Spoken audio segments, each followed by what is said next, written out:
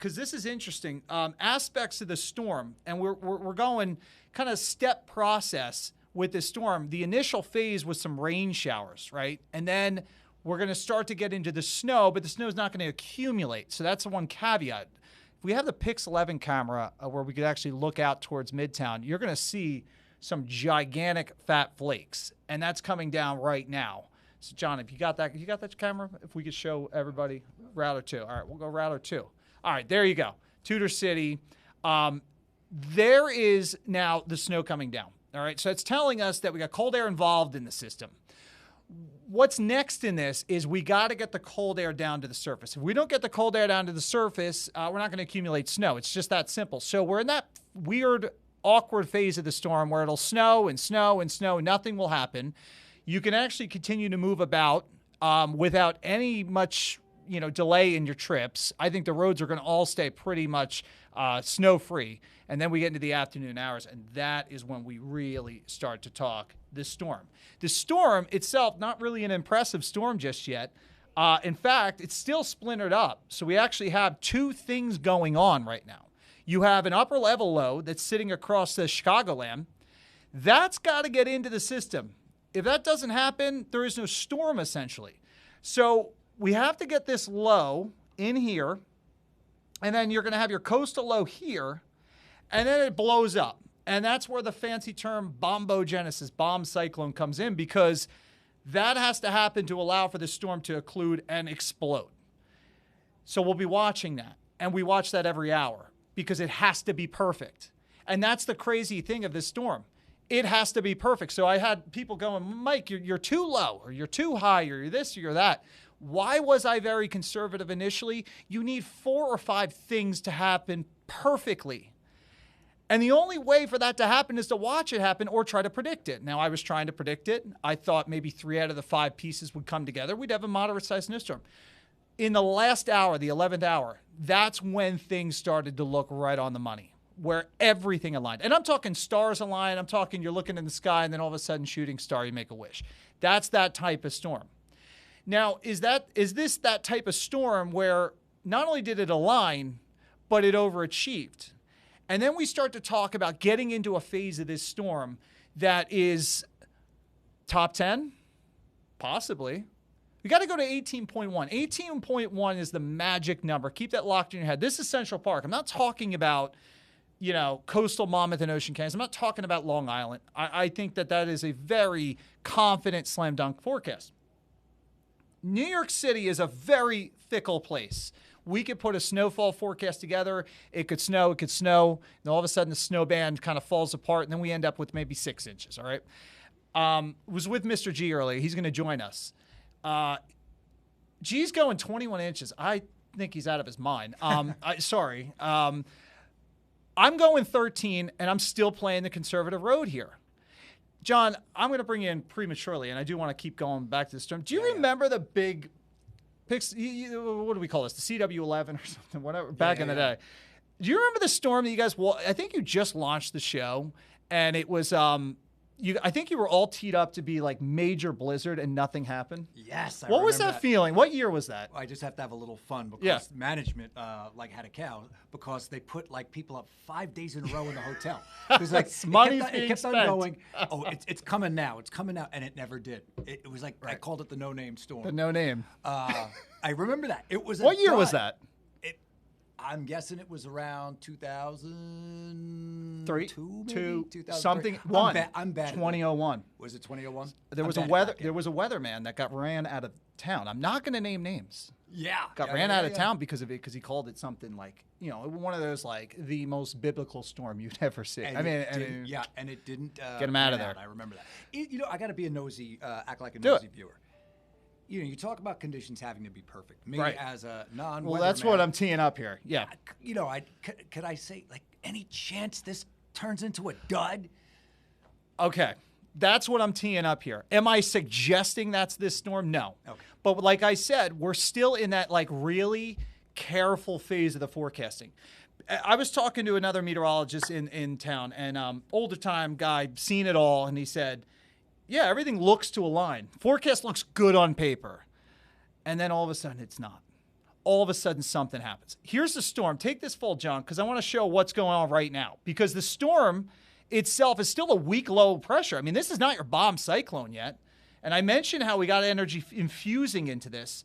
But what could go wrong, right? You just said, what could go wrong with this storm that jeopardizes everything? Well, here's the weak low, okay?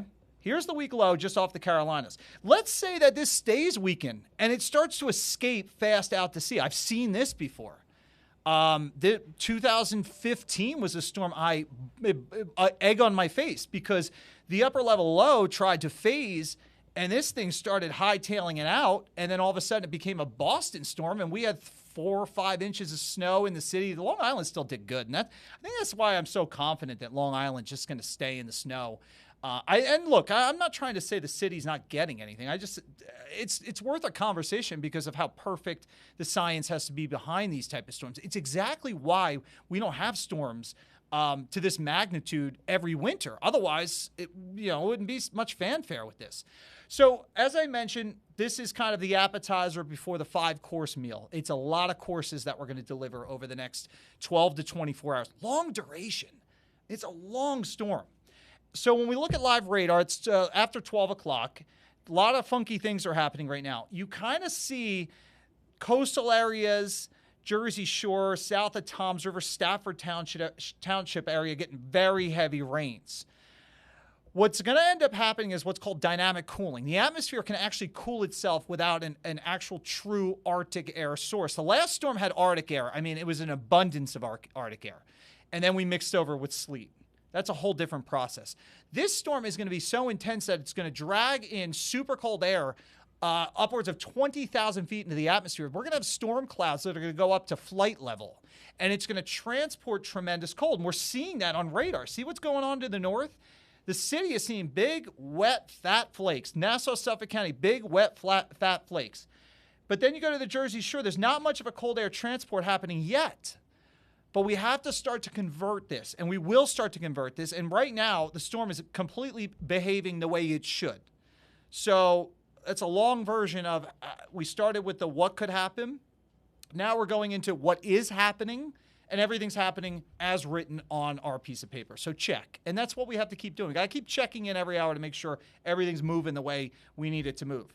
Check out this simulation. This is what it looks like now. Let's show you what it will hypothetically look like as we move into tonight. Look at that thing.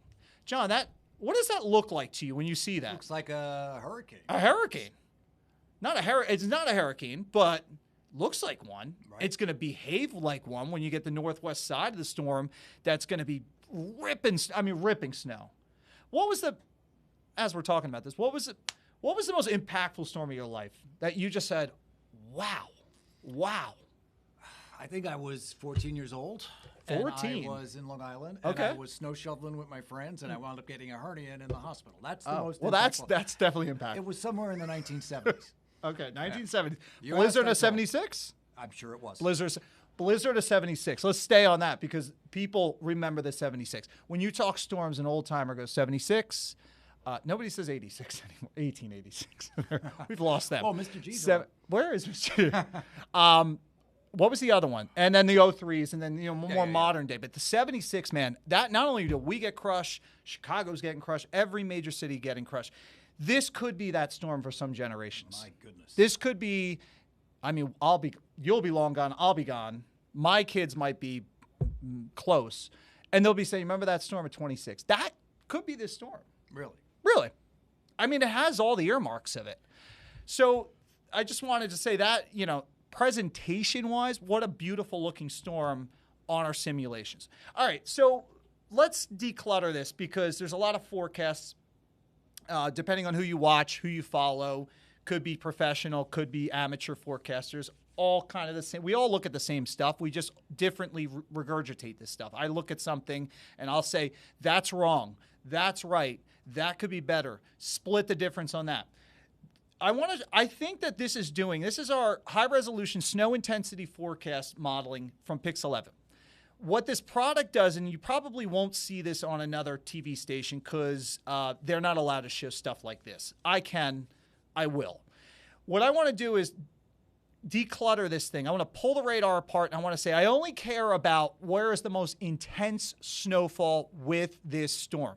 All right, so that's what you're looking at. I got a nice legend up at the top for you. So your yellow's 1 to 2. This is per hour now, snow rates. 2 to 3 inches of snow per hour. And then 3+, that's your mega snow bands. Okay, so hopefully that makes sense. Now at 8:30 in the evening, the suggestion is, and it coincides with our forecast here from Channel 11, is that we're going to see an intense band of snow develop now off the Sandy Hook and off of Long Branch and just south of Montauk. This band is the holy grail of what do we get from this storm. If this pivots inland and gets into New York City, this is a 20-inch plus snowstorm, somewhere in the top 5. Okay? So we're going to watch this model. This is 8:30. We're all converted to snow at this point. I think even all the major roadways are converted at this point to snow, and we're stacking snow as early as 8 o'clock. Watch that band. I mean, let me try to go back on that one, because it does this curl that I think is fascinating. Watch how it just tries to get into Midtown and then throws on the brakes. So if you look at the National Weather Service forecasts and you look at some amateur hobby meteorologists, not degreed, they think that this thing is going to go right here, and we're going to be the blizzard of 96, and we're going to be the 2016 21+ inches of snow. If that happens, game over. We're going to be buried until Tuesday. We won't see the cars, John, until April, probably. Let me ask you this. Is it going to melt? We're not dealing with one of those hard freezes like we had in the last one, right? Good question. No, whole different flavors. I mean, do you think, no matter what we get, do you think we could have some sense of normalcy a week later? Or 2 weeks. 3 weeks. Okay. Yeah, and that's assuming we stay 40s and 50s. And you're on a roll. Keep going. So let's play this out, because this is it. I mean, this is it. This is Armageddon, Snowmageddon. I love that terminology. That comes from DC and ball. It's Snowpocalypse. That's right. No, I just made that one. I think that was it. Yeah, Snowpocalypse. Well, it's coined nonetheless. So this high intensity, it's called the HRRR, H-R-R-R. We got a lot of models, and that's the thing. I mean, we're overloaded with digital and model data, but you got to figure out what's the stuff that agrees with what should happen. This is suggesting Monmouth and Ocean County is fully involved in this thing, and your S+ snow, that means very heavy snow, and you're probably 3 inches or more per hour for 6 hours. So what's the math on that, John? How much? 6 so inches? So let's say 3 inches of snow per hour for at least 5, 6, 7, 8 hours. 8 hours. Let's call it 8 hours. 24 inches. Yeah. That's 2 feet. How do you get to 2 feet? That's how you get to 2 feet. It's math. Simple math. So there's the band. Now, it does something a little interesting, and this is what we got to watch. It tries to say, well, I think I see it coming into the city. If that is true, that means it's signaling, the models are signaling that there's a western edge that's going to pull in, and it's now going to rip into northeastern Jersey. That's 20 inches. That's how you get to 20 inches. Boston's going to get buried. Cape Cod, Cape Ann, Buzzards Bay, Montauk, 24, 30 inches of snow. I don't see how you escape this. Something epic would have to happen for this to not happen. So, slam dunk forecast: Long Island, Montauk, Sag Harbor. You could take that Mid Island, and then you have and then the back edge. Let's stay on this for a second. Back edge is here. If you have a snow band ripping in here, you're going to rob snow to the north. It's physics, okay? Where you have intense lifting in one direction, you have sinking air on the other side. So rising versus sinking, rising versus sinking, rising versus sinking. That's how this all plays in. So moving ahead, by 2 o'clock, I think we start to decrease the snow rates, okay? And then we're going to start to see the storm exit out of here. I mean, it's still got an eye up around Martha's Vineyard, just outside of Boston, Cape Cod. And then we're fully into the winds. Let's Stacey N just joined. Morning. Hey. Hi, Stacey. Adjust my chair. No, are you good? Are you height-wise? I was all the way down here looking like I was like, oh. It's in our contracts how high our height of chairs are. So. I think we're pretty even. Are we nice and even? I don't know. I feel a little short. Are you feeling a little short? See, here we go. I'm slouching. I was feeling like I was sitting on the ground. That's how it was. Well, she came in here. She was like, hello. I'm here. So you and I talked this morning about coastal impacts, right? Oh my gosh. Oh my gosh. Impacts. You know what? What's interesting? They were like, oh, 1.5 to 2.5 inundation. I'm like, I think it could even go a little higher. Yeah. Depending on how this progresses, because we talked about the whole bubble genesis. We talked about it being a classic nor'easter setup. When I look at, if you look at the path. Look at this. That's what you were saying right there. See? Yeah, and the winds are actually going to start to increase as early as 7 p.m. I know right here it's saying like, 44-mile-an-hour gusts. I'll back Eastern you up. Hold on. Long Island. If you push it back to like maybe 7, yeah, you'll start to see it increase. is. You see that? Yes. And then it goes all the way through to about 1, where you see the strongest, probably even a little later than 1 tomorrow. Wow. And then it continues, and I was seeing upwards of about 70 miles per hour eastern end of Long Island. If you look at the contouring, it's all in the contouring, right? Because you see that 61 in West Hampton, but look at how far that purple goes. Wow. Yeah, that's right. That's all the way north. That's all the way across Long Island, pretty much. So what happens? And I know we're seeing 50, but take it with a it's like sort of like a range. So you figure from the 50s all the way to the 60s, maybe even 70-mile-per-hour gusts. That's what we're expecting, the highest east. And think about that benchmark. That benchmark that we talked about, 40, 70, 40 degrees. Yep. 70 degrees. Yep. Latitude, longitude. So it's inside the benchmark, you think? Close enough. Okay. Close enough for it to intensify. Because if you look and you track the pressure, it goes from like 1006 or something like that, all the way down to like 960. Sub 960. Okay, it's so crazy. you're hurricane. You're cat. You're cat 2, I think. I think you're about cat 2.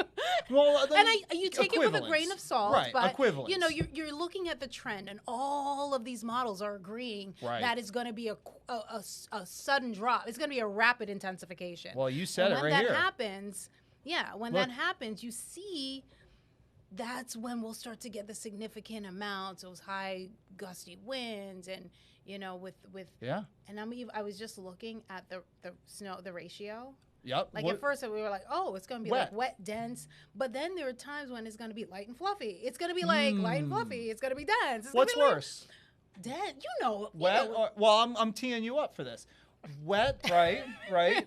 So wet, heavy, dense snow is not. It's great for snowballs, all right? Right. All right. But not good for the power lines. It's not good for the power lines. The trees, everything will come down. It's weighing everything down. Can I ask you guys, when are we going to get these most intense winds? What time? What period? I think after 7, we'll start to feel it pick up. During the overnight pre-dawn hours is where we're going to feel the intensity. That's where we're going to get the most. As a homeowner, like, listen, snow's a drag. Crazy. It's but I worry about the winds every bit as much because losing power. Looking at the power lines doing this. I think everybody would rather have a few extra inches of snow on the ground and be inside than have no power. That scares. I know we're talking about snow here, but you just gave me. I'm having agita just thinking about. I'm PTSD from Sandy because that was the last time we lost power for days on end. And I mean, a storm like this, you lose power. Oh my gosh, it's terrible. Right. But when you think about how cold it is outside, just add to that. Yeah, my furnace's wood doesn't work because it's gas, and the gas still flows. Yeah.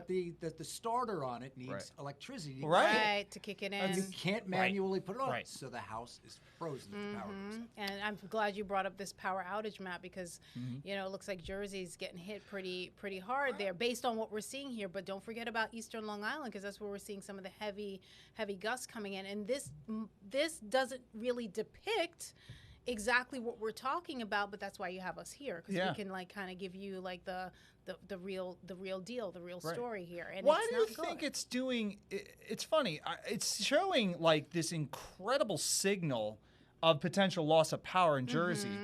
Why do you think that is? What does it think? Are you thinking it's a combination of max snow versus and wind and combination? What do you think? Like, why is it liking New Jersey so much? I think this model in particular is a little finicky based on my experience using it. It's not always 100% accurate. It's more of a gauge.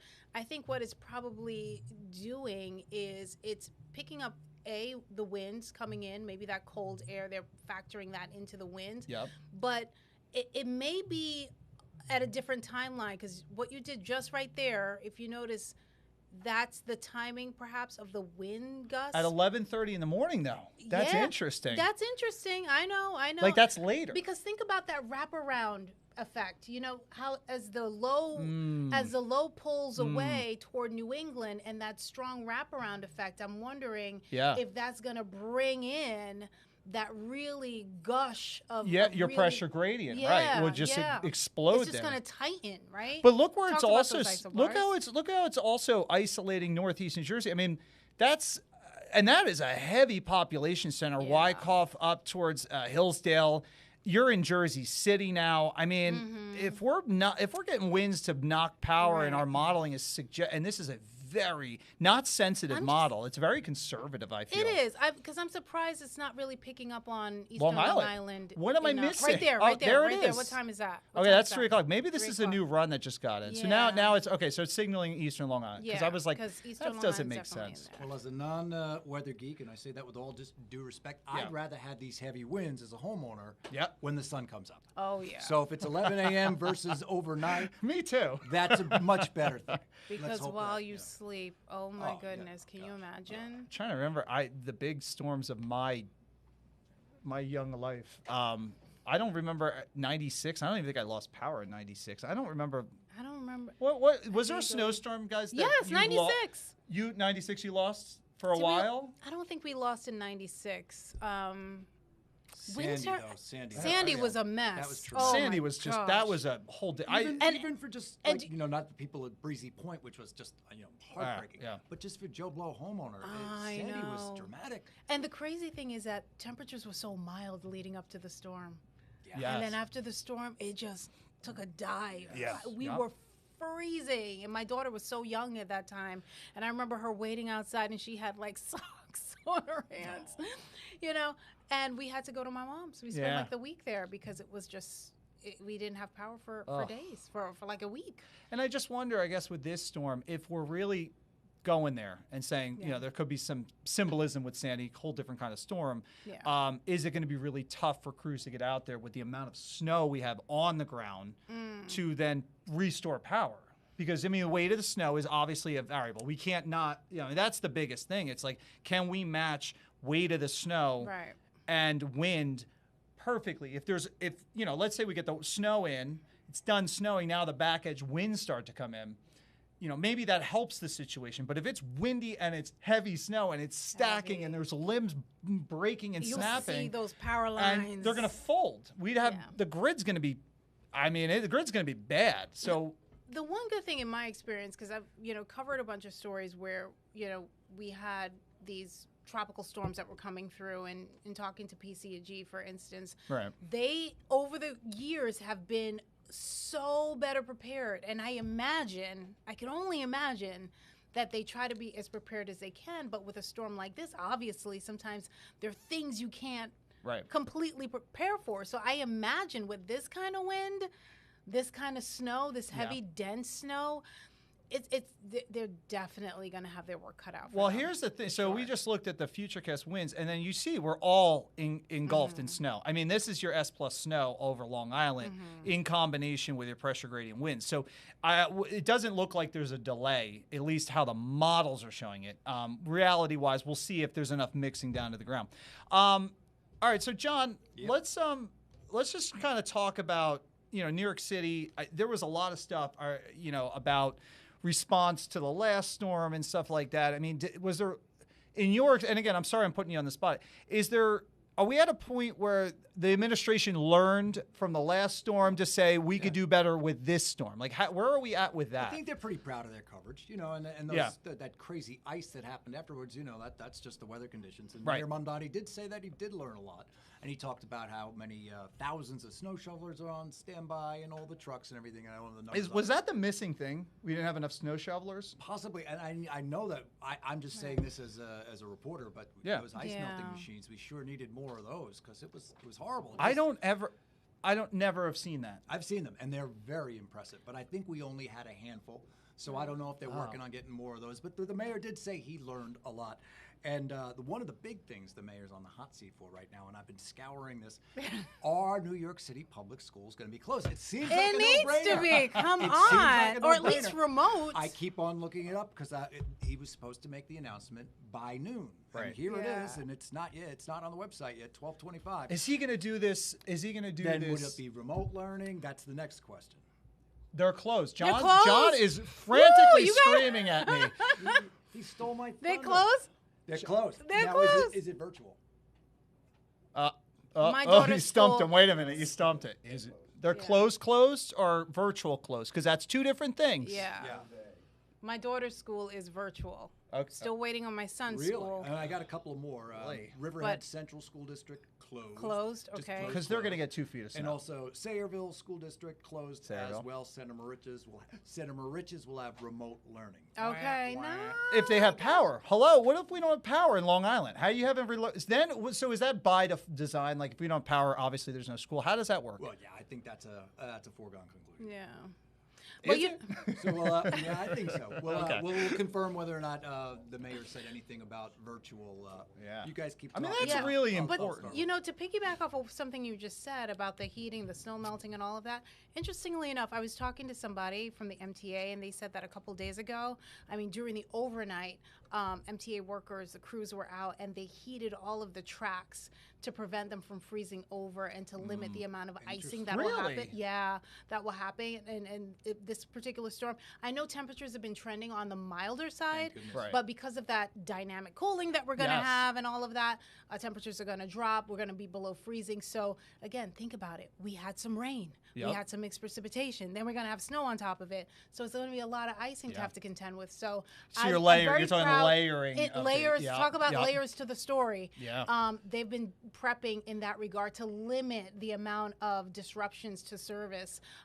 Kind of like, unlike last time, there was some disruptions that we've had to contend with. So hopefully, There's your dynamic correct cooling, it. by the way. You talked about Ooh. dynamic cooling. It's Yeah. trying to find its cold source. So you're oscillating between warm, cold, warm, cold. Right. Eventually, something wins. Cold air is dense. So we're going to eventually pick through that. John, you are. Just to confirm, John Tamino, our producer, gets the scoop on getting Oh, out boy. getting out that the schools are closed in New York. No, and Mr. G over there, but no online classes. No So- online classes? New York City, man. 5 boroughs. The public has Oh, spoken. man. There was pressure You know on what? that one. From last time. You remember what he did last time? He's like, "Oh, we're going remote. We're going to go I know, remote." And I everybody's know. like, No. because this storm is even more massive than the last. All right, so I'm here to ask silly questions, not meteorological questions. I'm a 5th grade boy, and Yep. I don't have school tomorrow. Will I be able to go out and have fun, or is it just going to be too windy and too weird to go to Central Park? Oh, That's a but good question. You answer that first. I mean, come on. Like the last time it snowed, you all remember that January 25th. It was snowing and kids were outside, doing all kinds of sledding and all Yeah. of that. So I imagine, regardless of what we say, They're going to they're going to be They're outside. gonna still I do know it. my kids are going to be outside. My thing is. When would whiteout conditions potentially end, where you could see in front of your face? Well, the blizzard, don't forget, it could still be blizzard even if it's not snowing, because you're going to have blowing and blowing drizzling around. snow. Yep. 'Cause that's- So that's going to that's continue. dangerous. Yeah, that is dangerous. To be honest, I say it in fun, but I definitely wouldn't recommend going out. I would just wait until everything calms down, and that may Maybe be 2 p.m. Tuesday. tomorrow, or not till Tuesday? I think Tuesday, or wait until the evening, because remember, this is going to hang around for a while. It may linger into the afternoon. So yeah, maybe wait until about 3 o'clock, possibly. You kind of John, have what to are play you it by doing in ear. Central Park, by the way? I just He's got somehow I plans. don't see it. He's got You're plans going for to some- take a nice walk with Go to yourself, Central Park get to deep in frolic. thoughts. To frolic. To but frolic I know around? Kids would like to. I think that Here in Long Island as a kid, we would go to golf courses that were closed, and they were very nice. yeah. And they let you go with your sled because they're very hilly terrain. Yeah. And there's no parking lots. It's not so everybody descended on football fields and golf courses. right. We all had Suicide Hill as a Yes, kid. we I did. feel like right. It's like hit Suicide Hill. Yeah. Look, I here's the thing. Yeah, you can never stop kids, and don't not. I think the concern I have is the power lines coming down, and maybe there could be an aspect of danger with that, live power lines on the ground. Just got to Not play so smart. not so much the fun aspect, the activity aspect, but you know, that overnight time period where you're starting to rip power lines down. Yeah. I wonder, roadway, would you have high lines? Let me talk about the roads just a little bit. We got the hazard travel advisory from Governor Hochul, basically warning everybody to stay indoors. New York Transportation Commissioner Maria Dominguez warning New Yorkers to basically stay off the roads. Again, whiteout conditions. Yeah. Anybody who's never experienced whiteout conditions, and you cannot see in front of your face. It's super frightening and it's super dangerous. So to that end, beginning at 4 p.m. today, 4 p.m., all commercial vehicles and tandem tractor trailers are going to be banned for travel on Interstate 84 and all roads south of 84. Because of the wind. No way. Box trucks can't move. New York Thruway, I-95, Cross Bronx Expressway, the Long Island Expressway, all commercial vehicles will be restricted to the right lane only. And Nassau County. Why the right? Right lane only? Good question. I don't know. Don't shoot the messenger here, Mike. I got to ask questions. I'm a journalist. I have to ask follow-ups. Nassau County Executive Bruce Blakeman announcing no non-essential vehicles are going to be on the roadways between 9 p.m. on Sunday and through the duration of this thing. So, and we can talk about the airports. Should we keep going? What's the deal with the airports? That's another thing. Oh, please. Don't even try to fly. They were canceling flights yesterday, by the way. Of course. Okay, so listen to this. It's as of 10 a.m. this morning, 11,200 flights in and out of the U.S. were canceled or delayed. New York City here, disruptions widespread at JFK. 42% of departing flights canceled as of 10 a.m. So it's probably only gone up since then. Along with 7% delayed. So you're not getting too many delays. You're just getting flat out canceled. Why, though?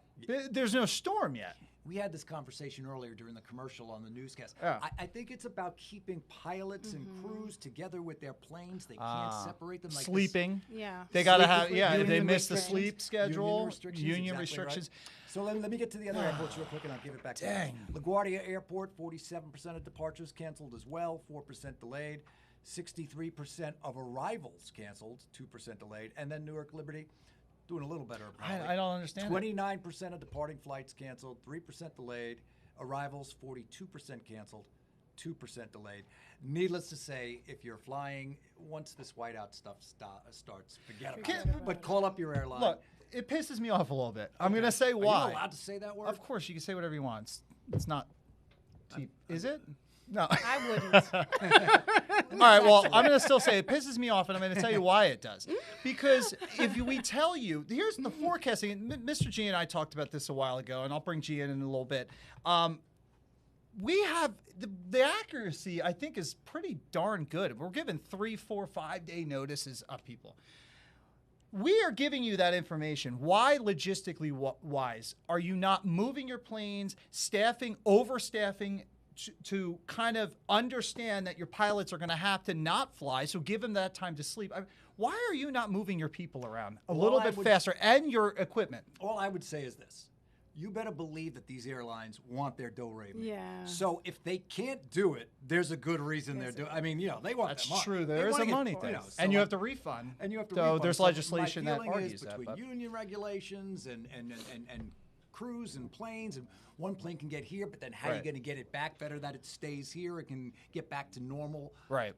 Believe me, they've done the economies of scale. I would imagine they know what they're doing. All right, I'm sorry, I ranted. And don't forget, I get upset. There is also a ripple effect. So once something gets canceled, it kind of ripples and affects the subsequent flights. Yeah, exactly. And then you got a plane stuck in Atlanta that's in ice, and then you got a DI. It's a whole. I get it. I think I look at things too simply. And then I have you, my friend, who fixes that for me and explains it and educates me.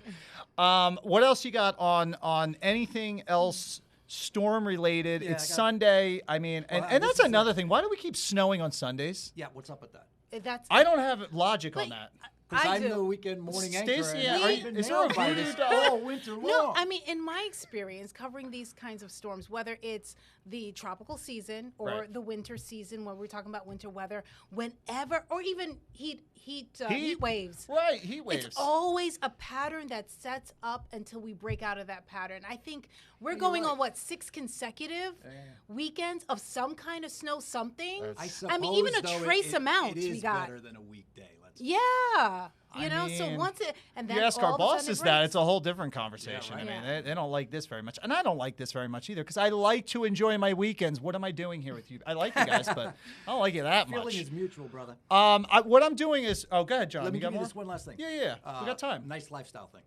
Broadway update. Matinees, if it's before 3 o'clock this afternoon. Now you know it's a bad storm on Broadway. After 3 o'clock, again, because money. Yep. Yeah. You know, they know it's going to be bad. That's that what I'm tells saying. You everything. Good barometer. After 3 p.m., in other words, 6 p.m. or later shows, cancel today. I imagine a lot of restaurants are going to close too.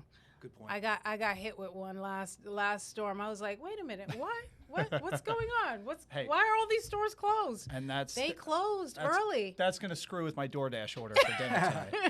I want to pull up real quick Snowfall because if you're watching us on PIX11 Plus in our streaming channel this afternoon, I want to show you where this forecast has been and where it could go, essentially, because we've been talking about numbers. We talked about the importance of a snow band that sets up and how much snow we could get.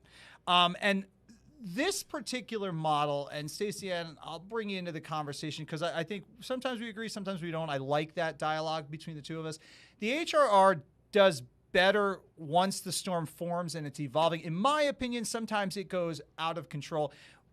This is what the HRR is showing, 15 inches of snow. You get down into what could be the proverbial ground zero for this snow band that just sits over Middlesex County down into, say, the Seaside Heights, which is showing 0. I don't even know why. That's not true. But 20 inches. Manalapan's at 20-plus inches. Long Island, there's bullseye amounts of 20-plus. Do you think this has a good feel for where we're going with this forecast? I'm not really. Of course, we talk about where the heavy band's set up, and that's always, it could be like off to the west. It could be a little bit further east of, certain areas of the 95 corridor, for instance. But I think in this particular case, I'm not really married to this because I still feel Eastern Long Island will be getting a lot more than what you see here. Right. And it's obviously picking up on a more uniform total across the board. It's too blended. I'm seeing too many 15s up in here. Yes. So that gives me pause. Yep. But Right again, this might be way too I think that should be a little less. Okay. Further north and west you go, it's a little less. And then our further snow map. south and east you go, it's a little bit more. So this is the geniuses, all of us. We put this together. Yeah. That kind of exemplifies your point. There's a sharper cut. Yeah, I think there's a little bit more of that sharper cutoff where highlighted in what is that, red, orange, Yep. where we see the higher totals. Yep. Based on what we're seeing now. Of course, if Right. there's any shifting happening, we have to pivot and we have to update, which is kind of how we've been handling this for the last several days. So I definitely think Long Island will get the higher amount, even higher than the city, although the city will get its fair share as well. And the way this particular model is setting up, I think it really does, kind of put that into motion. It kind of speaks to that. Well, check out this. I mean, this, again, what this is we're just isolating the highest snow intensity of this storm. We only care about where it's going to be puking snow for hours. And that is where this is trying to show that right there. Sorry, I'm a little graphic. Go with regurgitate. Okay. It's less. Clean me up, John Muller, please. On, this is why they let me do this. And they're like, we're going to keep Masco off air today, okay? He gets a little too excited. That, I think, tells the tale. Could Islip and Sayville and Brookhaven go 30 inches of snow because that band moves ashore and sits there? And then North Shore, Sound Beach, Oyster Bay, you get less by like maybe 10 inches? Is that even possible, Stacey Ann? I I think it is. I mean, definitely, again, when we talk about the coast and we talk about how that colder air is set to move in and picking up that moisture from the Atlantic, relatively warmer air, much colder inland, it's going to set up just perfectly at that benchmark that we mentioned. So it's going to allow for that to happen. As it intensifies, it's going to dump a whole lot amount of snow, and you can especially see it along the Jersey Shore, eastern Long Island, and along with that, of course, coastal flood concerns. Yes, right. Well, that's at that point we're engaged. But look how it's like funneling into the Long Island Sound. Yes. We forget about the Long Island Sound. We forget about the North Shore of Long Island. We always talk about the South Shore, but as that storm pulls away, don't forget about the North Shore of Long Island. You guys, you could see some flooding there as well too. Yep. So I think, I don't know. I think that is really. By the way, I didn't ask you, what is your under/over for Central Park? Like, don't give me a range. Give me an actual number. How many inches will fall in Central Park? All said and done, end of the day. I mean, that's a really loaded question. One number. You're asking me to play psychic here. Yep. If I can. It's hard to give an exact number. G's 21. What are you? 21, G? 21 for J. 21? 21. Okay. I don't think it'll go that high. I'm thinking it will probably be maybe in the high teens. High teens. Okay. What do you got, Mike? I'm 14 inches. Okay. Yeah. I think I'm playing 14-inch. That would be the final total in Central Park. I think high teens. I would go 17, and I say this 17, all right. Yeah, 17, 18. I would say this only because I'm not going 2 feet here or 3 feet, right? Because of the whole heat island effect. You know how it that's works how I looked at it with the city. It's a lot.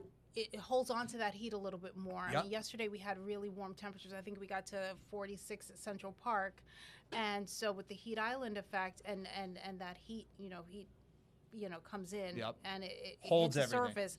It locks everything in. We call this a concrete jungle for a reason. For a reason, right? And right. Of course, less likely for the snow to accumulate as much as points further east in any of the northern suburbs. I'm learning so John, much. John, what's your number? Do you have a number? Did we have ask a number? Yes, I've been crunching and looking at the models. Easy boy. And I'm going to go with a foot. Foot 12. Oh, you're lower than me. Because if I were to give you a range, I would. If I would give you a range, I would go like a 12 to like 17 or 12. Like 12 to 17, 12 to 18 or something like that, just to kind of give a range. You guys can get back to your range in a minute. This just in: New York Archdiocese is canceling elementary school for all Catholic schools in Manhattan, the Bronx, and Staten Island. The Brooklyn Archdiocese is in charge of Queens and Brooklyn, and they haven't weighed in yet, or at least I haven't gotten the press release yet. But in addition to the 5 boroughs, public schools closed tomorrow, no remote learning, straight up closed. Okay. Catholic schools, elementary schools in Manhattan, Bronx, and Staten Island also closed, and I'm not sure yet about Queens or Brooklyn. Okay.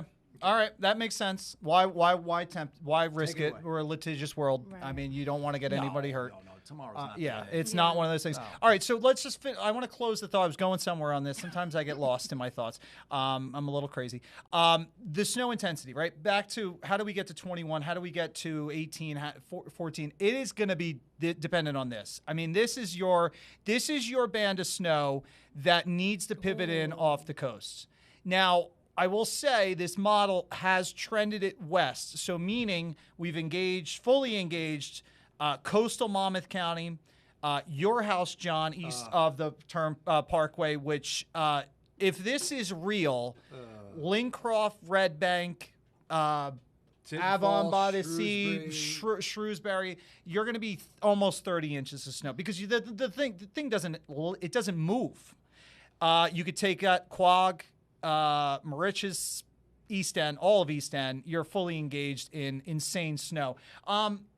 John, bring me over to computer for a second. Something we talked about, Stacey Ann, on the show this morning, and I thought this was interesting, and I'm going to go over to router 2. The thing changed all the way.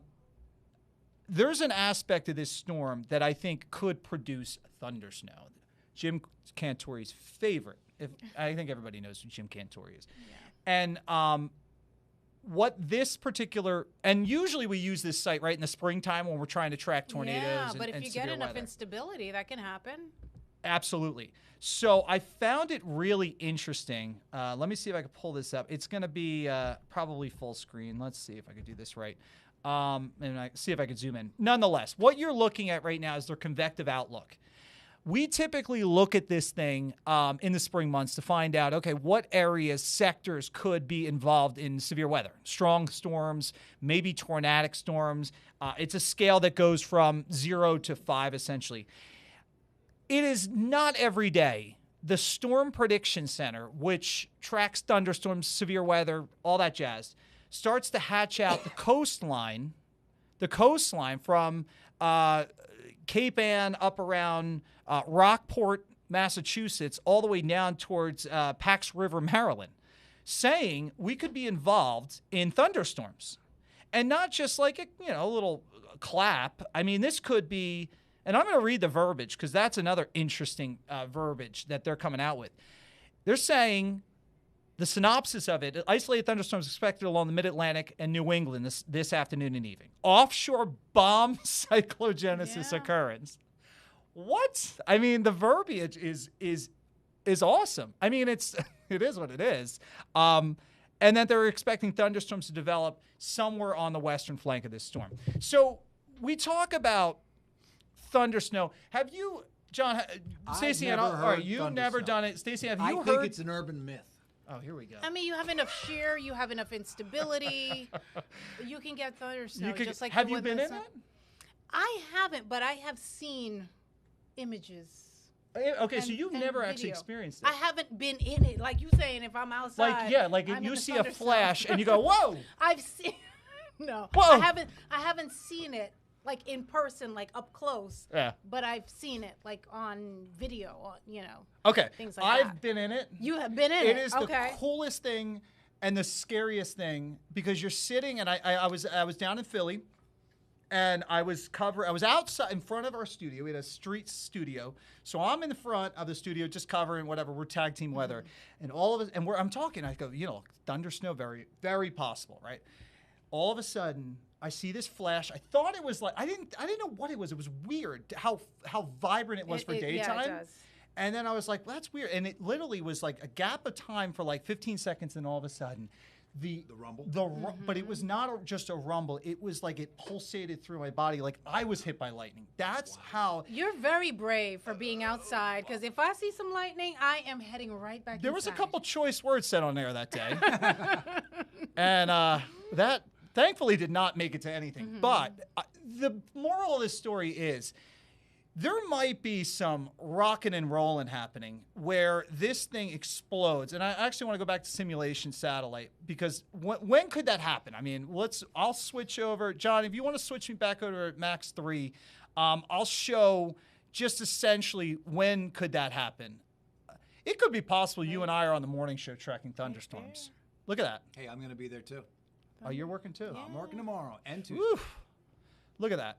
I mean, that right there is exactly when we could be engaged in thunders. I mean, I would not be shocked if you and I are looking at massive lightning strikes off the coast because of and that's the beauty of why this thing. I mean, I say beauty because that's the weather geek in me, but that's the fascination I have with this. And if you it is beautiful to look at. It is. Not look how pretty to it is. But to look at, it almost looks like I kind of see. I want to see it. I see an eye. Oh, right here. Right there. Right there. Exactly. You see it? There it is. Let me put this in here. Let me That's just why I was highlight it. This looks like a tropical storm or like a hurricane. Well, you're right, because you said a central pressure. No, you nailed it. You said central pressure could get down to 960. If that's the case, we're up in the top 10 snowstorms. Now, again, does it accumulate in the Central Park? To your point, Stacey, and who knows? I mean, heat island effects, all that. This is your eye feature right here. Right there. It's winking at us. It's winking at us. And that's something you don't see a lot with these types of storms. I don't remember ever seeing anything that pronounced. No, you don't. And that's why this is so important of a storm, and why we're doing this is because you could go another 10 years without this kind of a storm. The assumption, of course, that this is all going to play out according to plan. John, anything else? You guys this has been awesome. I mean, I love that you guys are kind of vibing off each other. And I love the little meteorology thing because I'm not a meteorologist, but I dig it. Do you feel like you're ready? We have an opening in the weather department, actually. You know, if I was a little bit younger, I might just try it. That's okay, buddy. What do you want to talk about now? Because I could reset the deck and we can look at where this storm is. Is there anything else you guys want to touch upon before I move on? A couple of little practical things. I'm just looking at some of the warnings about driving on the roads and stuff. Right. Practical. Winter survival kit. If you have to be on the road, you know, all the experts say pack one. AAA says pack a survival kit. You could get stranded. Whiteout conditions, that I've been in. I haven't seen the thunderstorm. Have you ever been stuck on the LIE in it? I was coming to work on the morning show years ago. Right. And I briefly was in whiteout. It was one of the scariest things in the whole world. You could not see. Did you stop? I did. I did the best I could. I got over on the side of the road, and I was scared to death being on the side of the road because the next person can't see me. Oh, right. They'll hit you. Boom, right in the, yep. So yes, pack a travel kit. Well, why don't we stay on that? Don't go on the road. And before, let me just get this thought out, because I've been in plenty of blizzards. I don't know why. I look back at my career and I'm like, why did I do that? And I was always like, oh yeah, I'm gonna drive home. What the hell was I thinking? You know how many times I got stuck? And having a shovel was like the best thing. There were times I had to dig. I've had to dig myself out. I got stuck so many times. Shovel in and the I remember car. coming here one time, and you know, at the time it was like I think it was like snowy, kind of sleety, and I kept spinning. I did a complete 360 on the LIE. Oh no! Like, oh my! That's my biggest fear. Yeah, I did a complete 360, and then I'm like, oh my god, thankfully I was anybody the only behind one. me? Right. Nobody behind and me. you were even facing the right way. And what the heck was when that? you get caught in something like that, you gotta just not. I'm proud of myself for not panicking. First of all, yes. And then you just steer. Don't even try to brake. Just steer until you get to the direction you want to get in, and just calmly just proceed thereafter. That's I mean, hopefully, you know, you check your tire pressure, you check your tires. If you have low tread, don't even bother. You know, as what I'm trying to friends do is over at AAA says all the time. I'm trying to find a graphic to go through that. Speak to that? Yeah. Here it is. All right, I found it. So I guess, all right, so what are we talking about? Back to what? Visibility. Okay. When could we go blinding whiteout? Let's go through that. You want to go through that? Because this is what this is. This is what the takeaway is you probably just don't want to be on the road. I think let's set that as that's what it is. If you're on the road, have your survival kit or whatever that may be. I always laugh at the survival kit. I'm walking here from about 7 minutes away tomorrow morning in the dark. You'll be fine. About 3 a.m. You're not going to trip in the dark. Well, it happens in blizzards. Look, John, have your life alert ready, and you'll be fine. I think once we get past like the 4, like into 7 o'clock, you know, we talked about the blowing snow and everything, the wind's picking up.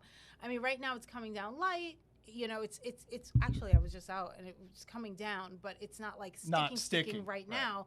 But once we get to 4 or 5 o'clock, that's when it's going to really start. All right, so let's do that. Let's go, John. Take that fold. All right, let's go through this. When is it dangerous? Okay, that's the theme of right now. Here's a visit. Let's reset. This is off. This is not true. I just look. All right, well, let's look at current visibility. Let's be honest. This is current visibility. It's showing quarter mile because you got stuff coming down, right? Yeah. It's not. But 10s, you're seeing 10s. You shouldn't be seeing 10s in Tom's River. So that's telling us visibility is not really a thing yet. It is visual. It's not visual flight rules for the airports, though. You're still instrument because you got to get out of the clouds. So here's look at this. So 4 o'clock, to your point.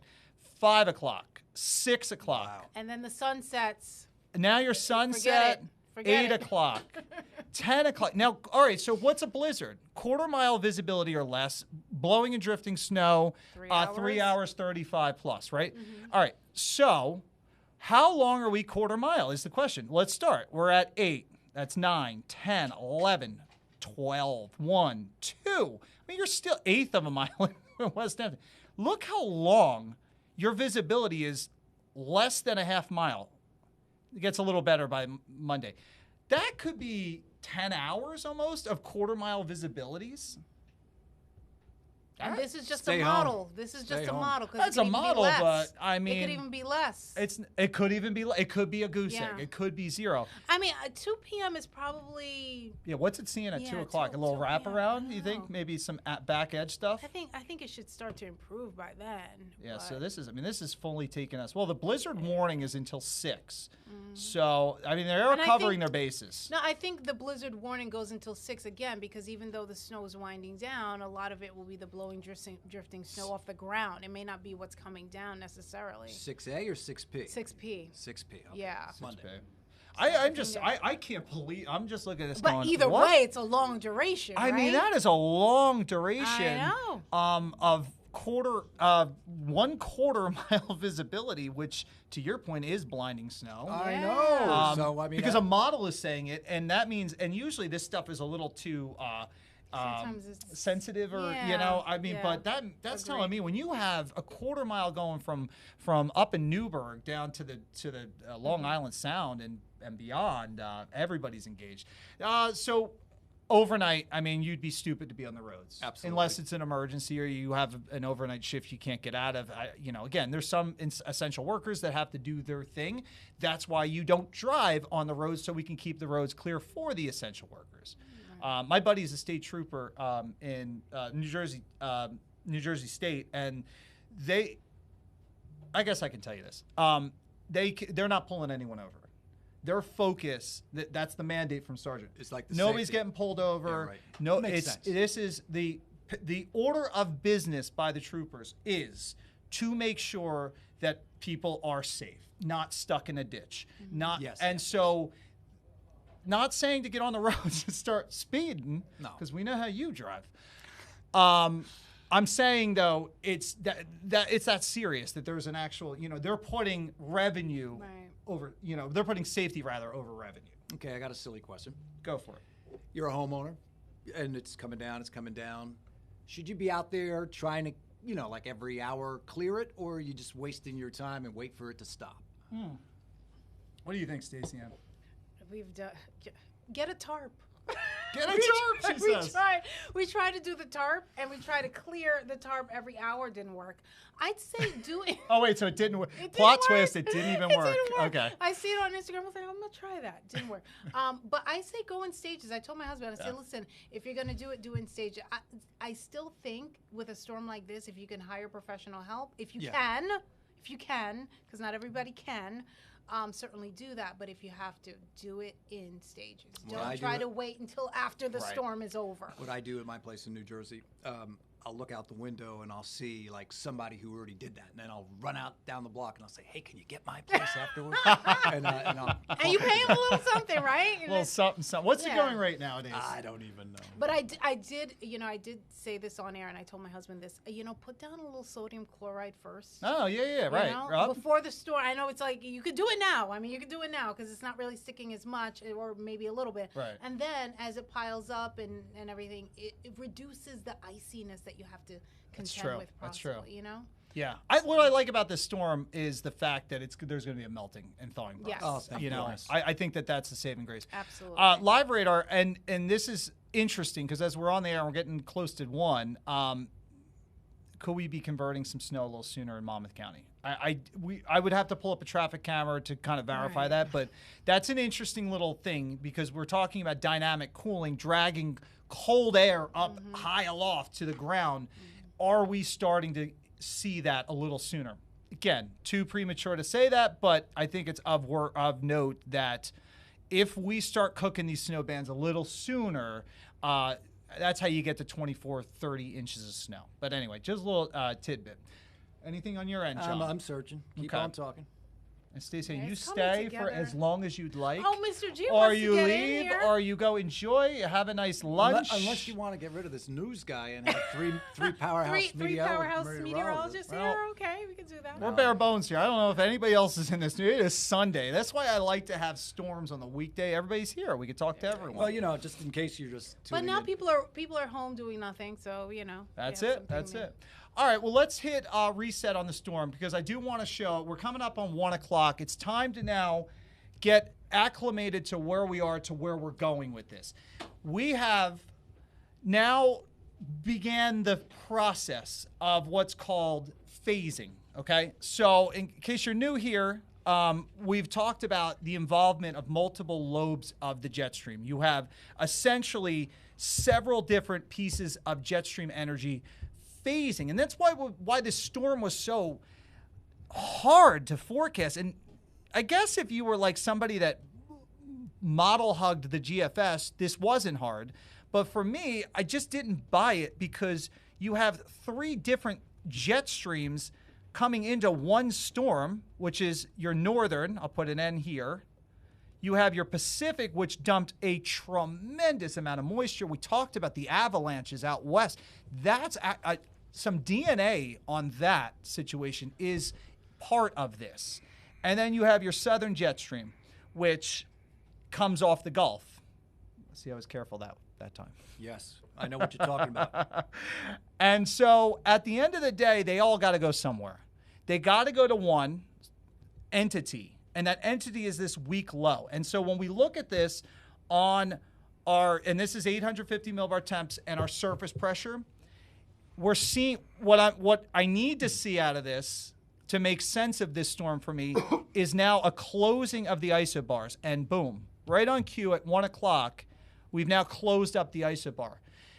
The more we deepen this, the more we close up these isobars, the faster and stronger the storm becomes. What could go wrong? It could look good right now at 1 o'clock, but at 2 o'clock, this thing starts to spread its isobars to the right. That's a problem for me because you start spreading the isobars, you start to lose the compaction. You need a low to be vertically stacked in order for it to grow. The low has to grow by vertically stacked.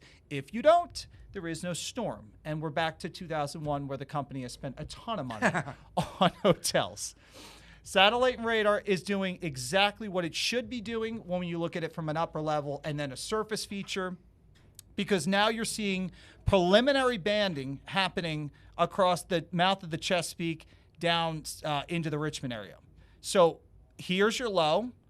I think it's pretty wild to see there's some clearing on the northeast side of it, which is telling me that this might be deepening a little bit quicker, and I'll verify that in a second. I want to go to John. Stay with me on this. Can we go back to computer? I want to let's verify this. I don't want to wait because I'm going to lose that thought. I want to verify that from SPC. Okay, so SPC, this is the Storm Prediction Center. Great stuff. One, we identified the convective outlook is featuring thundersnow tomorrow. We'll talk about that with Mr. G in a second. And it's also showing now we have a closed off 1004 millibar. That means absolutely nothing to you. Yep. We need that to go to 999 by 2 o'clock. I have some certain benchmarks pressure-wise. The lower the pressure, the stronger the storm. It's got to go below 1,000 millibars by 2 o'clock, in my opinion, to keep this forecast going. At 3 o'clock, it needs to start to go to 995. At 4 o'clock, it needs to be almost at 990 or sub. That is why we're watching this thing every single hour. Is Julie ready now? You want to go to her now? Yeah, we'll get that out of the way. Okay, hold that thought, put a pin in that. Get that out of the way. We're going to I got to go headphones. Here we go to headphones. Gee, if you have headphones, grab them. All right, so we're going to bring in Julie Millay. That's her name. I heard you say you want to get me out of the. Yeah, I can hear you. And get this all up. Julie Millay is up. There she is. Let me see if I can hear hello. her. I just need to hear her, John. Yep, she's there. Okay, I can hear you. I can hear her. So I'm going to let you take Here, this one. Switch. I don't need to. No? You Okay. can do that. I'm going to do this. Where is Julie Millay? Julie, is she where are you? driving, by the way? I'm on. No, Adam is driving. I'm on Flatbush Avenue in Brooklyn. And I heard you say, Mike, that you just wanted to get me out of the way. So let's go. Tell us what you're up to, Julie. What are the conditions there right now? Well, right now we've got, it seems like a wet snow. The roads are wet but clear. We just got out of Mayor Mondani's 12 o'clock press conference where a few notable things happened. Can you guys hear me? Yep, we can hear you. Go ahead. Okay. The big one for the kids is they get their first real snow day in years since before the pandemic tomorrow. The mayor said that while continuity of education is of course important, kids most likely don't have their devices because they were off of school last week, and it would be very hard to coordinate a remote snow day.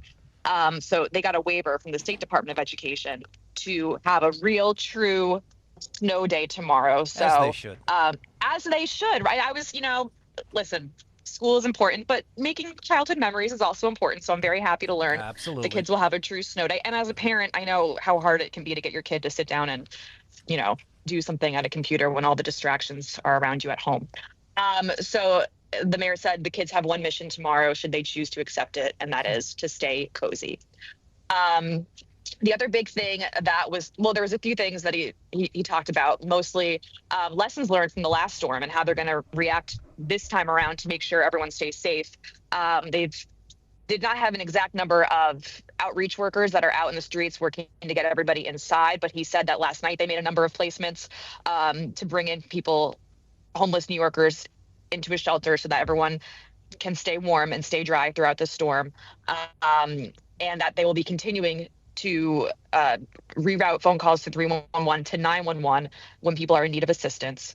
So that's important. He also reminded New Yorkers, in keeping in line with safety, that if you are a property owner in the city, it is your job to clear the 4-foot pathway in front of your house. That's so people can get by, whether they are walking or on a wheelchair. But he did ask that everyone, stays inside, stays off the streets. And I heard you talking earlier about state troopers in New Jersey and not pulling people over. And there was some talk of there is a travel ban that's going into effect tonight in the city. And that's similar to what the mayor said. He's like, it's not about pulling people over and giving people tickets. It's about keeping people safe, keeping people off the roads unless it's an essential worker traveling. But, reminding people that when you order food delivery, you're putting a person at risk who has to get out on an e-bike or some other way of transit to get to you to bring you whatever you're ordering. So a lot of focus on safety at the press conference and lessons learned from the last snowstorm. The mayor talking a lot, though, about how this one's slightly different, because not slightly different, it's very different, especially in terms of the expected temperatures after the storm. We're not going to have that cold blast that we had last time. And so, the snow will be a little bit easier to remove. But he said as soon as snow hits 2 inches, those plows are going to hit the streets. They've increased the number of sanitation workers that are going to be out clearing the roads. They've increased the shifts. They've added shifts. So these workers will be doing 12-hour shifts and keeping people as safe as possible. Hey, Julie, if you can, enlighten us a little bit about that travel ban that the mayor was talking about. Did he say what time it's going into effect, what time it's going to expire, and what does it mean? Does it mean that I can't go around the corner to D'Agostino and pick up supplies if I'm crazy enough to want to? That's essentially, so the travel ban starts at 9 o'clock tonight, ends at 12 p.m. tomorrow. It closes streets, highways, and bridges in New York City for cars, trucks, scooters, and e-bikes. Wow. So, you could be out walking, but again, they're asking everyone to stay inside just to keep people safe. Yep. Thank you. What was the call on in terms of after the storm? How are they taking this approach? Because a lot of people say the city didn't move fast enough. Approach in terms of what? Cleaning it up, get it out. I need to get back to my parking spot. Yeah. Well, he said there will still be a hot tub involved, but they won't need as many hot tubs. But again, I think they're looking forward to the temperatures. Say that again. Wait a minute.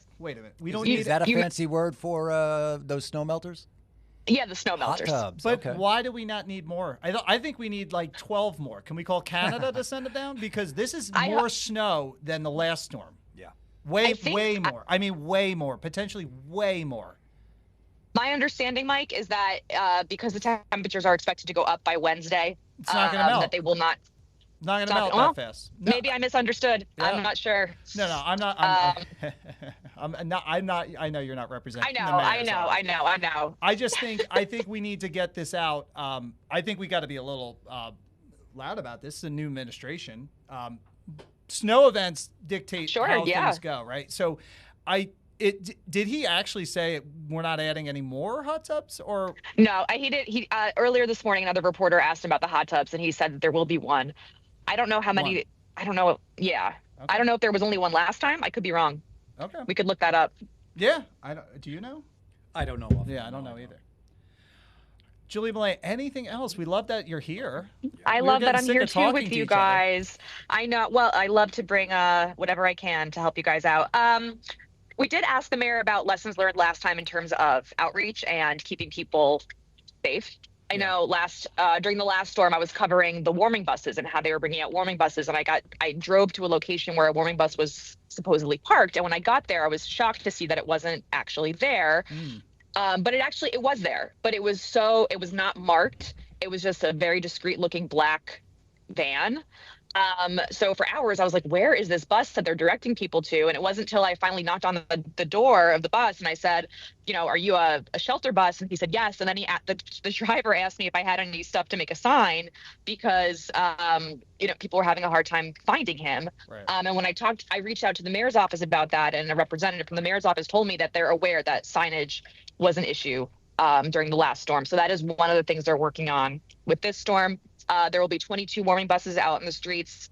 And then another interesting fact to note is with closing the schools, they're opening 13 schools as shelters. So closing the schools actually allows them more shelter space as well. Julie, don't ask me why, but you got 2 meteorologists and a newsman in a room with no windows. What's it like outside right now? Well, I wish I could flip. Can I flip my camera to show y'all what it? Please, I want to see what's going on. I don't think I can, but I can do this. I can show you that. Can you see that? Yes. It's like, yeah. It's so it's really not that bad yet. But I know it looks like it even lightened up from a little while ago. Yeah. Oh, it's certainly When I was out here this morning, it was like a wet snow falling on me. It doesn't feel as bad right now. But I know Mike and Mr. G is in there with you. I think it's obviously the worst is yet to come. Right. Yeah, I mean that's exactly what we're. Yeah, you'd rather look at that than my face. No, we'd rather look at your face, Jules. Great job, Julie. Thank you for all that information. Oh, please. Where are you going now, by the way? We're going back to Grand Army Plaza where we were before. That turned out to be a pretty good spot to get people to chit chat with us about the snow.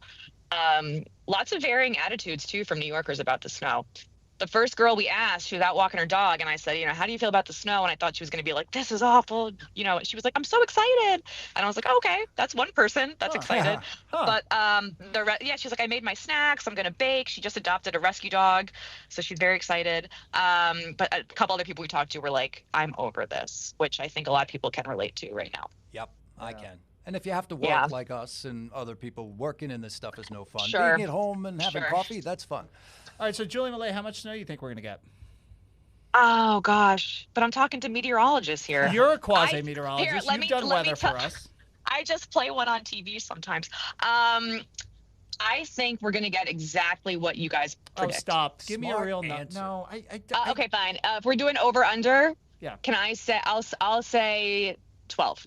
12 inches. That's what I said. So interesting. Would it be good if me and It's my lucky number, too. I'd put all you guys to shame. I think you might. All right, keep. Oh, go ahead. What else you got? I'll find out about the hot tubs and I'll report back. I want to know about the hot tub number. I know. I want to know how now. many hot tubs are rolling about, and then how many can we pull from Canada?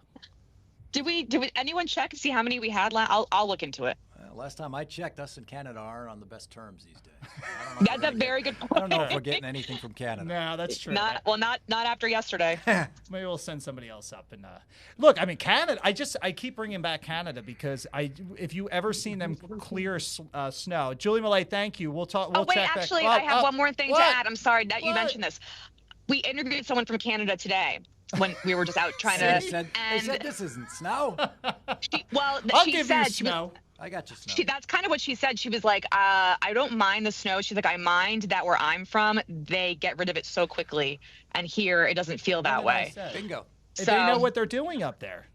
But I generally think we do know what we're doing, too. But I guess we just had all that snow that's still around, so I don't know. Reason and here we contrast Mike, who's being incendiary. Sorry. I don't know what that word is. So. Yes. It means conflagration. I know what it means. Come on. Sticking with the fire theme. No, but I think it was truly the super, super cold temperatures. There was just no place for it to go. Okay. All right. Yeah. I won't beat the whole administration up too hard. But I will say, the people that follow me, they reach out and they're like, how about this? Ask this. Why is that? Oh, so I don't know. I have one other really important message from the mayor's office. Pick up your dog poop. What she was saying. All right, we'll come pick up your dog poop. Relax. Yeah. Yeah. It's been tough in the snow. I walk my dog. That's in what New that's Jersey. what they were saying. They were saying, you know, people people are have getting been lazy. neglecting it in the snow. Yeah, Absolutely. yeah. So I is wish that I the could stay mayor's with you fault? guys all day. You still. I'm kidding. I like him. All right, Julie Millay, thank you. I appreciate You're welcome. that. Thank you for having me. Appreciate it. All right, Mr. G's getting anxious, so we have to bring him in because You know, you want me to hang around for a little while? Let me take a you little don't break. have to go anywhere. Where do you Talk gotta to go? G for a little bit. I'll be back in like a couple of minutes. I'm gonna A little bit. a little bit. He told me I'm going to talk here for an hour. G, I haven't heard anything. Talk for the next 2 These days. two are and legends, I'll- by the way. I mean, this is like morning TV launch to. I prefer like he launched Babe weather, Ruth I and Lou think. Gehrig. Gee, what was Ben Franklin like back then? Ben was a nice guy. I think I told you. He goes through the same thing. Lincoln liked McClellan. McClellan had some problems. I'm sorry. I'm joking because I love the guy and appreciate the guy. And the guy has been. You took New York City through every snowstorm of significance. I don't. When I look at that top 10 list of snowfall, I think you've been involved in every one of them. We went back to models that were very, very simple to very complex models that make it very difficult. Right. We went through things that we used the barotropic, we used the LFM, we used LFM. stuff that, you know, this is really technical stuff, but I want to mention again the Weather Whiz. When we're talking here, I have a website up with Jim Witt, and you go to the Weather Whiz and go to Advanced Meteorology, and you can follow us very carefully. So you were asking me about great snowstorms, and this is a great one. And we were talking before, and I was on News Nation this morning, that nothing's going to move, and I think you're exactly right on Monday. Whether it's 12 to 18 inches or it's 18 to 24 inches, it's not going to move for a while. And we were talking about complexities and the models and the adjustments and the wobbles. And right now in the Virginias, watch these winds. All right, hold on. Let's go there. Let's go to the Let's go winds. there. I want to go. I don't And have. You send me where you want to go. No, I'm going to follow you. You're talking Virginias. Okay. All right. So that's where we're at right now. That's right now. Right. Okay. All right. Now, Go for it. when you look at the winds coming in there, the winds are going to increase to 30 and 40 miles per hour, and then the progression will be up the coast while it's still intensifying, and that's the key here. So the progression there later on this afternoon will be 60 miles per hour. The progression here after, let's say, 11 o'clock will be 50, 60 miles per hour. Which way? Well, here in the city, I think by about 1 a.m. to about 9 a.m., again, nighttime event with 1 to 3 inches of snow, the progression of the winds will go probably 30, 40, 50 miles per hour.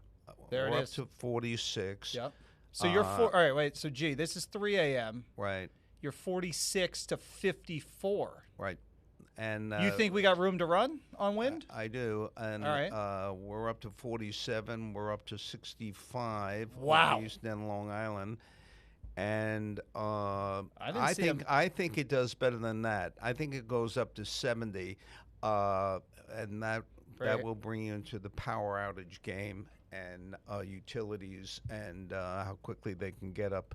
All right, so these who winds. goes to 70? If you were to give me some locations, who is it? Coastal, or is there going to be some shocking observation coming out of JFK, or is it just strictly East End, Jersey Shore? I know what you're thinking, but you got to remember that the stronger the isobars, as Mike's been saying, the tighter the storm, the stronger the winds. But as they pull away and the storm continues to intensify, I think the city will be in that 50, 60 mile per hour range. And I think the East End, Long Island, but that's Nassau and Suffolk counties, so we're a wobble away from 70 mile per hour So winds. that's surface wind. That's 2 meters. You live in let's say you're high rise. What's your high rise winds? I mean, what are you? So 80, 90? I'm blessed to the 48th floor where I am, and I get different weather up there. I was going to say it's like a whole different world. I mean, up the there. helicopters fly below us, and so then you start looking at weather at that altitude, and you hear sounds that you never heard before. No kidding. Wait a minute. Well, Say no, more on that. What are you because hearing?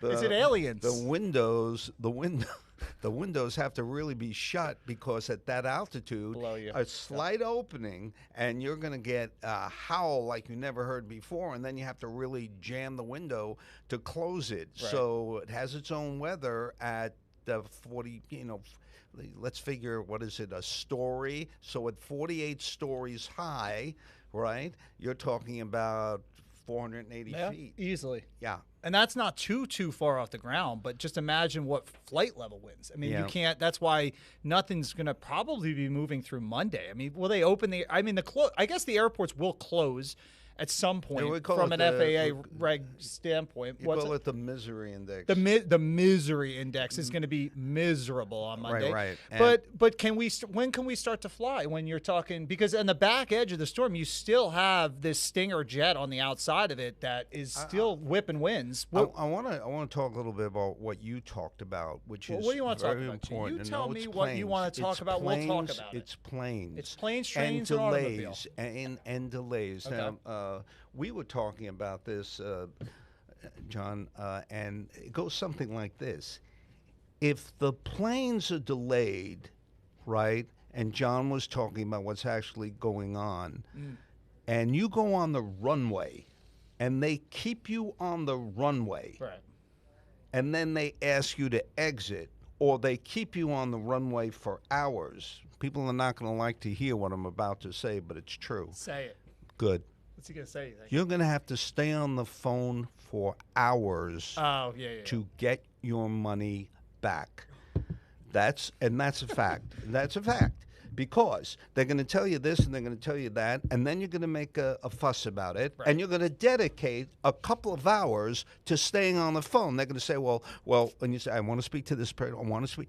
Finally, you get to the right person. Operator! And then when you get to the right person says, well, we're going to flag this. And then you're going to say, what does that mean? And you're 2 hours into the phone, we're going to flag this account because you're entitled, you're a good customer, and this. Right. I know I'm a good customer, but I'm on the runway for 6 hours.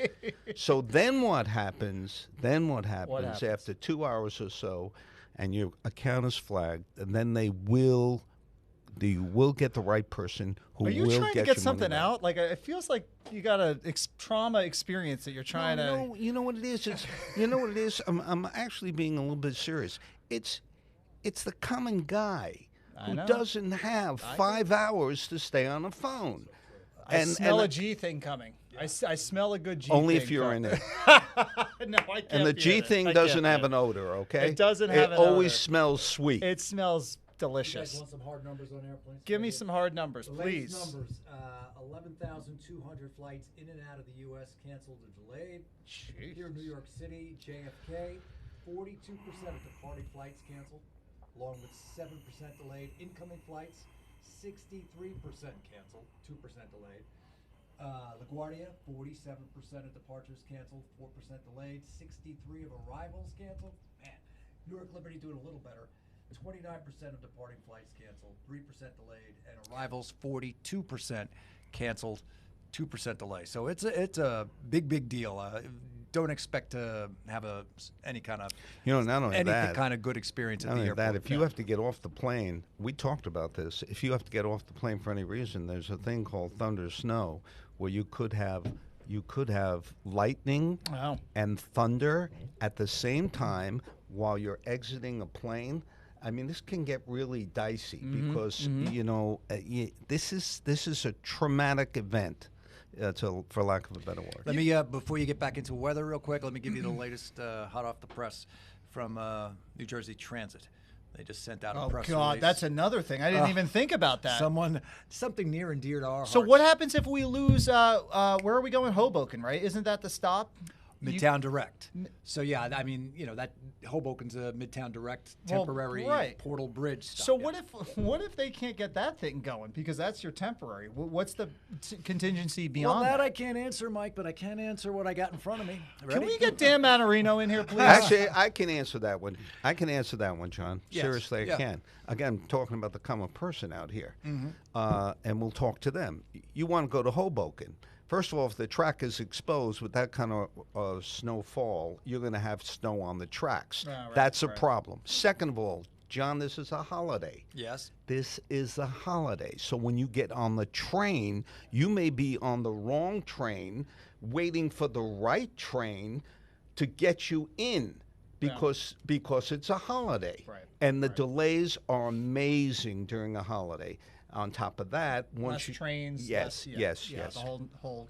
All right, so NJT What do you got? says bus, light rail, and access link services temporarily suspended 6 p.m. So you can't even take 6 a bus. p.m.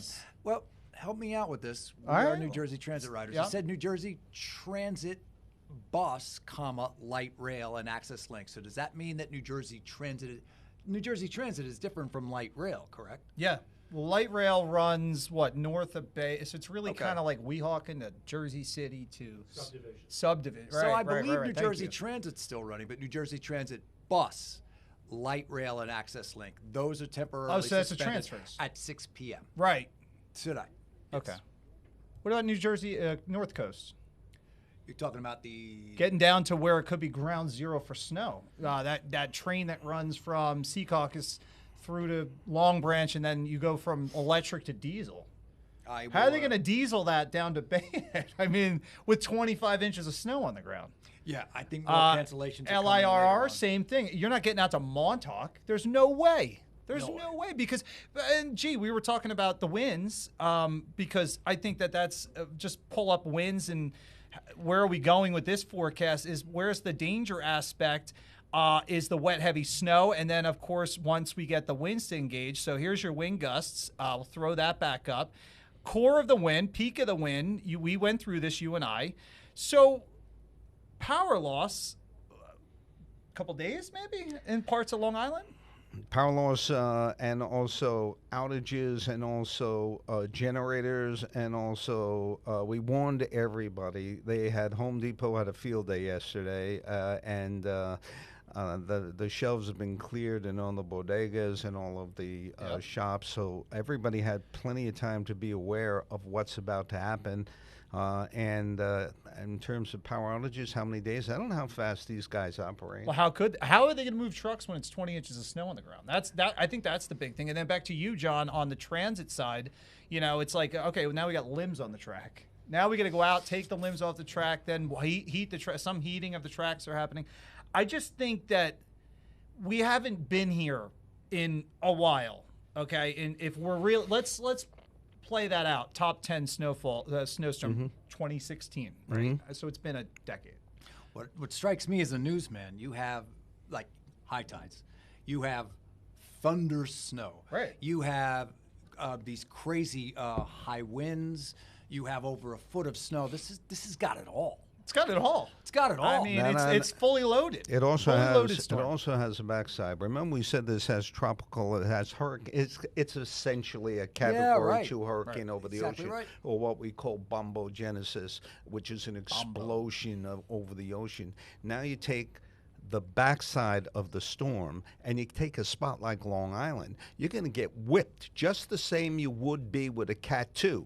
You're going to get the tide coming in, punishing the South Shore, and then you're going to get beaten up as the storm goes by on the North Shore. What do you think? Who do you think gets worse coastal flooding, South Shore or North Shore? I might differ on you with this, but tell me. My feeling, this one's going to be a coin toss, but I think it's the South Shore because of the barrier islands and closeness to the storm. But the North Shore, it's going to be a mess. Yeah. A mess. Yeah. What do you think? I want to tend to agree with you, but I think that north wind is going to be, punishing. To use your word, punishing, which I love that word. I think you're going to get I think it's going to be a surprise type of tide that comes in. I don't know the astronomical aspect of it. What moon phase? What moon phase? That's important. So yes, it is. It's very important. First of all, you have you have a waning moon, which means we have a full moon on March the 3rd early in the morning. But right now, that tide is going to be 3 times here. This is going to be a 3-tide storm, okay? 3 tides. Yes. So it'll be the classic places like Freeport, Long Island, and down on the Jersey Shore, Seabright. These are the places that are going to have to really hold their breath for 3 different times. And the tide will be for the morning, for the afternoon, and for the following morning. All right, so I just looked at here's the one thing that I'm noticing. I don't have any headlines on major. I have minor in most of South Shore. I have moderate. I'm not seeing major, and I think it's because duration. Yes, it's a punishing storm. I love that word. But is it a storm that stalls and does a loop-de-loop? That was the Jesus. What storm looped? I'd have to go back. There's storms that loop. And what do I mean by that? I'll actually draw it for you so we know what we're talking about. These lows like to come in here. They go up to the benchmark. They stall because they run into a high pressure, and then they do this. And then they go whoop, and it's a loop-de-loop. Yeah. That is when you get major coastal flooding. Now, I think South Jersey, I think Philly DMA, I think Sea Isle, Avalon. I think that's going to be something, to your point, because of the southeast fetch for so long. I don't think this. All of the NAOs, again, the weatherwiz.com, all of this NAOs are negative for a very long period of time. That means this storm is going to be progressive, and what's going to happen is I would bet on this one. This storm is like a fighter. It's going to throw a left, a right, a left, 3 tides, and then simply it's going to be George Foreman. This is why this guy gets way more money than me, by the way. This is going to be. I mean, nobody can articulate a storm like it's a fighter doing. It's going to be rounds. rope-a-dope. It's going to be a rope-a-dope. I remember that. Mike doesn't remember. No, Mike doesn't remember. I'm sorry. What? It was a Muhammad Ali, George Foreman. Well, I know the names. I just don't know the. That's a terminology. We're talking 1970 something. You could teach a young lad things. This lad. This young lad. Coastal flooding. Let's close the loop on that before we jumped into you. So, just baseline this deal. What is, and this is again. Well, all right. Stamford, Connecticut. What's considered?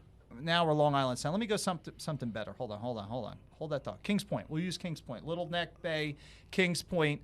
Considered major is 5.1. The highest I'm seeing is 3.7. Okay, so you not major. You can live with it. You can live with that. But you can't live with the duration. That's my point. Like I said, I would argue with you that the duration is 1 or 2 maybe high tides. Okay, but remember you're dealing with a moon that is new. You're dealing with a full moon on the 3rd. And you're talking breaking. You're talking waves breaking on top. Yeah, that okay. So you're right. You're right. I'll give you that one. I won't Muhammad Ali you on that one. It's Ali, not Ali. Ali. Okay. I don't know. Okay. All right. Coastal flooding, sure. Are we totally sold? It's major. Depends on who we ask. Right. What do you got, John? I just want to tell you about the travel ban that a little bit more Mayor Mamdani. Can you reset that? Because it's 1:30. You talked about that at around 12. Reset. What's banned? What's going on right now? I'll do my best. Okay. I'm all over the place with a couple of phones. But the travel ban for New York City, that starts at 9 p.m. It's a ban at 9 p.m. tonight, and it goes till lunchtime, noon, tomorrow. Basically, emergency closing of the streets, highways, and bridges for New York City to all cars, trucks, scooters. So that's a real ban, and that's from 9 p.m. tonight until 12 Monday in the city. I'll repeat what I said about New Jersey Transit, not the New Jersey Transit trains themselves, but the New Jersey Transit bus, light rail, and access links. They're going to be temporarily suspended at 6 p.m. Also, Westchester County, they have declared a temporary road ban as well. Basically, if you have anywhere to go, try not to, but if you have to, you better do it soon, because obviously, as your window's closing, you just flat out. Well, your window's closing. I mean, your window is closing. There's your live picture right there. So you're still good to walk home, John. Yes, G. you're still good. You're still good. This is an anticipation of type of procedure. And you know, if you're sitting there thinking that the people are overreacting, when you deal with whiteout conditions, you cannot see. You can't see your hand in front of your face. You can't be on the roads. It's life-threatening. You know, we're talking about what's happening to the south of us. In South Carolina and Virginia's temperatures are in the 50s. Then you climb up into portions of the Ohio Valley where they're doing very, very well. Here in the city, what's the Ohio Valley? Give me that real quick, because I just want to look at something as we're doing that. What's the temperature in the Ohio Valley? Give me Chicago. Wait a second. Let's go. Come on, quick. Let's go. Because that's interesting. Because if you were my student, you know how many times I'd have to call you a parent? I'd be in detention every day. We know that. All right. Which I actually they're was. In the 40s. They're in the 40s. They're in the 40s. 40s. All right. So that's your jet stream energy coming down. Right. I wish that was a little colder, because you would want the delta between cold pocket of your northern jet and that 50 plus down. You want that a little sharper. And I think it's signaling now that most of this is now transferring to the low. So that's why I asked you, what's the delta between the primary and the coastal? I think that's going to be important. I think your drawing had it really well. And I think, you know, we don't want to use real technical terms, and these guys may want to, but I do. There's the low, and there's the what we call the normal trough. Whoa. Wait a minute. You just got done telling me I don't want to use technological terms, and I'm going to test your memory. Norland trough. Let me test your memory. I just want to be really. Wait, John, watch this.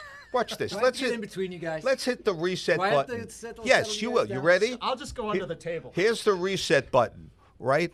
Reset button. What did I say to you would happen when this would have an inverted trough?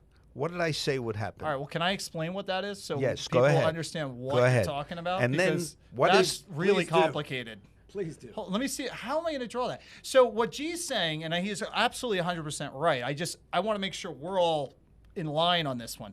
A Norland trough is essentially a low that develops, and then in the mid-levels of the atmosphere, it starts to backwards. So this is what this looks like. So it's kind of like this, and then all of a sudden the low is here. Right.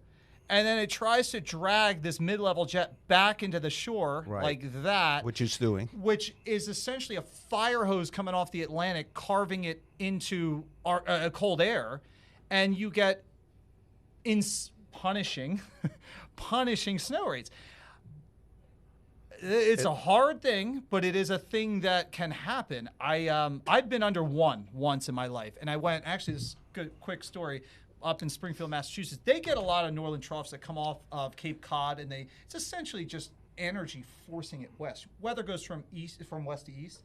This is like all of a sudden weather decided we're going to change it up. We're going to go the other way, and it was pulling moisture off of Boston and Boston Harbor, and went. So I'm driving down 91, sunny, beautiful. It's kind of like lake effect stuff. All of a sudden, it was like I just drove into Narnia, and it was like, and it blinding snow. We had to stop, and I stopped. Everybody slammed on the brakes, and we sat for 3 hours, and we watched the snow accumulate on the side of the car. To his point, you get rates of snow that are unprecedented. And so he's saying, what I think he's saying, is that we might have an aspect of that happens. Now, how do you get to 30 inches of snow? That's how you get to 30 inches of snow. Let me ask you a question. Yeah. John, I want to place a wager. Yeah, okay. Okay? Yeah. And it's on this fella right here. Okay. Okay, the wager. Jim Witt put out a forecast, right? Okay. And he asks everybody to go to a website which has advanced meteorology. The question is, John, not for you. Are you getting kickbacks by the way? Jim Witt, by the way, is Mr. G's mentor. Very close friend, mentor, and super duper most importantly, good friend. Meteorologist. Right. Here's my question. What was the website? It's for him. What was the website that Jim asked everybody to go to? He's really good at pitching stuff Go right ahead. now. JimWitt.com. No. Good guess. Right? No, you see, I told you it's All right, money. say it again. Go ahead. Do you want to reset? Reflush? All right, reflush. It's called theweatherwiz.com. Now, let's just talk about this, what he's talking about. If you look at theweatherwiz.com, and you can check it out, everything's in place. The trough is still digging down. The base of the trough is here, and the lift out is there. And the base of the trough is coming right across West Virginia. Right. This is a classic setup. So what we're looking at is a classic snowstorm. And again, John, to your point, by 10 o'clock tonight. Is it a classic? Can I interrupt you? No, it's not classic. It's not classic. It right? is classic. How is it classic if all right, I get stuck on verbiage, right? I don't know if you're like You mean the English language? Well, that too. Here's what I hate, and I don't like when we throw labels on things prematurely. I don't think that the last storm we started calling historic, I lost my mind. I'm like, give me a historical tie back and reference to why something is historic, right? Isn't that normal? This isn't a classic one. I think I will get behind the H word on this, historic, not classic. Or do you look at it as classic? How do you look at this? Because you've been doing this for 172 years. Well, okay. Listen, when I spoke to Abe during Gettysburg, I said, Abe, he said, gee, the weather's a factor. I know, but we had to get him out of there and get him up to New York so George could eventually I told you he was there. Here's the thing. When you look at a classic storm, right, you want cold air coming down, you want the base over here, and you want to lift out, which is okay. We have all that. I mean, I can't imagine asking for anything else. So is it classic? It's becoming classic, but it wasn't showing itself as classic. All right. So I'll debate you on that one. I could think this could be a better storm. A better than So classic? I didn't like this storm. I mean, I went on TV at 3 to 5 inches of snow. People thought it was insane because there was models saying 2 feet of snow. There's one model, the GFS. I think you were buying it. I don't know where Stacey Ann was with it. I was like, I didn't like this storm. GF was coming first. I didn't like this storm. Right. And the reason I didn't like this storm was I didn't see the cold air source. I didn't see your 1035 high sitting over the Adirondacks because you could tap into cold air. Is it stale cold air or is it actually cold, real deal? We're going to be 20 degrees the next day. It's very telling to me. And this is why I'm going to throw caution to the wind. Is it flagged? Help me with the English. Did I get that one right? All right, thank you. I like when I get in on these rolls. My only thing, and my only hang up, and why this storm could bust is because we don't get the engagement of the insane, what did you say again? Punishing snow bands. Well, now I'm listening because I want this storm to be a bust. Well, you want this storm. I kind of do too, in a weird way, in a more ego way, because I didn't love this storm from the beginning because I'm nervous of the marginal cold air. What you're suggesting, and you have a 20-inch. Would you say 21? 19 inches. Now are we hedging? No, it's just I'm trying to get a word in here. All right, go ahead, talk. I'm going to let you talk. 21. My point is what I'm trying. This point that's very long-winded because I have time. I'm here until 6 o'clock. Is that I still don't love it until I actually see it. Yeah. Right. And the thing about seeing it is believing it. Sometimes I understand where you're coming from, but I really think sometimes when you see things developing in progress, it's very hard to see the overall picture. Meaning, everything that I want to see is in that Weather Whiz advanced studies. And no, seriously, you know, I told him this. I have a pilot that I taught. He's in the 8th grade. This is a true story.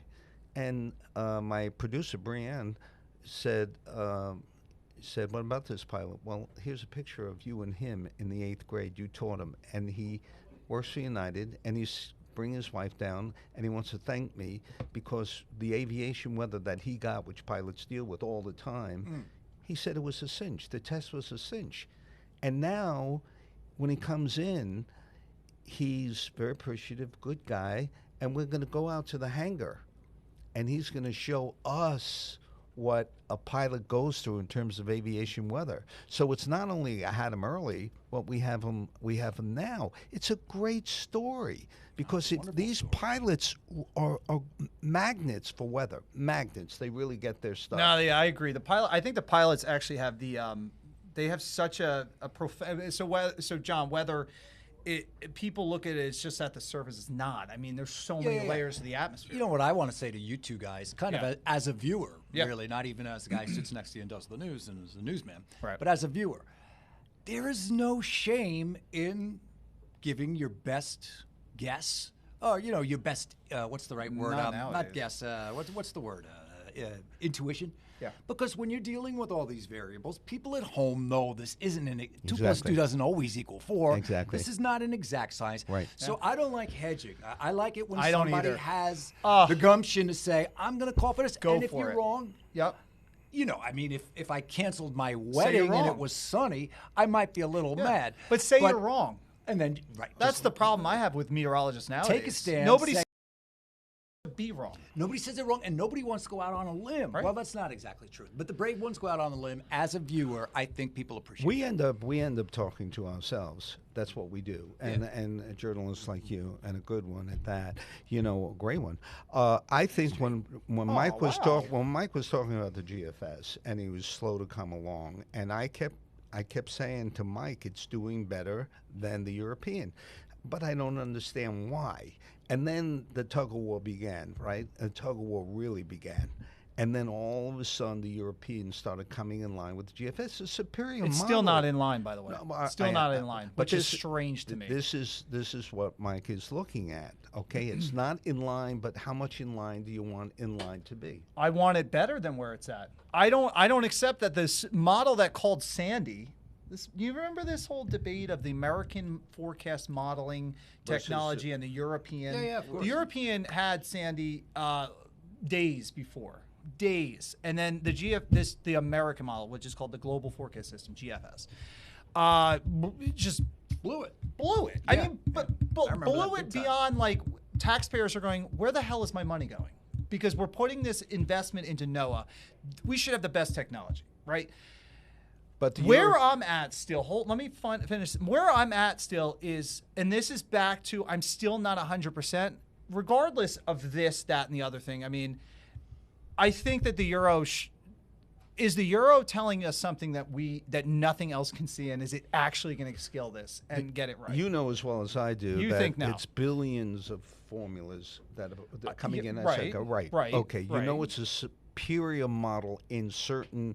It's a superior model compared to the American model on the whole. When you did your GFS forecast, and now we look at the European model, grudgingly coming closer, it's still coming closer, and that's the best we can do. As to your point, I it's the think best we do can better. I got high standards. I got higher standards. We're in 2026. We should not have technology that is going 3 different directions.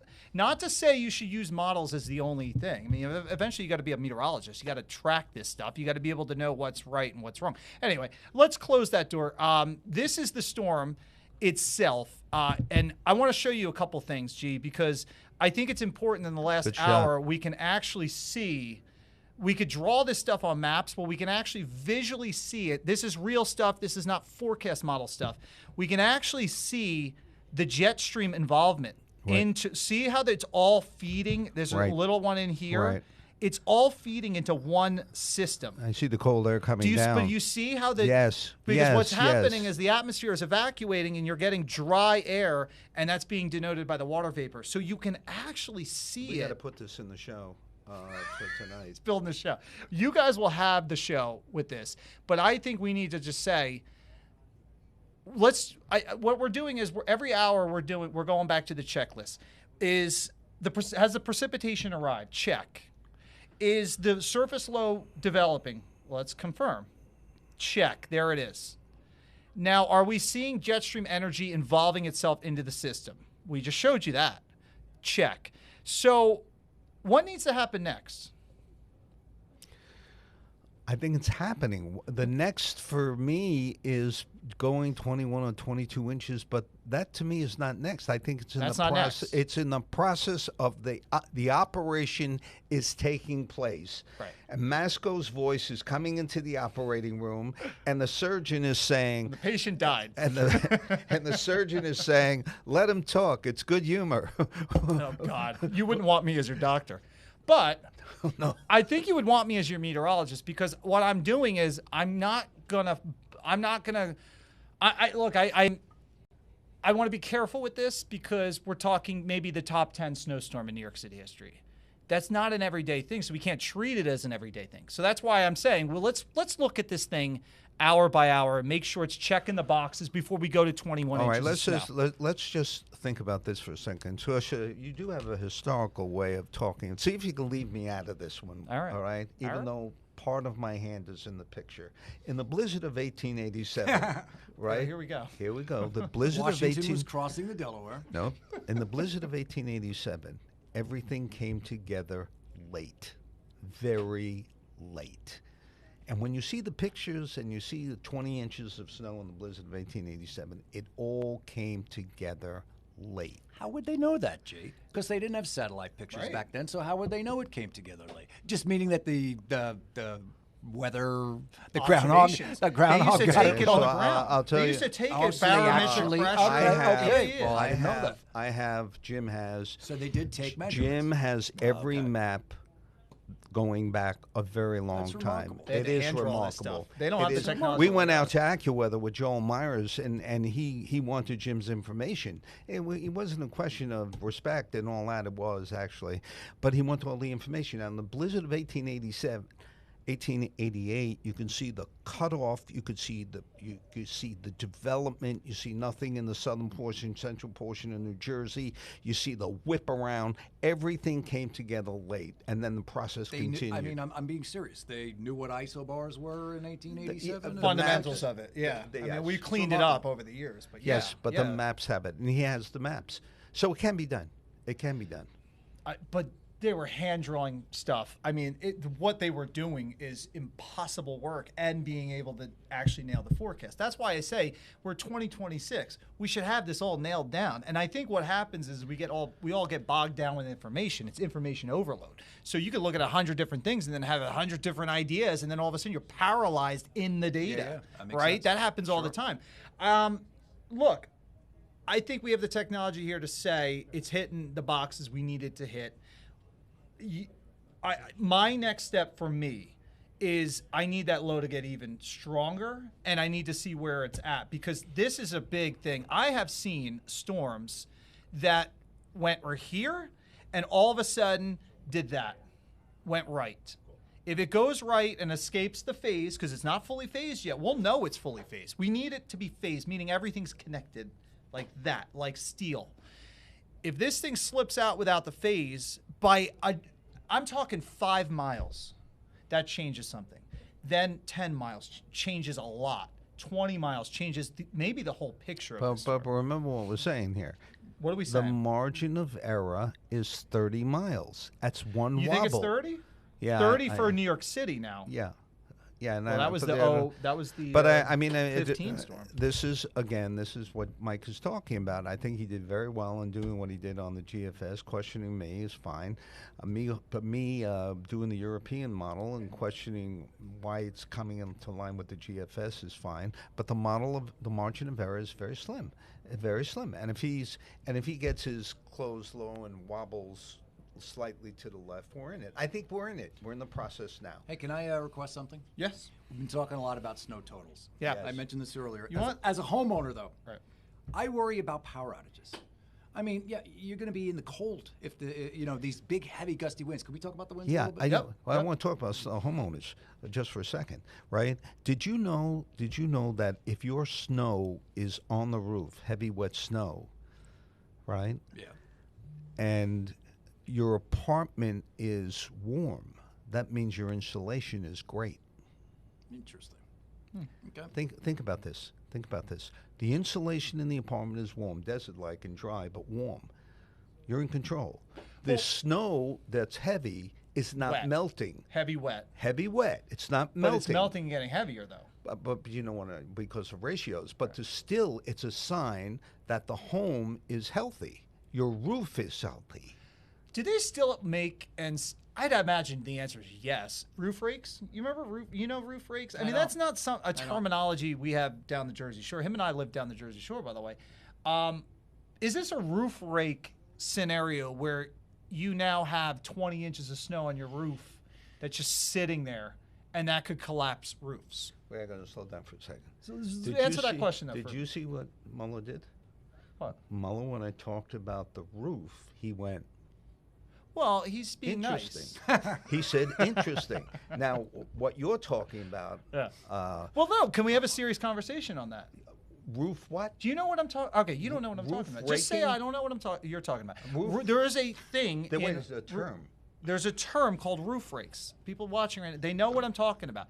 Where you actually have to get. I lived in New England. I'm not making this up. I mean, you know. If you live in Buffalo or Syracuse, you need a roof rake. I don't know what it is, but I could understand. Now I'm not saying. Well, it's a huge apparatus. I have these. A thing. I have these very pitched roofs, so like I guess it helps. You're fine. You have an older house then. But if you have Victorian. that flat roof, yes, you're going to have. Okay. If you have a flat roof, and again, I'm talking mostly sheds. I'm not saying I think we're different code wise, but like sheds and stuff like that. You might sit with 20 inches of snow on your roof. With this storm, okay, right? I mean, I think so. So the question is do you have? Should we be thinking about that in Long Island? Should people have to go out and say, you know what, maybe I got to get on a ladder and kind of move around and distribute? I'm going to go out on a limb and say nobody has to I go hope out you have on a insurance ladder. then. All right, but I hope you have get insurance. a pro to go out on a ladder.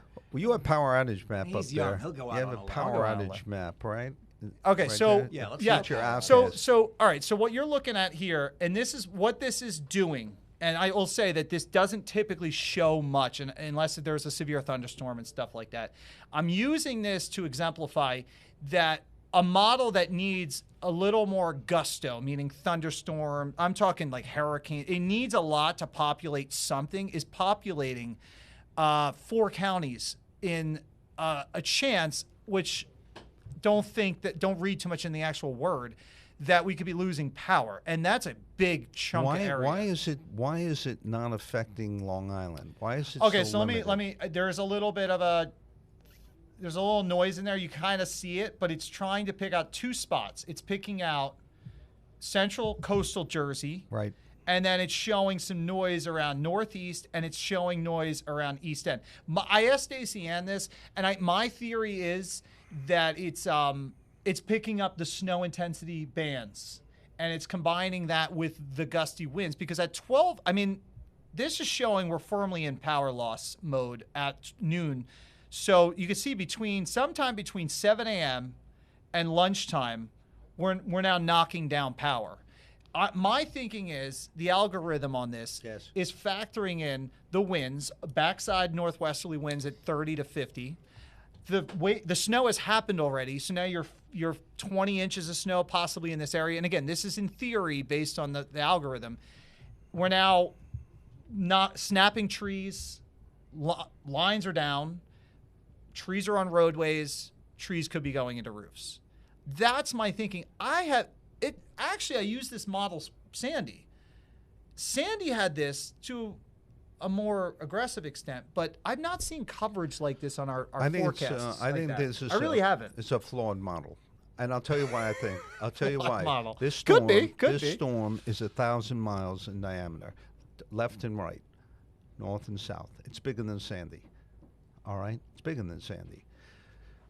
You can't tell me that the eastern end of Long Island is not going to get punished here. From 11 o'clock on. Oh, it is. No. But the power outages are not being indicated there. You think so? It's it's underwhelmed on the east end, overwhelmed kind of on central. I buy that. That makes sense to me. I think it's twofold, right? It's like you lose power, and then how do the crews get to your house? Because they need to wait for the plows, but the plows are still working on the main. And losing power in the winter is a totally different ball game, because it's not just the things in your refrigerator and the fact that you can't see so good. You don't have heat in most cases, so it's really not a cold storm though. Post, I mean, it's cold. It's but it's not 12. It's not 5. Yeah, but what are we in, mid-30s? You don't want to be walking around your house in 30 degrees. Can we go back over Mike's suggestion that you climb up on the roof? And, I think it's a good idea. Isn't that a good idea? A couple of X's I have, I'd love for them to run onto a roof.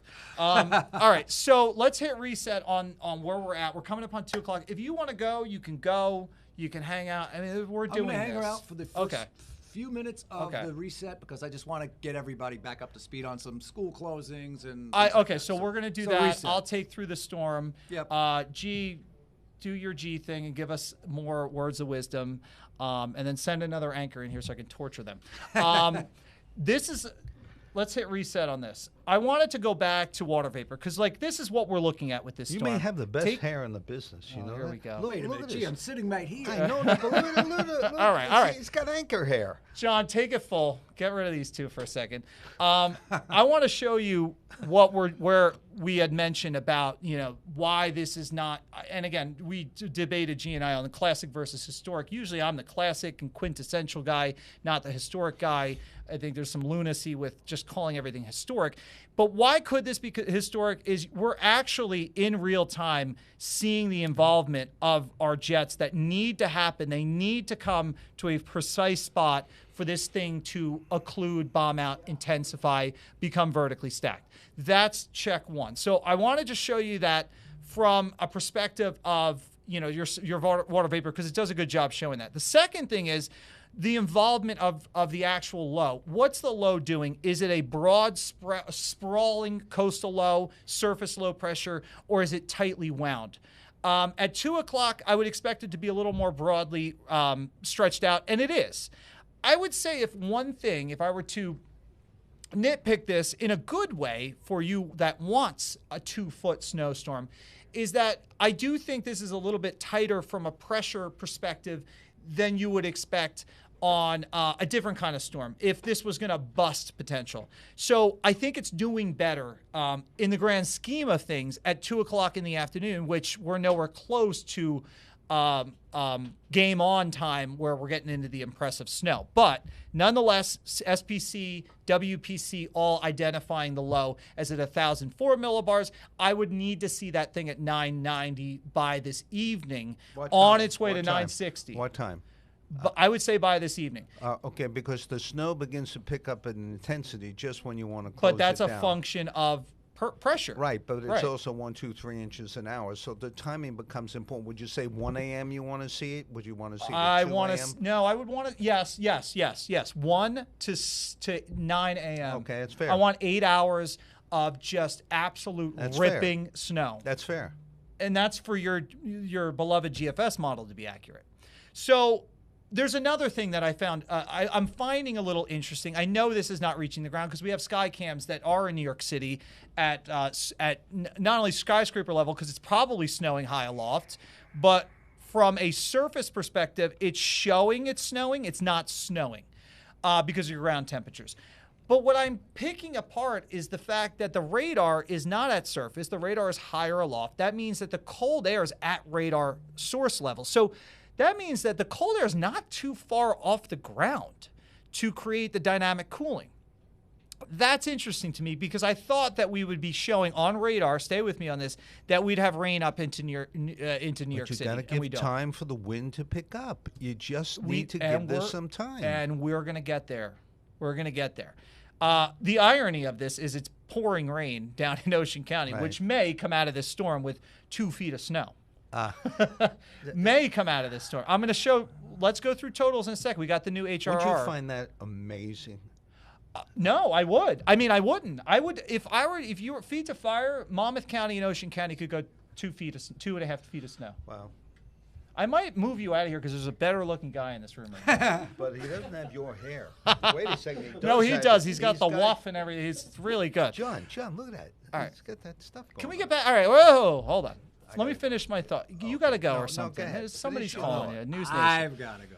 You got to go. Everybody leaves, and then it was just 1 me. second. Go ahead. So I want to take through. Let's show you what this thing looks like on simulation satellite because I think this is the showstopper. If there was one picture I could show you of this storm to wow you from the meteorological savvy to the common everyday, is that you have a simulation showing that we could see an eye structure of this storm by 5 o'clock in the morning on Monday. Okay, that's a good point.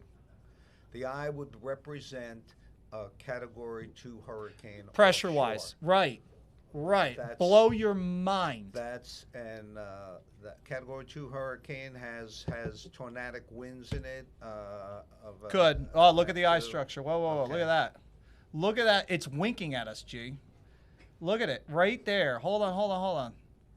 That's pretty freaking cool that we can actually show that on. I don't typically see that. I mean, there's your little eye structure just south of Martha's Vineyard. That's filling at that point a little bit. But here, Well, it's busting up west because you're going to get compression on the backside. But nonetheless, you're still engaged in snow at 12:30 in Long Island. Yeah. You're probably done. I think you're done with snow at 12:30. I think your point Monday. is well taken. This is going to end faster.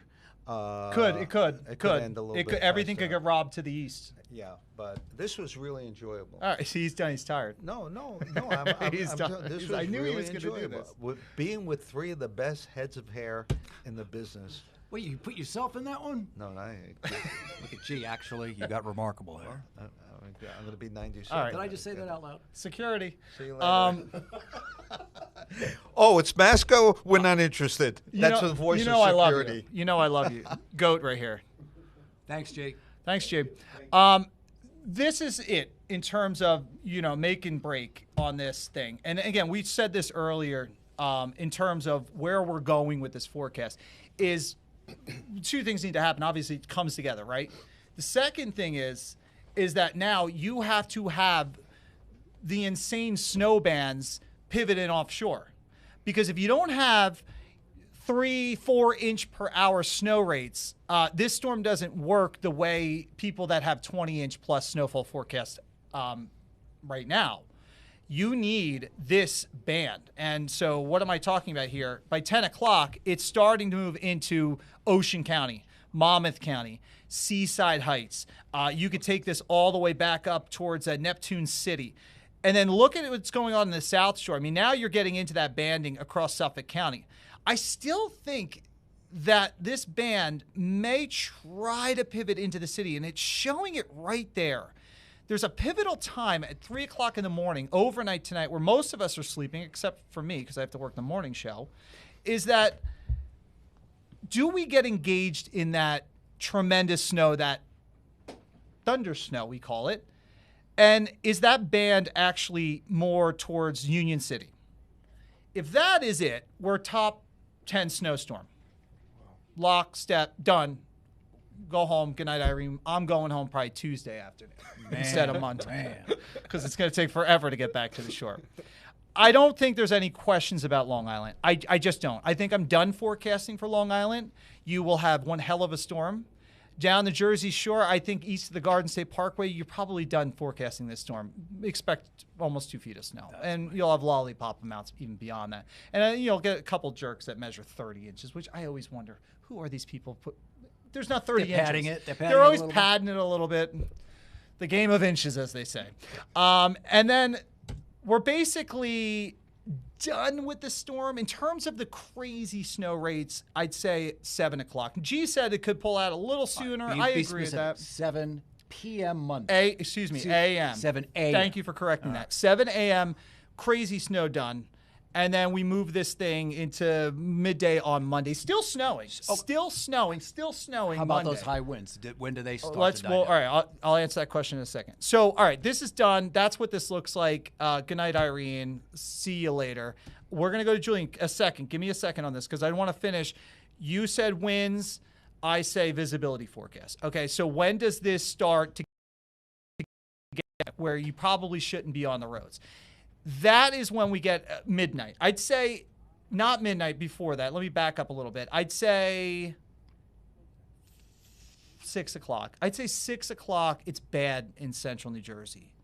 I'd say, and even Long Island. I'd say probably 10 o'clock, everybody's bad. Okay. There's levels of bad in visibility where you get New York Thruway around Poughkeepsie, not so bad. You can manage. But then you go New York Thruway down towards 287 split, it's forget about it. You can't see anything. And it's nighttime. That just adds insult to injury. When does it get better, right? I'd say about noon, lunchtime. Better from the city west. Long Island, you're involved until at least lunchtime. What about these kinds of winds that could knock down power lines? Are they going to be here the whole way through? Let's blow through. Are they the last No things pun to intended, leave? we'll blow through the winds for a second. By the way, we got Gio in here too. You're way off camera. Do I smell? What's going on? Oh my goodness! I'm like Where are standing you over here. drifting? I thought we were friends. Right. This is Gio, by the way. Hello, everyone. I'm glad that you were talking about the winds knocking down power all right, lines. hold your set. Let me finish my thought. Okay, right? you go for it. He walks in. He starts talking. I will cue you, sir. This is my show. Yelling at me for leaning this way. He's getting a little testy. I'm sorry. Well, all right. I just have information. He's just full of information. Hold on. All right, you give us the tea in a second, all right?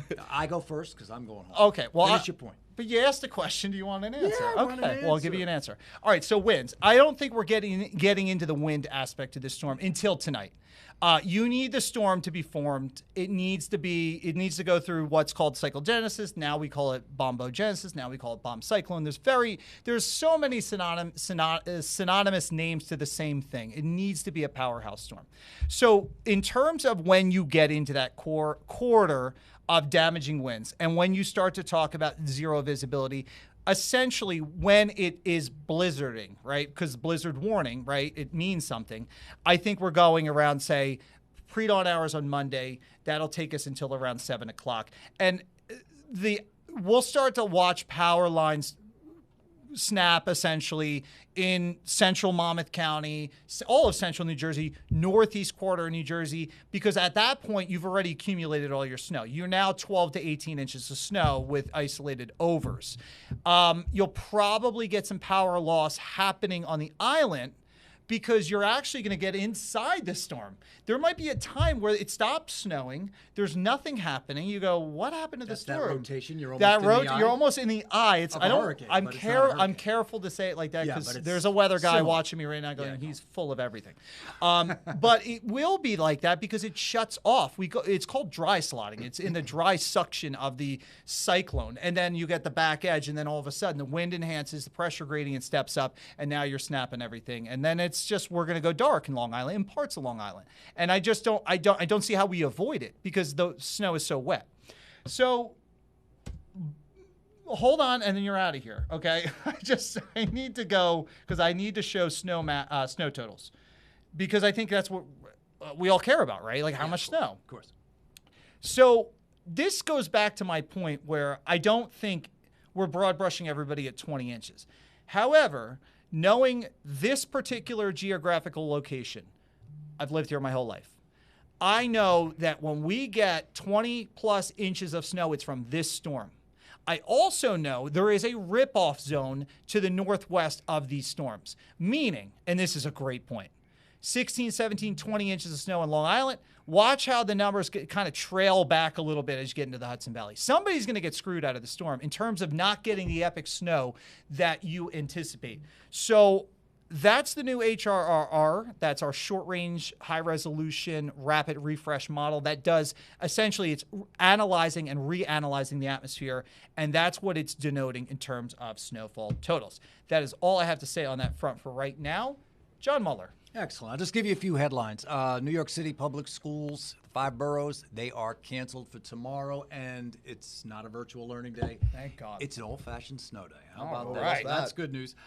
This is kind of new. It just came in the last few minutes. New Jersey DOT is lowering speed limits to 35 miles an hour on the interstate and state highways. So 35 miles an hour, and that's now. Forget you don't want to be on there when you get that high visibility. There's also a truck ban. Truck ban. Yep, exactly.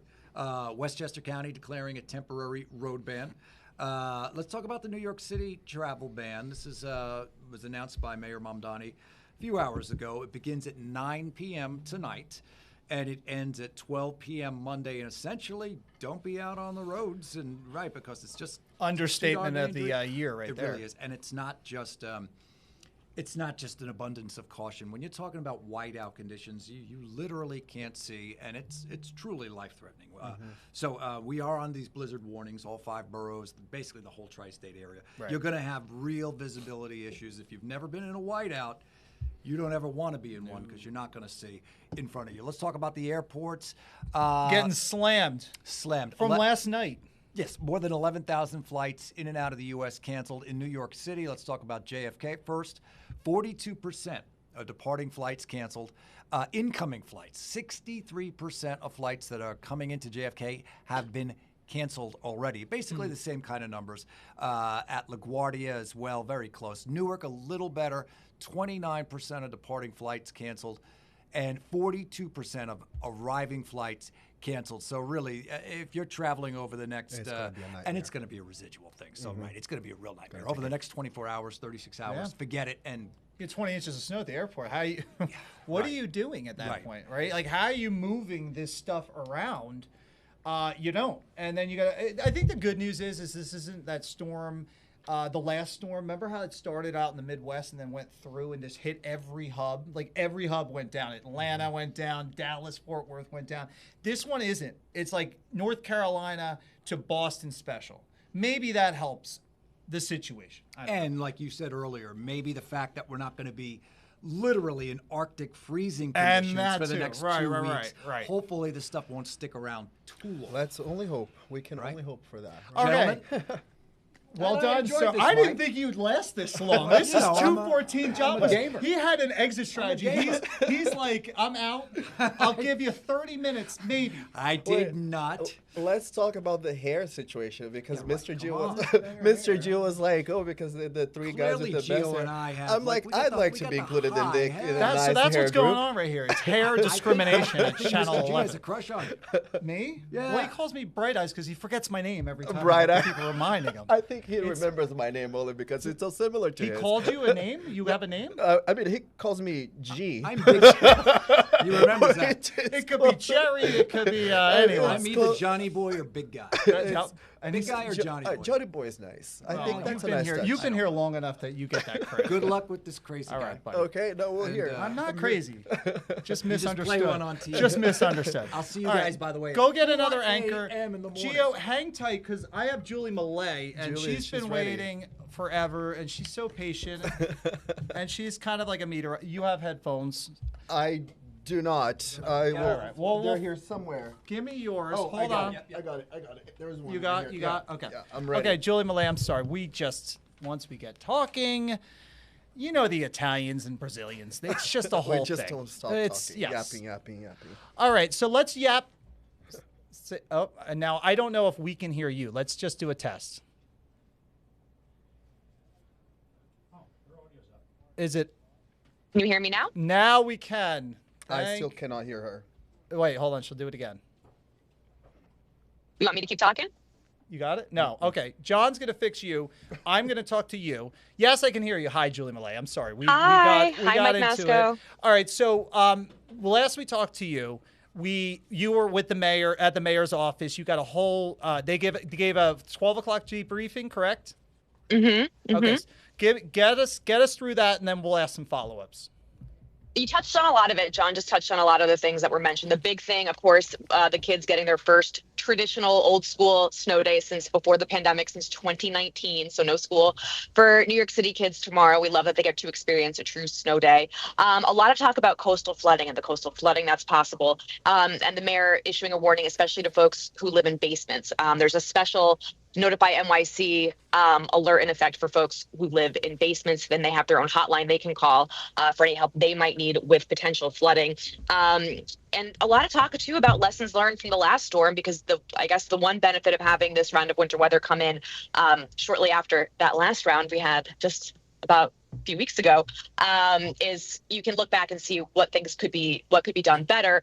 And so they are working hard to ramp up the outreach to get people off the streets. We know during the last storm, we lost 18 New Yorkers. During the death toll was at 18 by the end of that frigid cold snap that we had. But that was also a talking point because the mayor's saying they're looking forward to the temperatures warming up sooner after the storm than they did with the last one. Right.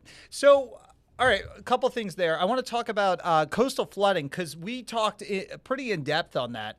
Mayor's office seeing something different that we're maybe not seeing. Where are they highlighting an area? The Battery, maybe, like where are they concerned with coastal flooding per se, or is this just like one of those bullet points? Let's just cover it to make sure we covered it, kind of thing.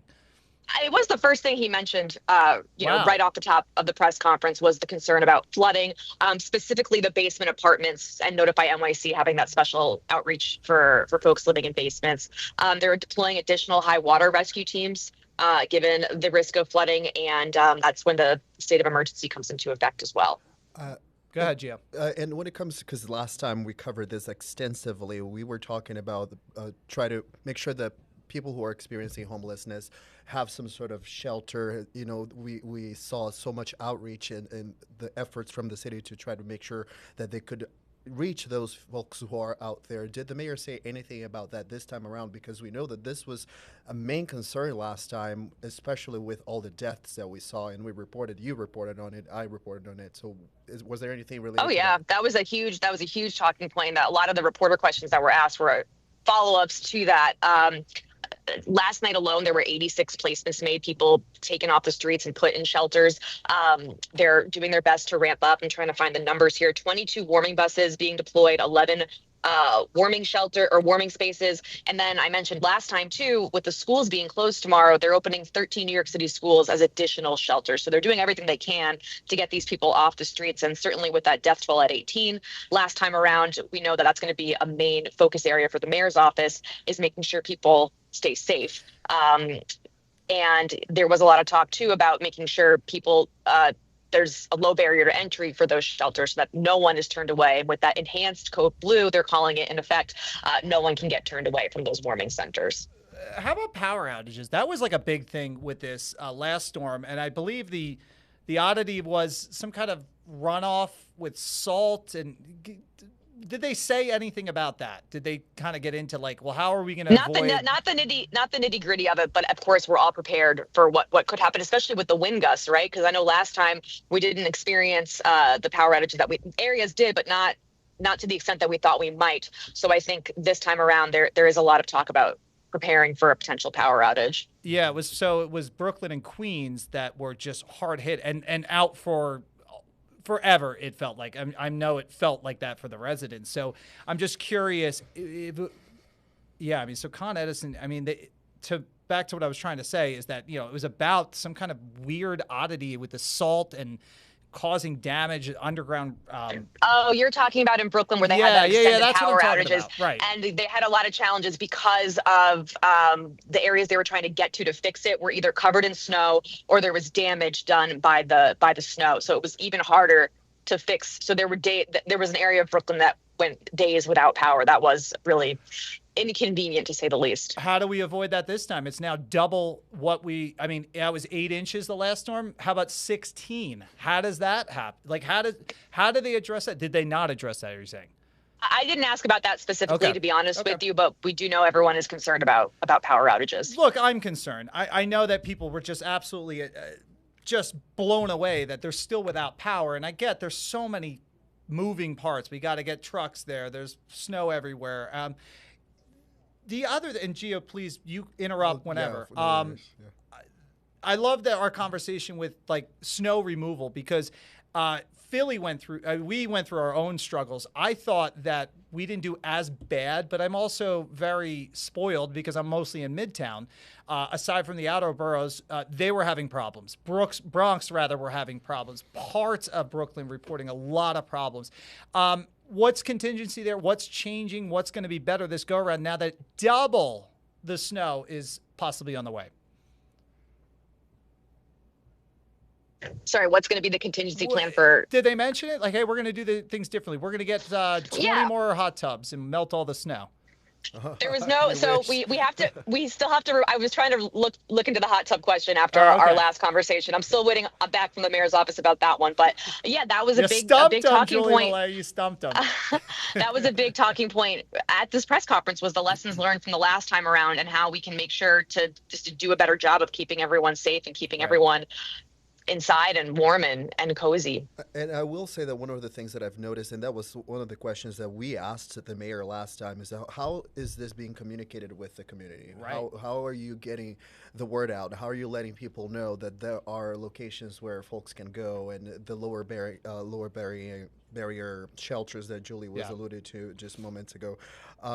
And I actually saw earlier today when I was walking to the station that those like links signs they actually have now literally the location where you are, how far you are from a warming shelter. Okay, so it's like 5 more miles this way or whatever. Yeah, and it's like you were like at point X miles from your next shelter location. Warming center is 12 minutes away, 10 minutes away. So I thought that was I don't remember seeing that a few weeks ago when we first went through that first round of snow.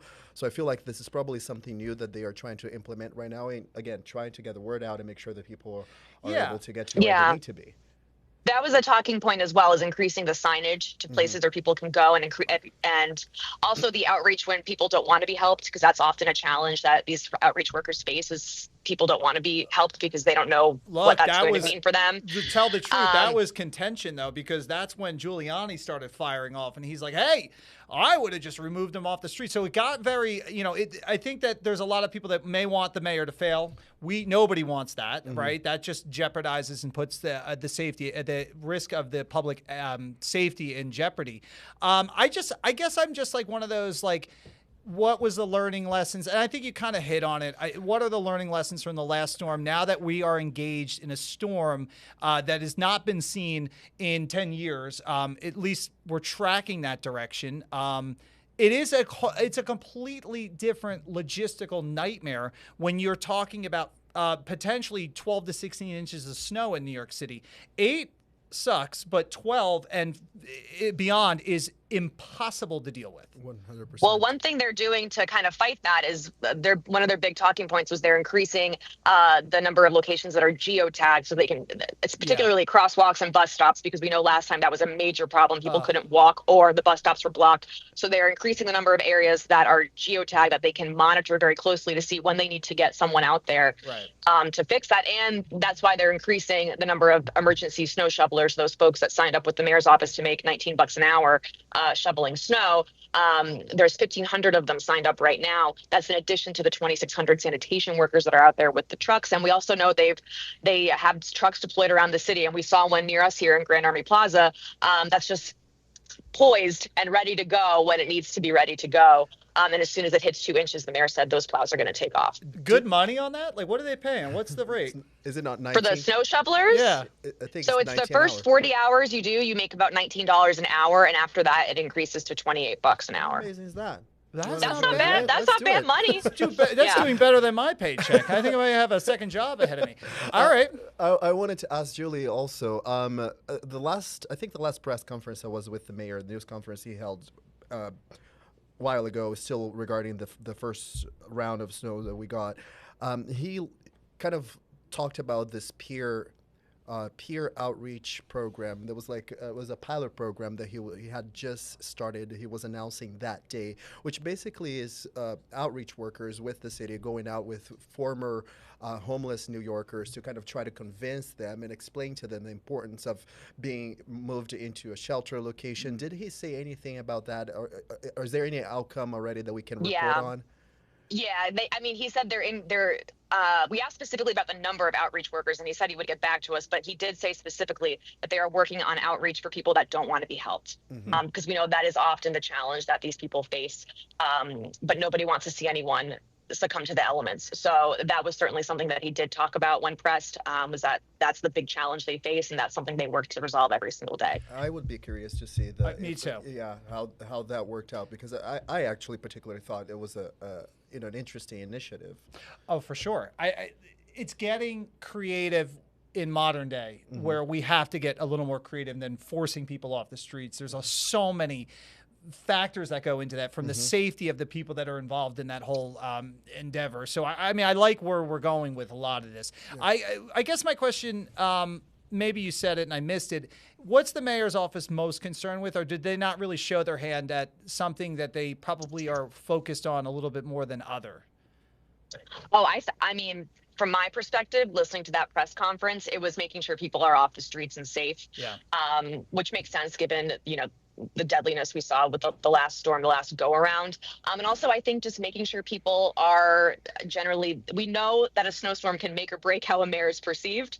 There is a lot of focus history determines that. Yes, there is a lot of focus too on, I think in general, making sure people are pleased as best they can with the response to the storm, and I think just showing that they are making an effort to keep people as safe as possible. And there was a lot of talk too about the responsibility of property owners to shovel a 4-foot wide path in front of their sidewalk, in front of their property, and the reminder that they gave out 4,000 violations during the last storm, and that they don't want to give out violations, but that's a matter of safety. How much is the violation? I think you'd have to fact check me on this, but I think it's somewhere in the vicinity of $200. That's good revenue to the city. Maybe they need to up that. Maybe that you get them more aggressive. My local town, it's higher than that. You don't move you don't move the snow. Well, like I said, fact check me, but the last time I checked, I think that was in the vicinity. Right. Yeah. Even if it's like ballpark, it's still interesting. Look, these are, again, that's how you can get creative. I mean, I think sometimes people need that extra little motivation when it hurts in the pocket to do the right thing. Alternate side parking, I'm guessing, is like completely locked in. At least we'll have to check with Alexa, but yes, at least for Monday, it's suspended.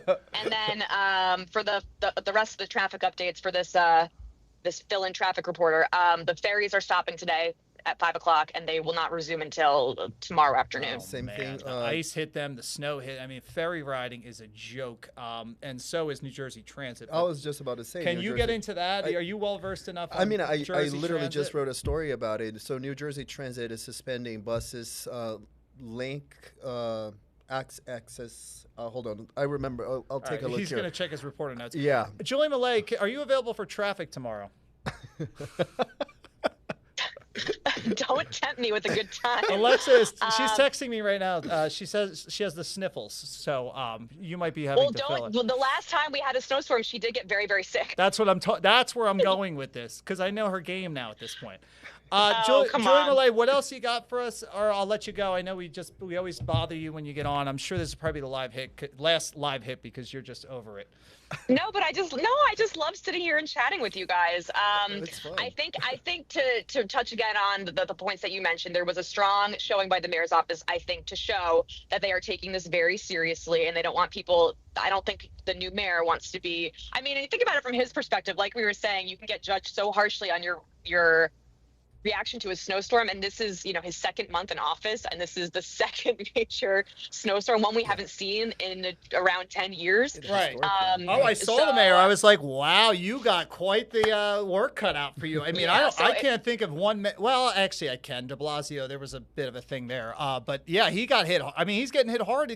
Poor guy, he just got elected. Now it's like, here we go. I'm going to throw maybe a historic storm, and then I'm going to throw one to really throw you off your game. So it's interesting. Back to the Con Ed thing, because I thought that, I don't know, maybe this is not a big deal. I'm not a city guy. I live in the suburbs. But the Con Ed said the last time with this power outages, they were out for weeks, which was insane, is that the mixing of snow and road salt mixed together and seeped into ground equipment. I don't think I've ever heard that before. I'm not asking you to answer that, but I'm just spitballing. If I knew the answer to that, I'd be working somewhere else, I think. But they did. That was one of the first talking points they mentioned right off the top of this press conference, was how closely they're working with Con Ed. And fingers crossed that we're not dealing with a ton of power outages. I guess that's where I'm going with this. I'm just wondering, how do you avoid that? Because now apparently when you mix something together, it creates something else. And I'm like, okay, well, that's a whole new problem I never considered to be a problem. So here we have a problem. Julie Millay, thank you so much. You're so welcome. New Jersey. So we got a New Jersey Transit correspondent with us. By the way, I am from New Jersey, and so is Dan Manarino. So you're gonna be harshly judged on how you do this. Where would you like to start? No, I just wanted to mention that I started saying that we just got an update from New Jersey Transit about what's going on in terms of the service for today, and it looks like New Jersey Transit bus, light rail, and access link services will be suspended starting tonight at 6, and then after that, they're going to revisit to see what's going to happen afterwards. So until the end of the day, starting at 6 p.m., if you are in New Jersey, if you need to go to, from, or around New Jersey, keep that in mind because it's going to be suspended. Talk me through, the big story was the fact that we have to go through, thank God you're here, because I'm here. Screwed this up 3 times when I tell you. What's up? Let me say this right. the disruption. Yeah. I feel like I'm overdressed. Not going to we were going past Newark Penn Station, and then we were going all the way to Hoboken, and then we were transferring, right? Well, that was because of the Portal Bridge. So there was the Portal Bridge issues. Yeah. If anybody was taking NJ Transit, you had to then go to the PATH train in Hoboken, take the PATH into New York City, and from there you would come over to New York City to then Okay, that's a lot. Let's stop there. Stop there. What happens? Stop. You can get closer. Yeah. And you I'm here. get closer. This is me being. See, This is OCD. I feel like we're like at God. the same outfit level now. All right. This is where I'm going with this.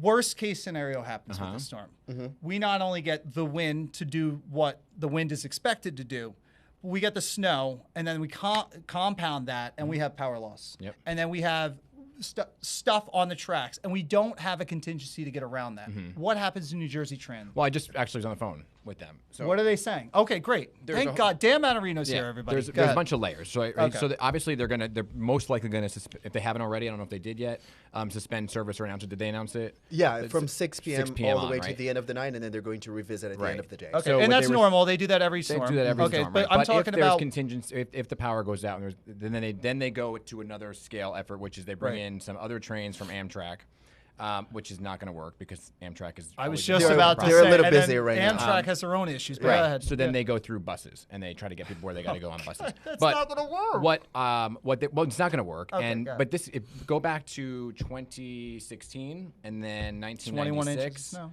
and 2003. Yep.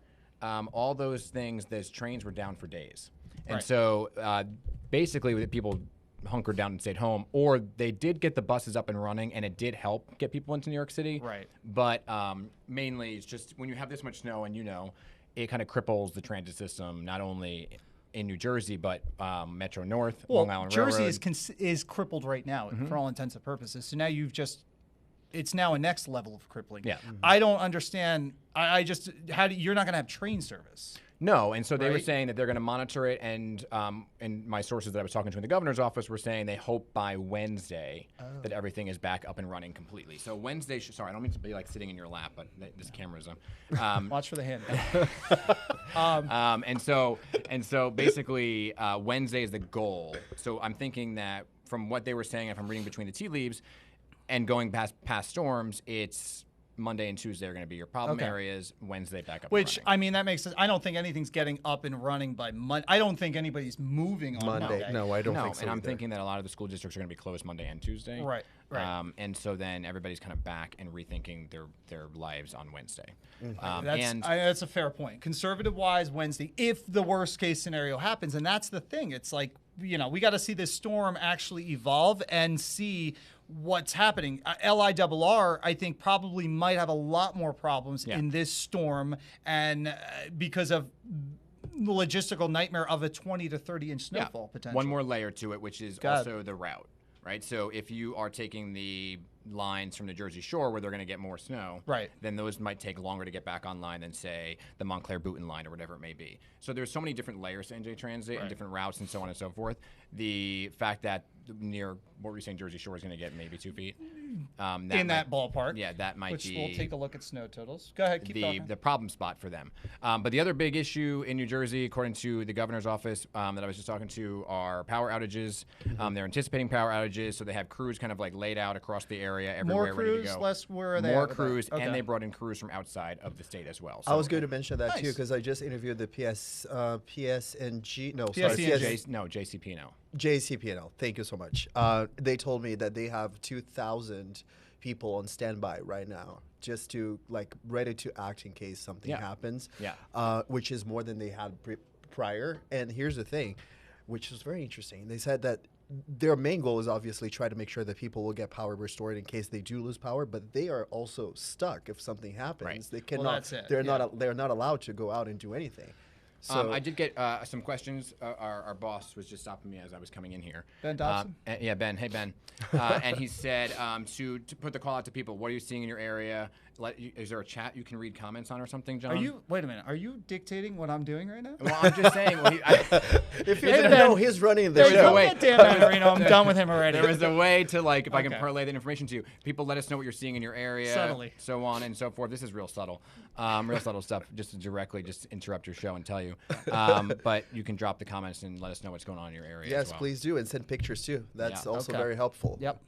Well, nothing's happening. I can speak for the people. We're in that phase of the storm that nothing should be happening. Otherwise, this would be a completely different beast. But we talk snow totals, and I want to share with you guys this because what we're doing right now is every hour doing a checklist of what's happening with the storm, what's not happening with the storm. I think that's important because if something falls out of line, off kilter, this changes the whole dynamics of the forecast because this is not a classic storm. We have to, and again, I'm usually the guy going, whoa, whoa, whoa, this is not, stop with the historic nonsense and theatrics.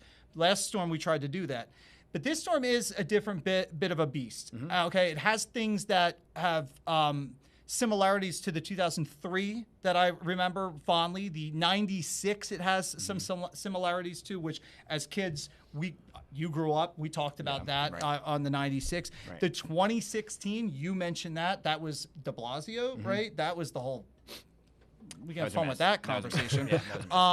So it's important to get this forecast right in the city because we have a new mayor. So what happens every hour is important. Take this fall is where we're going with this forecast.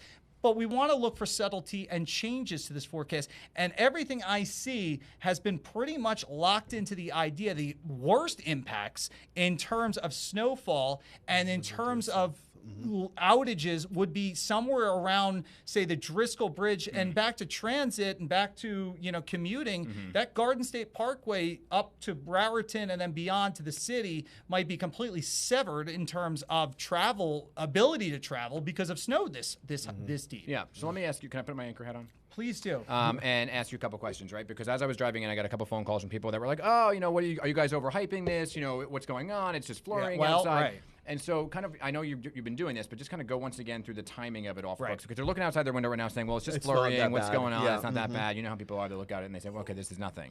So when is the anticipation of it ramping up? The whiteout conditions, the travel ban goes into effect at 9 p.m. Well, which one you want to take first? We got time. I also have a question that I wanted to add on because this morning you and I spoke briefly about, the winter storm condition, blah, blah, blah, blah. Can you explain when does this become an actual winter storm? How does that? The real deal. Yeah. When does it come? Okay. So you guys threw a lot at me. I know. Sorry. Thank you, Mr. Anchorman. PIX on politics. Let me ask you. Nervous. People must be really nervous when you interview them. Yeah.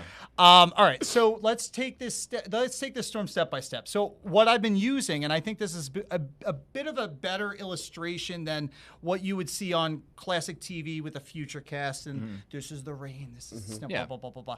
I want to show you, all we really care about is the snow intensity. What is the worst portion of the storm, to your point as well, and who could get into these 3-4 inch per hour snow rates. So right now, we're in this awkward phase of development where it's snowing, but it's not accumulating. Ground temperatures are still very, very warm. Yeah.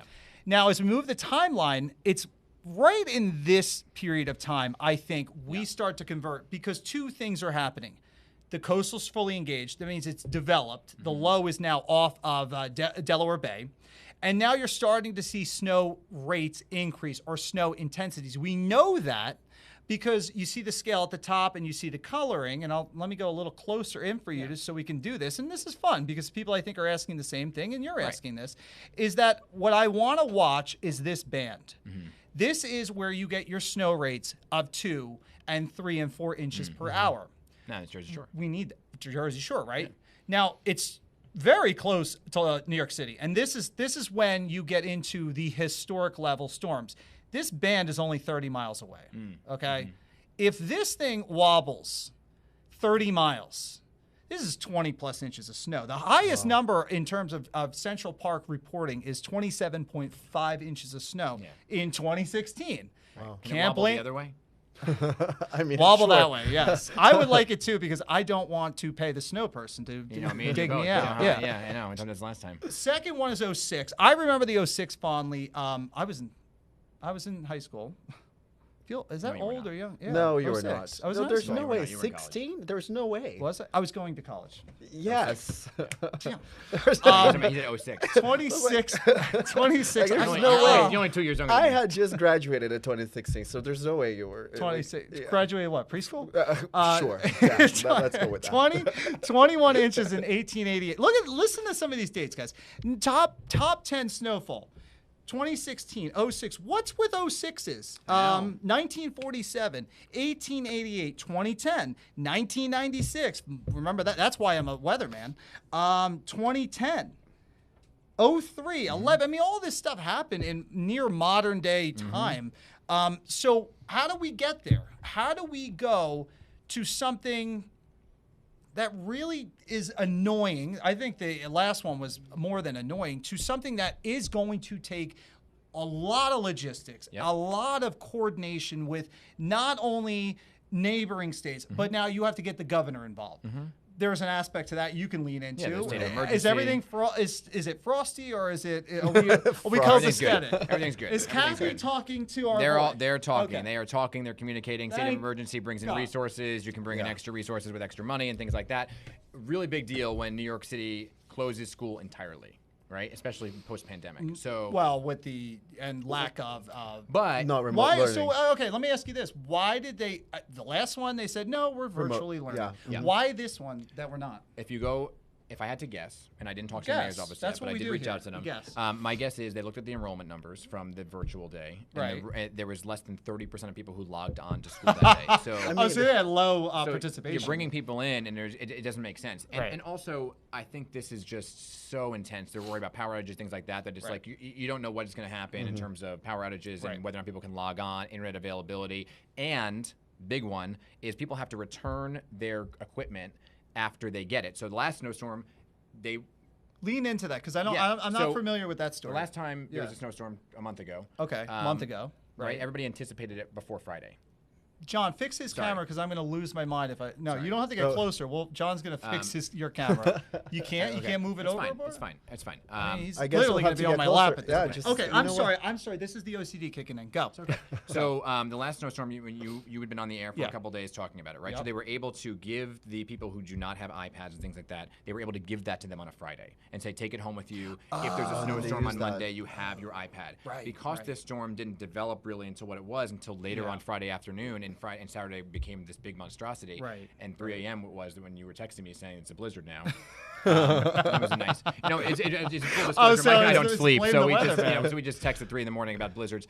And so they weren't able to get people the gear. Right. So if they went virtual, there were a lot of students who I didn't didn't even think about that. That's actually a really fair point, because I think the feedback that I think all of us got was the fact that the storm itself was not. It was almost unbelievable. Yeah, I was going to ask you about that. I looked at stuff going, I don't believe it. I don't like it. I mean, there's so many reasons I don't like this storm, and I think I'm still an anomaly to the situation at this point. Though I'm hedging it, because what if it doesn't happen? Mike Masco is the genius that he is. Anyway, we were late on this in a sense.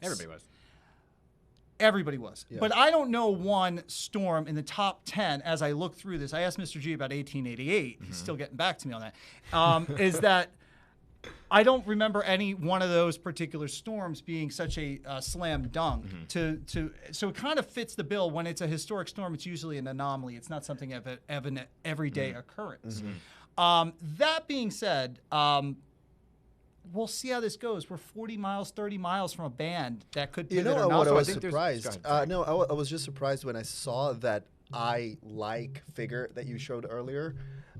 What was it? Like, I just came from Florida. Like I lived through hurricanes. Say more. I know, What's right? it like in Florida? I might go. I mean, right? Lots of hurricanes, and I'm not used to seeing this kind of figure around this time of the year. Yeah. You know, like if it was July, sure. You know, like there was a night, there's a hurricane. All right, coming. so Gio's asking about this, and you didn't see this, so we'll show you this as well. So that gives him PTSD, by the way. I saw that. I was like, whoa. Well, from a fascination standpoint, on this, and again, we could play the dangerous aspect of it, sure. The political aspect of it, sure. Just purely playing the fascination of a meteorologist standpoint. Please, right? let's. Yeah. This isn't this is as classic textbook as you would want to see a storm. First, you're seeing this comma head, which is, I mean, let's see.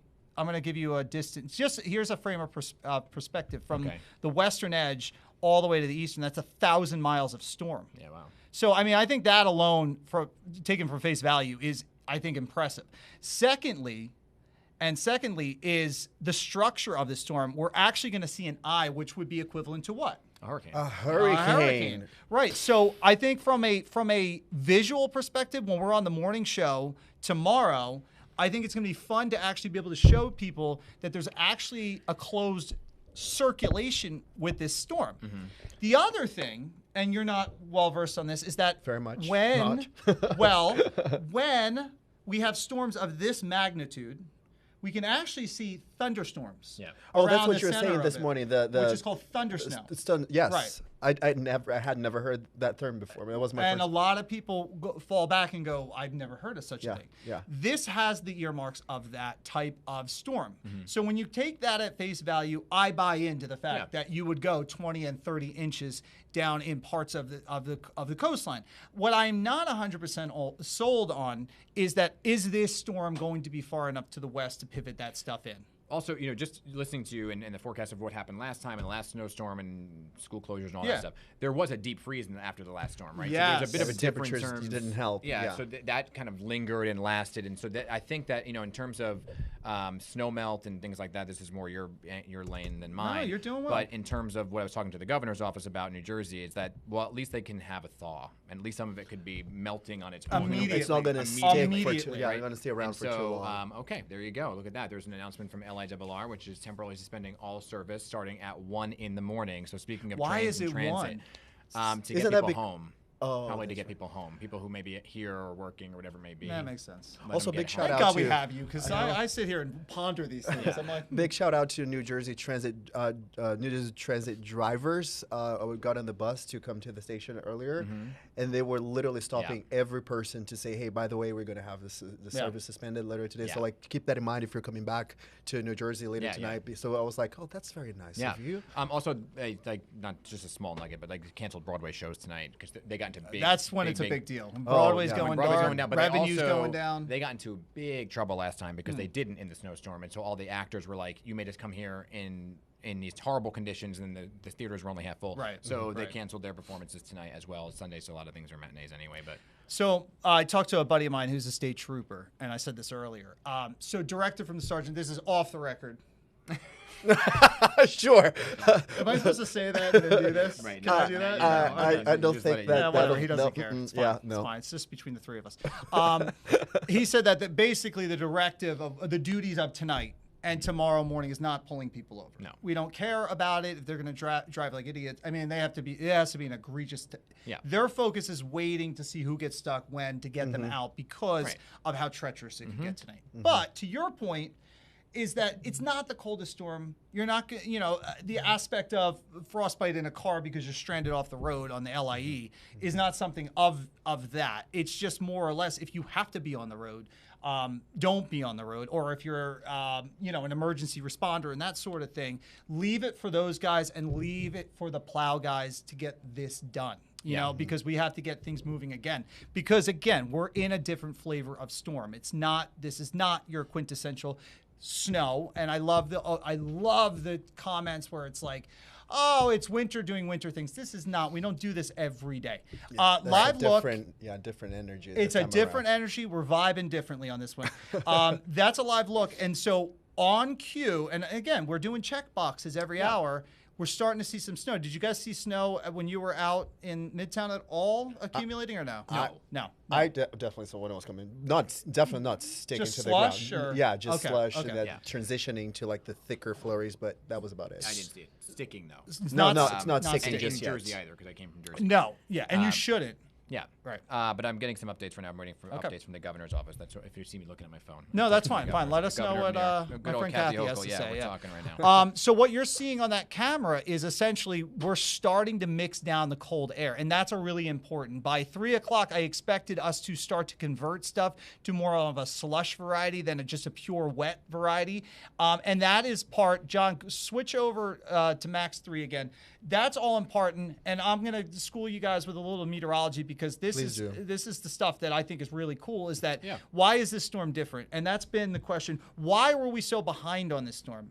You asked that, and you noted that because there needs to be a perfect phasing of multiple layers of the atmosphere, multiple jet streams. And what do I mean by that? You have these river of air at 15 to 20,000 feet in the atmosphere. So you need to have the perfect pinch point where all of these jets come into one particular location. You can actually see that on water vapor. Where that orange is being denoted, that's dry air in the mid-levels. Dry air in the mid-levels means that the atmosphere is escaping and evacuating, and that's sending a lot of energy impulse into one primary low. So, check. Need that for big storm. Next, you need an actual surface low. The question has been, what could go wrong? Yeah. How does this miss us? Can it still? Were you here at PIX when the 2003? No. Was it 2015 storm where it like never happened? Yeah. Do you remember that? Yes, it was under De Blasio. Yeah. So he went from having the worst storm to no storm at all. Right. How unlucky was this man? Right. Well, that is something that you have to watch as a meteorologist because it's not a flavor of storm that we've seen this. There's more margin of error with a different kind of storm than this one. It has to be perfect. So I showed you from the upper levels what's going on. It's going on. That's great. At the surface, now we need the storm to actually develop. So when you look at this, it's showing a broad and low pressure center right in here. You see that by the isobars. You see how everything's pulling apart nicely. I need to see that stop pulling apart and tightening over the next 3 hours. So we've hit this new rung of the game where we have to get serious with this surface low development because this is going to be pivotal to the next phase of development. Once we get the coastal, now the last part of the forecasting experience is where does it go? Does it go like this? Means it goes right up the coast. Does it try to bounce off the shore? I've seen friction of land pull these things a little bit off. If there is a wobble, and it's back to what we just showed, that 30 miles, does that snow band get in? That's going to make or break the storm. Not so much where you're not getting still inches and inches and inches of snow, but it really comes back down to, do we get involved in a 20-plus inch snowstorm? The magic number, guys, gentlemen, is we need a woman in here just to balance this demographic.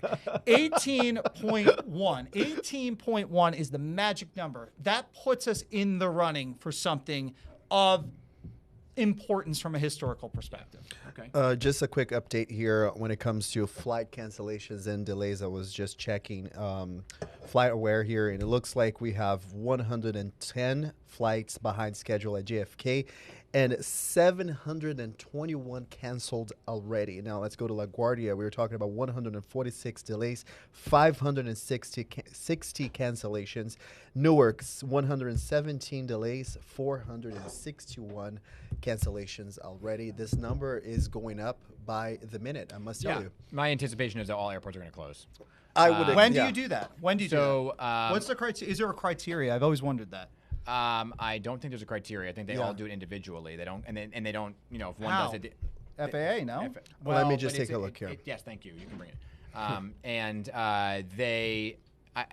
It is the FAA. Part of it's the FAA, but part of it's if none of the airlines are taking off, then the airport's just like there's no point in being. Oh, so they can make individual decisions as the carrier, and then. Yeah, and you know, a lot of these. My friend's right now trying to get back to California, and he's like, my plane's been delayed. They told me my flight can't take off until.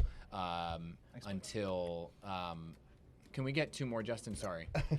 Would you kindly? And then, thank you very much. Take a mimosa if you're taking orders. So, sorry.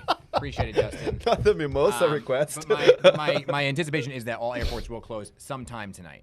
And that is also something that the governor was talking and monitoring as well at the same time. And then the big thing is, you know, when do they reopen? And what we saw last time with the snowstorm, and again, it was also a deep freeze, was that the airports reopened, but the airlines weren't able to take off for days because of the deep freeze and the fact that all these planes had to go through de-icing procedures. And so people who were trying to get out on a Sunday couldn't get a flight out till a Friday or a Saturday. Right. And so there's going to be a whole ripple effect from it as well. I was just about to say, that's the domino effect that we always watch every time something like this happens. I'm looking at FAA now, the FAA website, to see if there is any closures, airport closures. Right now, I don't see any. I do see some delays at MCO, Orlando, Miami, and a bunch of others. Fort Lauderdale also behind schedule. Ground delays all across the board. Oh, but poor so them. far, They're stuck in Orlando. I know. Like, how sad. How sad. Shout out to Orlando. I just moved from there. Yes, so shout out. My former Bet you're rethinking those life decisions. No, when we talk about hurricanes and everything, no, it's like leave or take. I guess I would say the only thing, and we could either we leave the door open on airports or we keep it open, is that I think this is a different beast than the last storm, because if you remember, you had that cross-country storm that started. Yes. It started out in New Mexico, and then it hit Dallas, and then it hit it was hitting every single hub that you're pulling connecting flights in and out of, and it was like Charlotte. Once Charlotte, I always said in the East Coast, Charlotte goes down. Game over, folks. You're not leaving anywhere because you have a lot of planes that roll through those areas. So why am I saying that? I don't know if the airports are as paralyzed as maybe we think they could be, because it is such a isolated territory between the DC Baltimore Beltway up to Boston. Yeah, no, that's a fair point. Right? Thank you. Right. Is that mimosa? Oh, water boy! We're getting a lot of water. We got so much water we're drowning. There's also an interesting aspect when it comes to snow removal and snow plowing, and that was something that a lot of these snow plows are able to go out and about, but when they have whiteout blizzard conditions, they have to take a pause. And so there could be a period of time overnight, listening to your forecast, that the plows actually don't hit the roads and don't. So they're going to go out beforehand, and then as soon as it becomes a little too dangerous, they pull back in a lot of these towns and municipalities.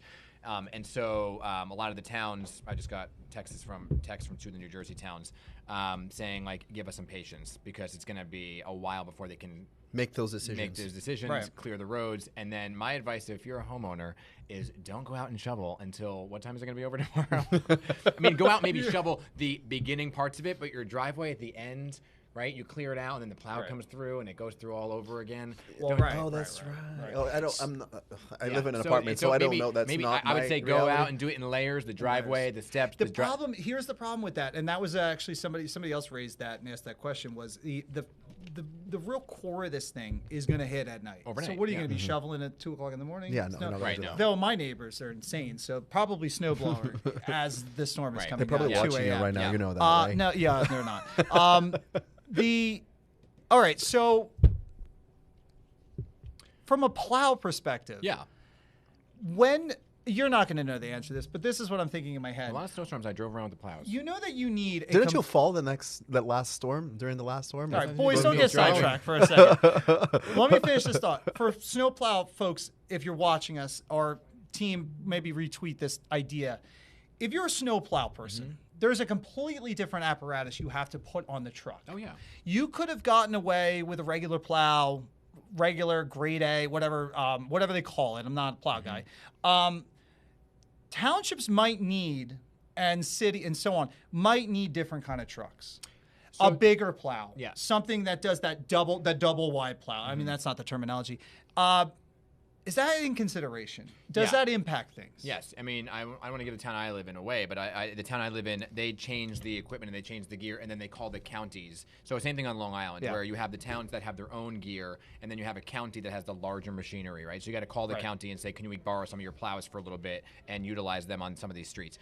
A lot of these streets and towns tell people that they can't park their cars in the street, move them back into the driveways, move them to a parking lot so we can clear the streets. But they do bring in bigger plows from the state and the counties.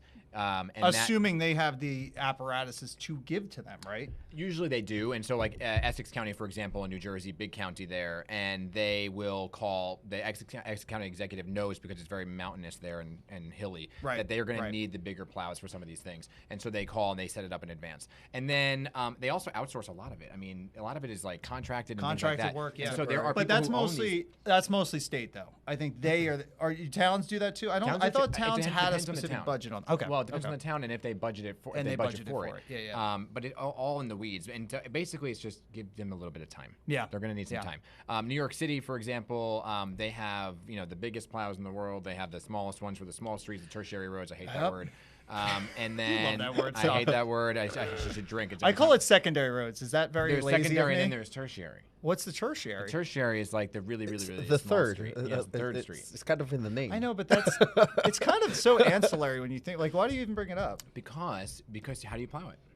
It's a small You street. don't. You just let it kind of. You gotta plow it, but they gotta get narrow. You cannot go through. So I would be curious to see what it looks like, what the snow plows for those kinds of streets would. So they're little. They're like these little itty bitty ones the New York City got, and they have little tiny plows in them, and they only go and do those streets. Right. And then you can track it all on Plow NYC, and you can report if your street hasn't been plowed yet, so on and so forth. And I remember in 2016, for example, there was big areas of the Bronx that people forgot about and didn't plow, and it showed on Plow NYC that those streets weren't available. Right. I mean, weren't being plowed, weren't updating as well. And so if you log on to Plow NYC, you can at home in real time let people know, hey, this street hasn't been plowed yet, or here's what's going on in my area. Is that like kind of Ring camera network where you could check in and see what is like, it's like a whole network of connection? Yeah, so Plow NYC is it's all color coded, right? So I forget what exactly the colors are. I have to go back and look at it, but it changes color as a plow goes through. And so even the city is able to go back and see, okay, we're not hitting this area as hard as we should. Right. And we need to. And so areas of the Bronx, for example, Rockaways and parts of Staten Island in 2016 were forgotten about. And so they obviously try to avoid that. The mayor, Mamdani, has said this go around that they are pre-positioning a lot of the plows to hit these areas multiple times overnight. He's got to be careful. He's going to be judged by this, right? It's a second storm in 2 months. It's his term. Mayors are judged by their snowstorms. And so he's going to be judged once again. Here we go. And this one's bigger than last time. Yeah. And I think we talked about this earlier about the power outages. When you get into this, and again, another thing about this storm is the detail of the actual makeup of the storm is not the fluffy, wet, fluffy snow. It's a wet, hard snow, and you're gonna 20 inches of snow. You're not moving that very easily. When you start to accumulate it on branches, it starts to kind of pull down the branches, unfortunately. Yeah. And that's where you get the power outages. And I want to show you this because I've been watching this, and we talked about this thing, and just a little quick background. This thing is not usually a sensitive model. If it shows something, which it is, it means there is something really significant happening here. Yeah. And I don't think I've seen like little hiccups and noise on this thing. It's showing entire counties involved in, and it's saying chance, don't get hung up on the words, but it's showing counties that are completely involved in power loss sometime between 8 o'clock in the morning to around 11. Yeah. My hypothetical is you have accumulated all your snow. You're now 20. I'm assuming it's the algorithms taking in the fact that you have 20 inches of snow on the ground on lines and branches. To you two fine news folk, what is the news importance of the fact the modeling is saying an area between Passaic and Bergen County to Staten Island to Lower Brooklyn to all of Monmouth and Ocean counties? I think that's easy. But does it say, is there a significance that if we lose that much power, what happens? Yeah, I mean, so that happened. That happened in 1996. And it happened parts of the huge areas that had without power in 2016, right? That was the big one. That was it, yeah. 2016, And what they were doing in Essex County and Bergen County this weekend, and you spoke to JC Hill, I don't know if they mentioned it, but they go out and they trim all the branches that are hovering over wires. So on these big stretches of road that have the main arteries for the power, they go and they 46. You got up, and they were there. I mean, they were there today too. They were there. Oh, they were still trimming. They were still there, and they were there on all their tower ladders, and they were there trimming all the branches away from the power lines because they're anticipating it to obviously. He did mention that the person I spoke with, the spokesperson for the company, they did say that they had those workers also on standby, together with everyone else, with linemen. They are ready to go, but they did say that they have been doing that work already. Right. So just to give you, just again, and like I said, I don't know if I'm reading into this more than it needs to be read into, but I mean, that's a pretty big population center to suggest that there could be a pretty sizable power loss. As mentioned, this thing usually doesn't show anything. It's showing something.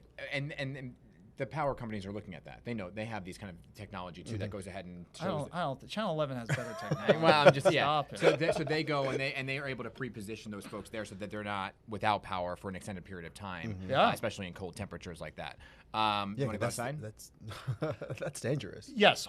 We have McGee Hickey. Hold that thought for 1 second. So just to close the loop, that's power. That's wind. The other thing we mentioned about roadways.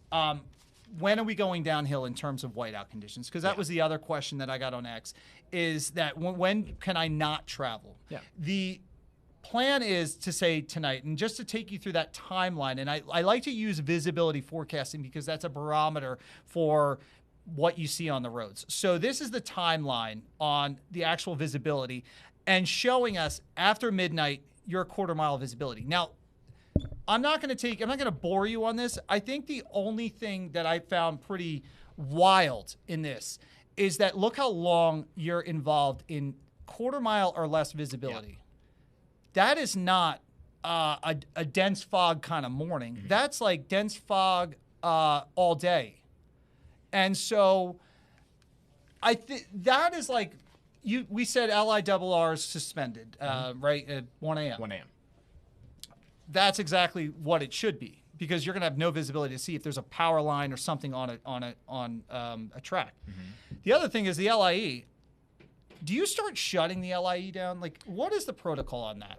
That I don't remember. That's a state decision, and so New Jersey. Because how could you drive at quarter-mile visibility for hours into Monday morning? Look at this. This is into Monday morning. Quarter-mile ice slip. I mean, you're now 8 hours of quarter-mile. It's impossible to drive. Yeah, let me find out. I'll find out.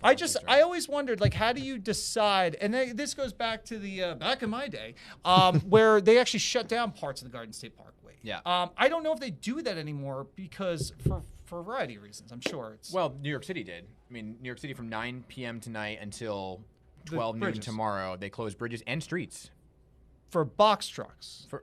Say that again. It's a travel ban. It's a travel ban. It's a travel. Yeah. 9 p.m. to noon tomorrow. Yeah, it's a travel ban. It was announced earlier. Okay. So that is something. I thought it was box trucks and No, that was commercial. This is why we have the news people, folks. Yeah, that's also included in like limited capacity for certain state roads, but that's a different conversation. What Dan is saying is precisely what it is. It's like a total ban. No driving. At all. So, all right. That's just my fascination is if I were to pick one road that's going to be hell on earth, it's going to be the LA. It always is. On a good day. I was going to say, you don't really need a storm for that. Right. It's one of those things where I think we just want to emphasize the point. It's like if you're going to even try, I mean, it's travel at your own peril because I just don't know if it's even possible. Anyway, that is it's a county decision. So so they're gonna Suffolk versus Nassau. You might have something stop somewhere, and then all of a sudden, right? Okay. So, but you know what? It could be. They could do it. I remember there was a storm back when I was a reporter that they did close the LIE, but they allowed us to drive on it because they allow emergency vehicles. Because you had a press pass, and you showed, are included in that. And that was a storm that was coming during the rush hour, so they closed it during rush hour, and it created this big issue because the LIRR had also closed and people couldn't get home. Right. Anyway, that's a story for no. That's a good story because it's like when we talk about that storm of whatever past, it's historical in perspective. So we got to understand what is this storm from a historical perspective. I love that you have that intelligence to say, well, that storm, that happened. And again, I think back to Driscoll Bridge at one point, they had also suspended crosswinds, low visibility, but that was years ago. I just didn't know if they do that anymore. New Jersey, for example, the bridges tomorrow, the George Washington Bridge, Mario Cuomo Bridge, those are for trucks. They've already closed those for trucks. But for box trucks, there's no moving happening from Rockland to Fairfield. Those have been shut down already, right? No, tonight. I think it was 6 p.m. So this is okay. Well, the good stuff. When does this get better? And this visibility, again, just using that as a pure baseline, says that we can improve the visibility. We don't have that dangerous aspect on the roads as we get into the Monday evening rush, even though I don't know who's going to be rushing anywhere or going to work that, can stay home. There's the other thing that I wanted to pull up, and I don't think I have it. I'm trying to double check here. So, did we talk about NJ Transit? Yeah. What did you want to know? No, that they suspended all bus, light rail, and access link services. It's starting at 6 p.m. 6 p.m. Yeah, I did mention that earlier, but you can always reiterate that. So, all right. So you guys set up game set where you're going to go with this, because I want to go back into SnowTools 311, and what we've been watching here at PIX11 is the evolution of the storm from a forecast sense. So what we have in our arsenal is forecast models that can actually take real-time sample size every hour, say this is what's happening in the atmosphere at this particular point, and now we're going to model it to say this is what's going to happen. All right, so my thing, and I'm going to ask you guys this as well, and we'll leave this graphic up, and then we'll do some hyper-local stuff. How many inches? I like this game. How many inches do you think will fall in Central Park? Gio. I have no No. What is Play with me on this. We have a forecast of 12 to 16 inches. Okay, 12 to 16. How many inches of snow do you think? And I'm going to give you some perspective. If you live in the city, the forecast is usually always overbaked because everything melts and it melts and melts and melts. Okay. I'll, Where are you going with the between number? 14. Let's go with 14. That's where I'm at. Yeah. Dan Manarino, you lived in the city. I did this with my friends. We do this every snowstorm. Okay, I like this. Central Park totals. I went 13.5. Oh my God, you was very specific. Right, I go very specific. 13.5. And my friends all believe it's going to be way more than that. Way less than that. I know. See, everybody's on the bus train. Everyone downplays it. And so they were all going 9 to 10. Okay, 9 to 10. Yeah. Now, G thinks it's a 20-plus inch snowstorm. I don't know where he's at. It's a G thing, as they say. Right. It's a G thing. So this is so. What I'm looking for is evidence to support one direction versus the other, and in this guidance. I don't know if I truly buy the fact we're broad brushing with a paintbrush, 17 inches of snow up in Montgomery to down to the south. Yeah. We got McGee coming on yet? Yeah. Or no? Yes. Yeah, okay, hang tight, because let me finish this, then I do want to get out to McGee. I think there's going to be a war zone that happens with this snow ban.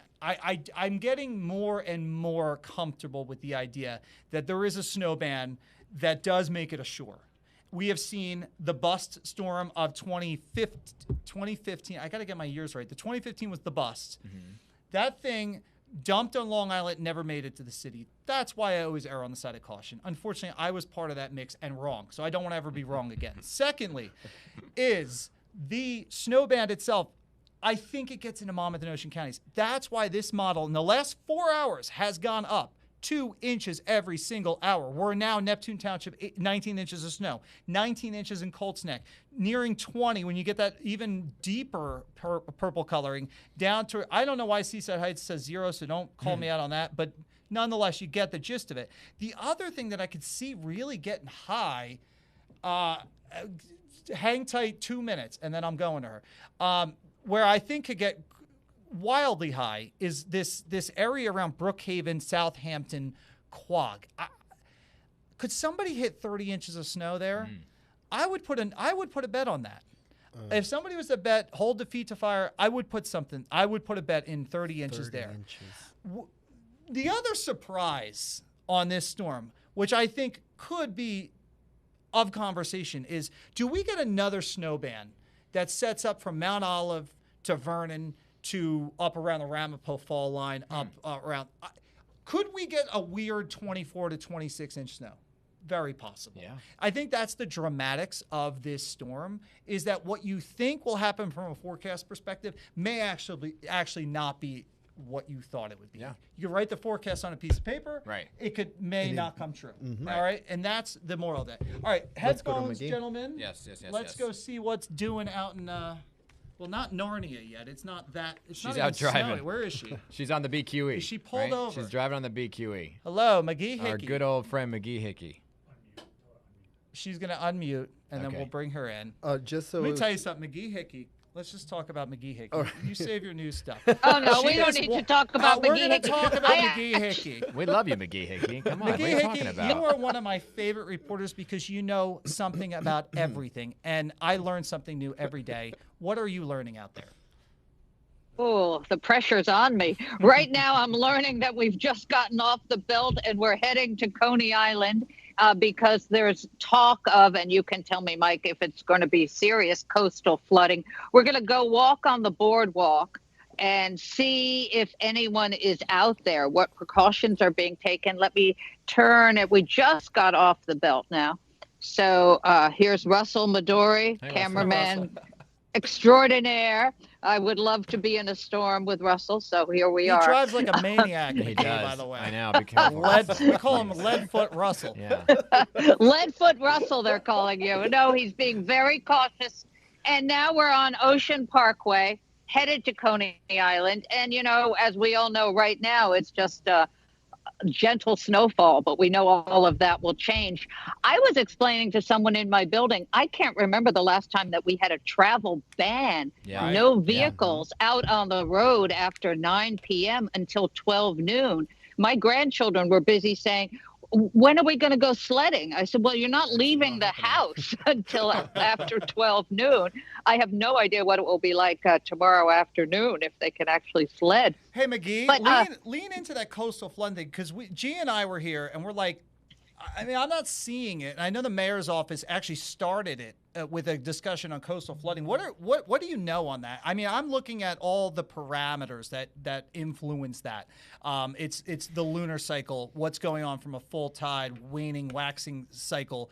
That influences, of course, the push and surge of the southeast wind, and it's southeast wind in Coney Island that you have to always watch.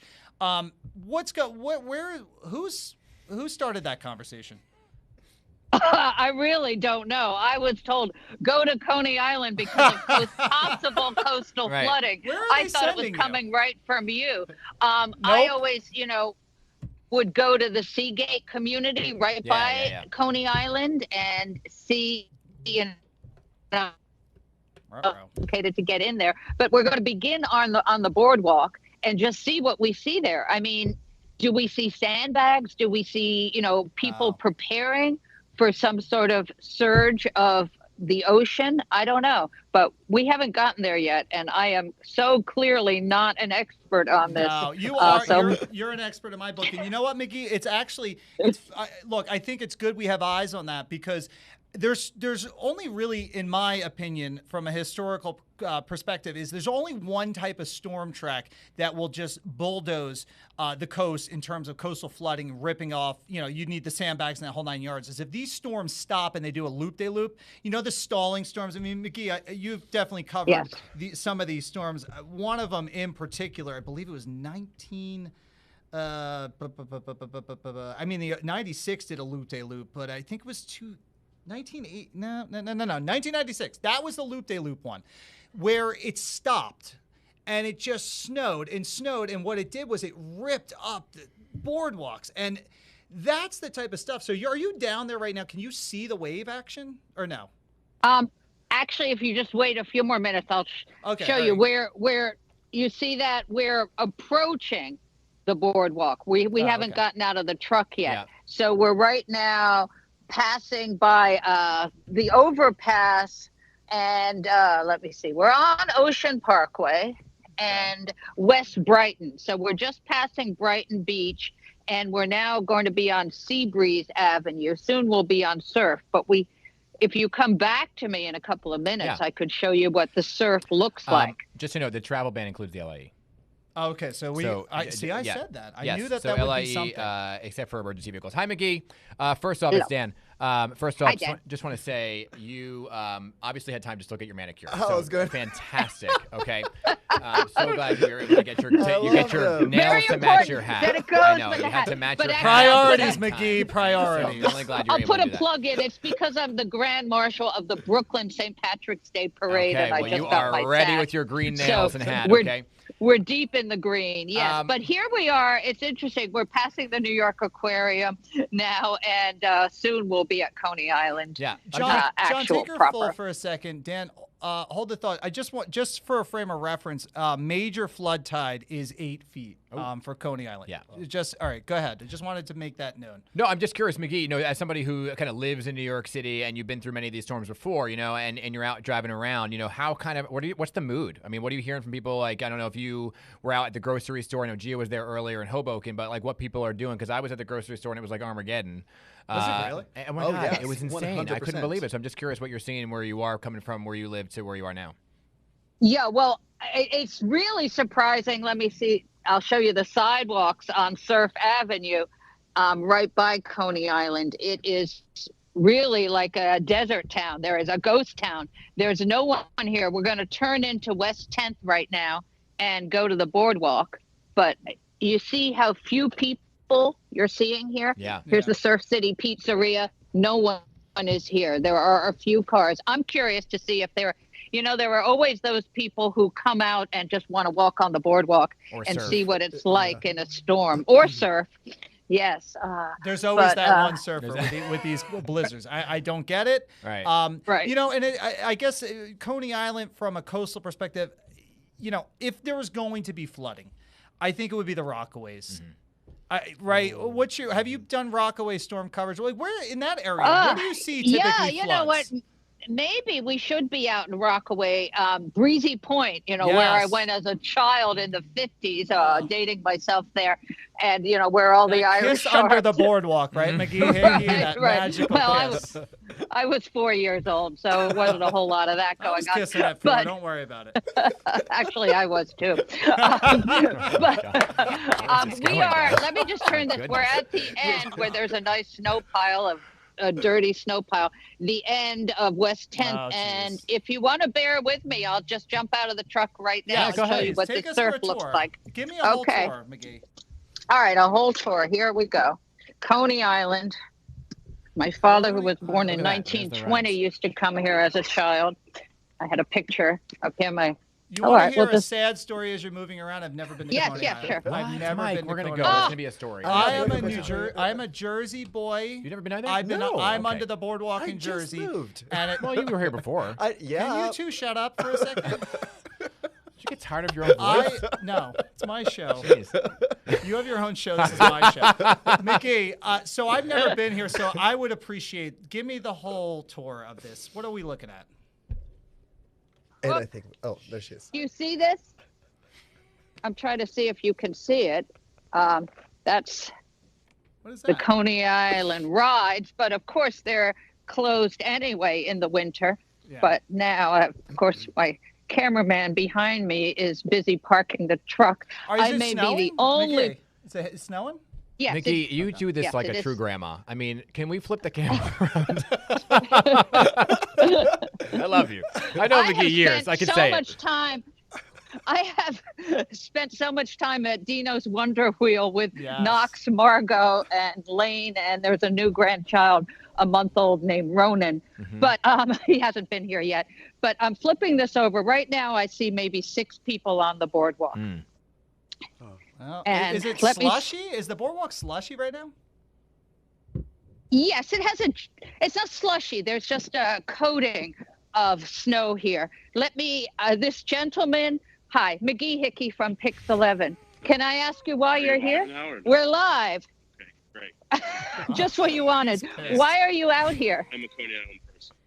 You're a Coney Island person. Yeah. What is a Coney Island person? Someone that comes out here during a snowstorm. Okay. Are you prepared for some coastal flooding here? Do you think it's going to flood? It's probably not too bad. Not too bad? Yeah. How many storms have you been through at Coney Island? A lot. Since Sandy. It won't be like Sandy. It's just going to be snow and wind. Just snow and wind. Snow and wind. And how long are you going to stay out here on the boardwalk? Till I get cold. Till you get cold. It is really, describe it for the people who are warm inside. It's very pleasant out here right now. Yeah. It's you not want to get them to come out. It's pleasant out. Yeah. Right. No, you don't want to encourage people to get out. But I mean, we've all dealt with a real cold snap recently. Yeah, that's not. And this is mild. This is above freezing. I don't have gloves on because you can see my fingernails there, my beautiful green fingernails. But I don't need gloves. But why are you out here? Just to see what it's like. Yeah, exactly. Just to enjoy nature. Enjoy nature. I got a question. Does he think the forecast is going to live up to the hype? So we got to enjoy it for now. All right. So I have a question from our meteorologist. Sure. Asking if you think the forecast is going to live up to the hype. Do you think we're going to see, what are we saying for Brooklyn? More than a foot of 16 snow? inches of snow. I placed a bet on one of the markets for over 15 inches of snow. I said that. So you're saying over 15 inches. So you're with our weather team. How much did he bet? Yeah, really. How much did you bet? I bet $50 to win 100 Nice. for over 15 inches. I bet 100. Okay. He's right on the money on that. There you go. You think? All right. Well, we think you should even bet up the wager. So you'll Bet up? Okay. Yeah, Double we want you down. to make more Yeah. money. If the meteorologists want to cut, we can make it happen. Oh, yes. Oh, you got a whole team. McGee, Yes, get his this is a- memo. Team. Get his All right. memo, Yeah, really. please. What's his name? We'll talk offline. Tell me your name. Jonathan, and your last name. That's all right. I'd rather not share. All right. All good. Probation so officer you- doesn't want to know. Right. So you've been a lifelong Coney Island person. Pretty much, yeah, my parents. Your parents. And how bad has it been in some snowstorms? It's been bad for sure, especially like the 2016 one. But we'll be all right. I know there's no school tomorrow, so should be fine. Right. All right. As long as there's not major flooding. Is he worried about anything, you got to McGee? go somewhere else. Anything The worry water's him about the pretty far storm? away here, so it's not going to be like Sandy. Right. It's not going to be like Sandy. And we have a nice new boardwalk here. The question from the people warm inside is, are you worried about anything? Am I worried about anything? Storm related. We don't need to get into therapy session. I mean, if we want to have therapy, we can do that. Thanks for I'm not clarifying a that, therapist, Mickey. at least I play one on TV. But are you worried about anything storm related? I mean, it's just the dig out, right? Like Yeah. last time was bad because it just stayed frozen for such a long time. So now it'll hopefully be sooner. Maybe you got some more folks who want to join the shot of Yeah, hold on. Jonathan's had He's enough trying to about- go. Ask Jonathan one more question. Hold on. Ask him about Here's like another question. because he was talking about the dig out and everything, right? And so people don't move their cars and everything else, and they don't pick up their dogs. Like, how bad was it the last go around, and what's the hope people kind of do this time? Right. You're concerned about the dig out. How bad was it last time? And what are you concerned about? People weren't moving their cars at all? Yeah. My car actually got stuck, like it wouldn't start, so I had to get a tow truck to help me get it out. I hope it's not that bad, and just like, because last time it was so cold and it froze all over. So hopefully it melts a little faster this time. Yeah, hopefully. Well, aren't we hearing that it's going to be warmer faster? Much. So we're not going to have those frozen mountains of gray and black snow with dog dew. Right. It's going to be beautiful and lovely, right? Hopefully you can hop on a flight soon. That's Right, it. Go yes. to Florida. Right. Anyway, All right. thank you, You're Jonathan. Good luck to you. All right, And McGee, he who said- else could we harass down Yeah, there? really. He was says fun. I should go talk to other people. That's what he said. That's your cue to go. He'd had enough, but if I run and chase these women, I could fall. It's slippery on the Don't run. Yeah, let's not do But that. they're walking away from me. I wonder why. But let me your see. nails. It could be.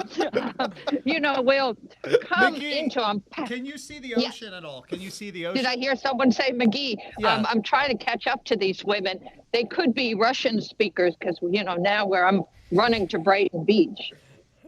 Let me right. see the ocean real quick, McGee, before you chase that Okay. person down. The ocean. Let me see. Okay. All Well, right. it's not bad. It's calm.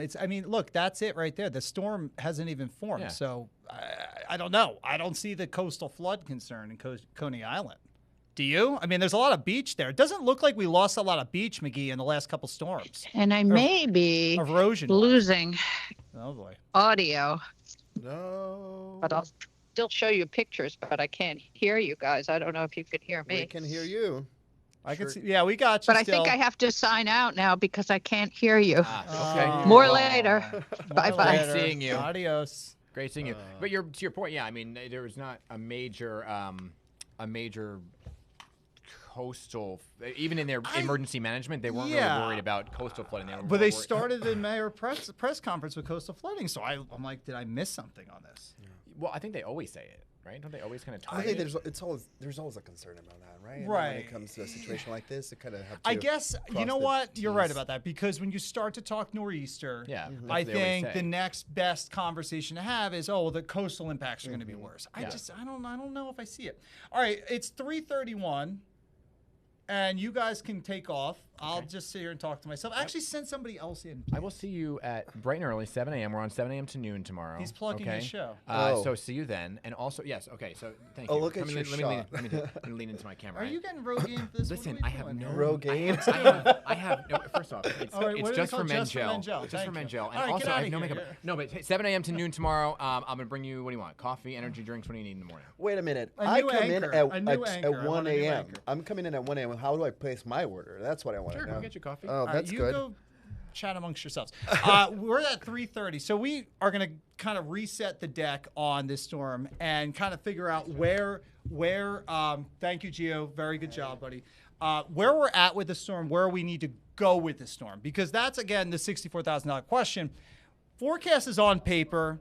It's etched in stone. We wrote it out. Now it needs to unfold the way it's got to unfold. So here's where we're at in terms of the actual overall structure of the storm. Okay, so we've gotten to the point where we needed to see a couple things happening in the atmosphere for this storm to materialize, right? So right now, this is the water vapor imagery. There's a few things happening. We have some upper level energy coming into the storm.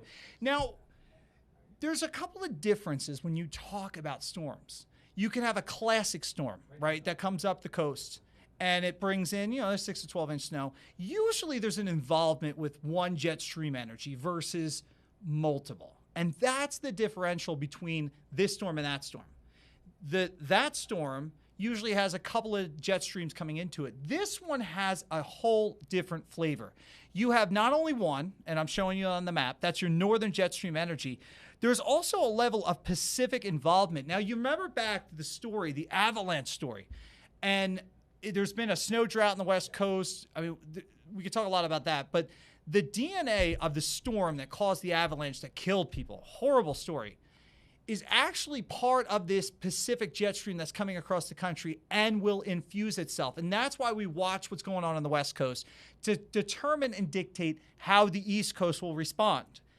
And I think that storm was a big bellwether for us when we were forecasting. And there's been questions, and we'll do a postmortem on this storm. Why were we late? Dan Manarino talked about, we went from that virtual learning perspective to you're just completely off tomorrow because we didn't have enough time to get the equipment because the weathermen couldn't get their mind made up. The problem with this storm, and a lot of times these major storms don't have a clear-cut solution because there's just so much involved in it. So where we're going with this, take this full, John. Where I'm going with this story is it's not just one piece of jet stream that creates the storm. It's not just two that creates an even stronger storm. You need a third injection of moisture and energy to infuse into one body or surface low pressure. And that's exactly what we're showing right now. It's 3:34. I thought that we would have something of this to show you, and it's really nice. It's kind of eerie in a sense to actually be able to show this. And this means that the forecast is going according to plan, because we got to always take a step back, look what's going on in the big picture, and then let's take it from more a granular standpoint. Now let's work our way up to down. So let's go down now. At the surface level, you have to have some kind of cyclogenesis happening. We see that right now off the Carolina coastline. If I were to split hairs, all right, and if I were to say I want to see something better or more compelling, I would want to probably see a more tightly wound area of low pressure. And right now, it's a very elongated low. Okay? It's not good. That can't stay that way. Now, we're still too early, so I'm not saying that's the end result. but it's something that you have to pay attention to. If we don't pack the isobars, we're not going to bomb out the storm. And we go into what's called definition bomb cyclone, which is really which is an abbreviated version, even though it's a scary term, for bombogenesis. It's essentially the same thing. It's rapid deepening of low pressure off the coastline. What could go wrong here? One, this stays weak. That's a big problem. That's a big problem for people that have forecasts of 20 to 30 inches. Now, I'm going to talk to you about why 20 to 30 inches is also a viable forecast, but I want to talk to you about what could go wrong right now. The second thing, and I've seen, and the bust of 2015, which lives rent-free in my mind to this day, is that it refused to get itself together. It had a low here, it splintered a low there, and we had another low here. And you had a complete battle for supremacy, essentially, between three different lows. We call these sometimes double barrels. I've seen triple barrels. I'm explaining a triple barrel right now, where it's competing energy that's all strung out. You don't have one cohesive storm. So I'm not too concerned at 336 right now with what I'm seeing, but I would like to see it a little bit better because we're now getting to the core of the storm from a benchmark standpoint where I need to start to see us get engaged with snow. It was really important to see Hickey's live shot in Coney Island because I wanted to see, is the coast starting to begin to convert? Are we starting to see colder ground temperatures, and are we starting to see some slush form? Because we need to be in slush mode between 4 to 6 o'clock. I'm going to pull up. Let's do this. Let's look at ground temperatures. All right, this is ground temperatures. Okay, this is good. You have, well, this isn't good. Got to get that lower. Asbury Park's getting a little dynamic cooling. New York is 31. John, throw up camera. If you could, throw up one of our traffic. Let's go a couple. 42nd. Okay, go traffic land. Okay. What I'm trying to look at is, are we starting to see slush on the roadways? That's, again, the next benchmark, 4 to 6 o'clock. All right, so we don't. So we can go back to max 3. So 31 is definitely stepping in the direction where we need to take this storm because we can't be middle 30s anymore. That's a really important aspect of the storm. Can't be middle 40s anymore, or middle 30s nearing 40 degrees. Just can't do it. All right, let me get out of that. Let's go to radar, and let's explain what's going on in real time. So this looks extremely compelling. However, it's deceiving in the sense of it's showing we're fully engaged in snow. I said this on our newscast last night and Monday. It may snow all day, and it might not accumulate. And that's kind of what's happening right now. We're seeing snow aloft at radar level, which is tilted up several hundred feet above the air.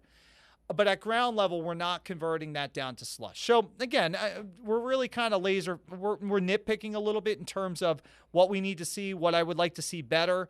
But in all honesty, it's kind of happening the way we think it is. You also notice, pretty interesting little feature, how you just see, you go from rain and all of a sudden see how this kind of fills in with snow?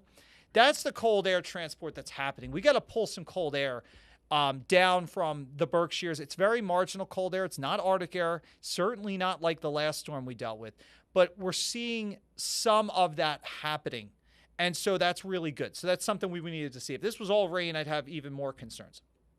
So live radar is showing you we're beginning to start to see heavier rain.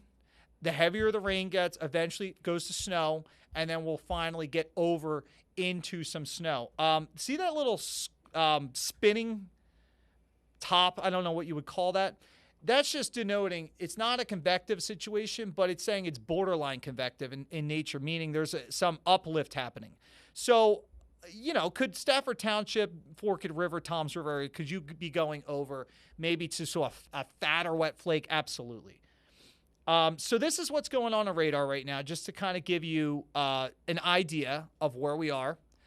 I love this in a sense because this thing is going to do something pretty magical, especially if you're a meteorologist and you want to kind of understand why do people become fascinated with this stuff. It's going to be a magical picture because we go from a pretty strung out remnant low, and then the models show the evolution of just what I would call this a classic nor'easter, which it's a blizzard because obviously we're engaging visibility issues and whatnot. But there's another thing that is definitely interesting to me, is that you're going to have somewhat of a quasi-eye feature. And when I go back in history and I look at storms, the 2016, which remains New York City's #1 biggest snowstorm, 27.5. I mean, that is nothing to sneeze at. All of them shared the same similarity. And it was this picture, the satellite picture of this, with somewhat of an eye feature. I don't like to say it's reminiscent of a hurricane because I think that needs to stand alone. But boy, does it look it, right? Doesn't it look the part? I mean, you even have, and that, I think this is really cool. And let me draw on this so you can see what I'm talking about. It's this right here. I mean, that's a really cool depiction of what this storm can become. So when you have that structure, you got to look at what's going west. It's this. You have right in here S plus snow. That's aviation meteorology for very heavy, intense snow. That band is pivotal to the storm.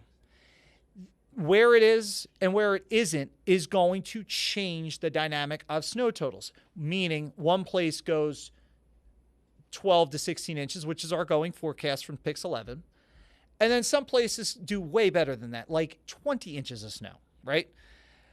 So I guess, again, I'm giving you an understanding that one thing you need, a common thread you need, is that you need this structure of storm. Now, I have seen storms have the same structure, but the track was like here. And we have seen storms. And so we had a storm here, and it went like that. That's no good for a top blockbuster, top 10 snowstorm for New York City.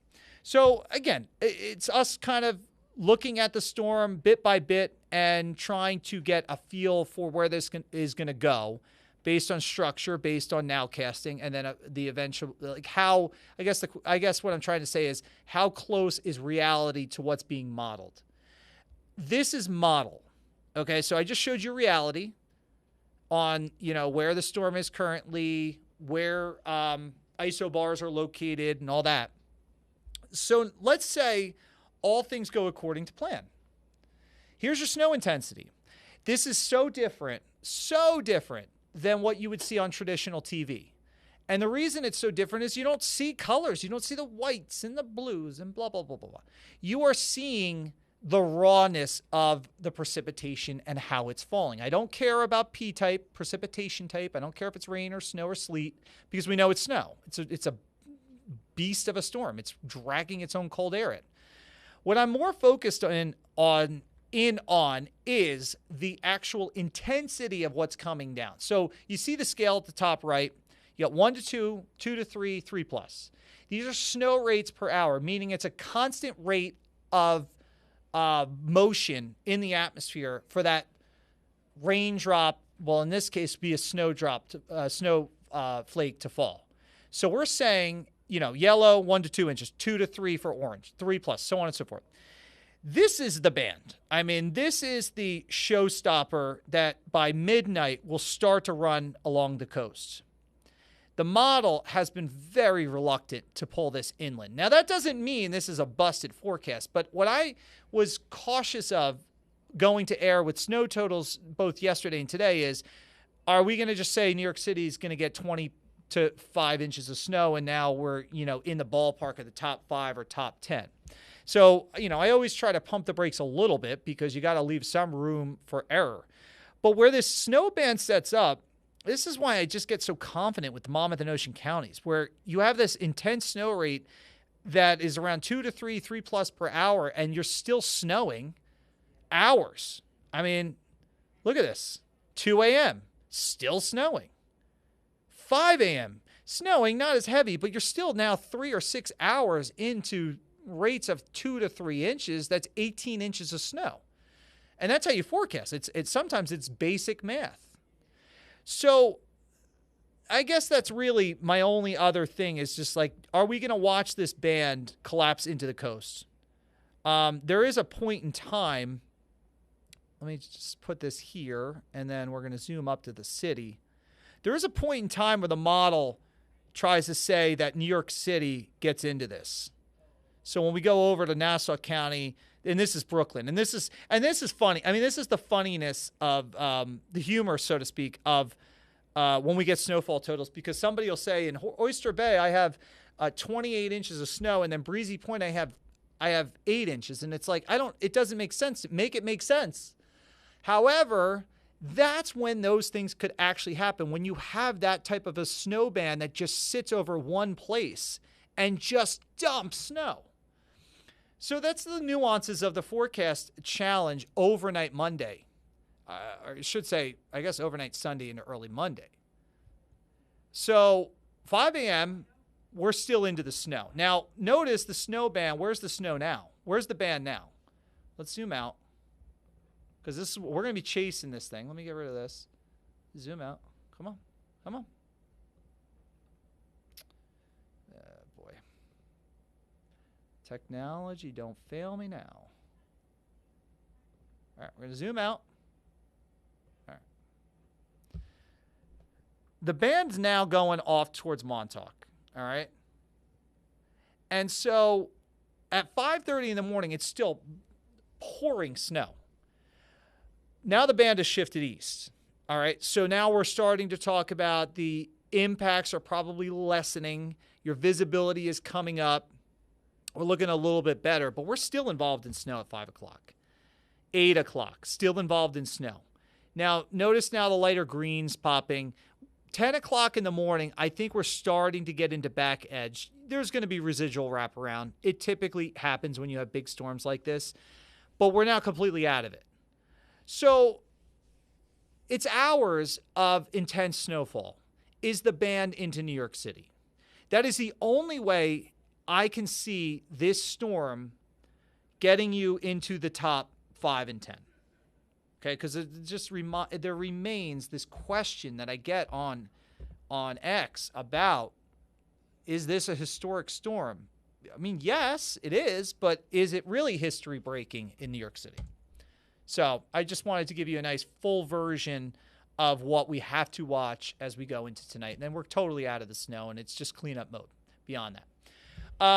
Lots of news coming out about, closures of roadways and bridges, and the LIE suspensions are happening. It's all tied back to visibility. This storm, the conversation on this storm, blizzard warning, which was activated at 3 o'clock in the morning on Saturday morning, was visibility. A question that I just got, again, Mike, this is a blizzard. We had this already. What's the big deal? The other one wasn't a blizzard.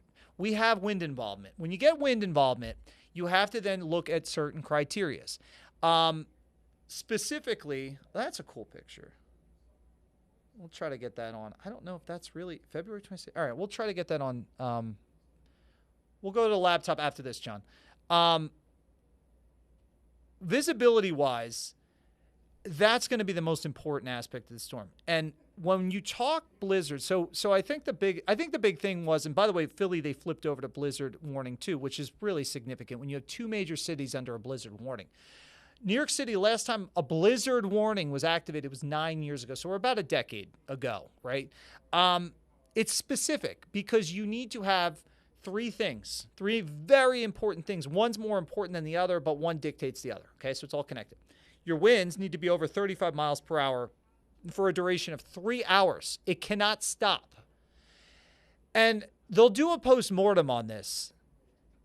They will. They'll forensic meteorology the hell out of this. And they'll say, we can say that ASOS sites on Long Island or the Jersey Shore or even JFK or LaGuardia stayed blowing at 35 with gusts higher for 3 hours. And we would actually deem this the blizzard.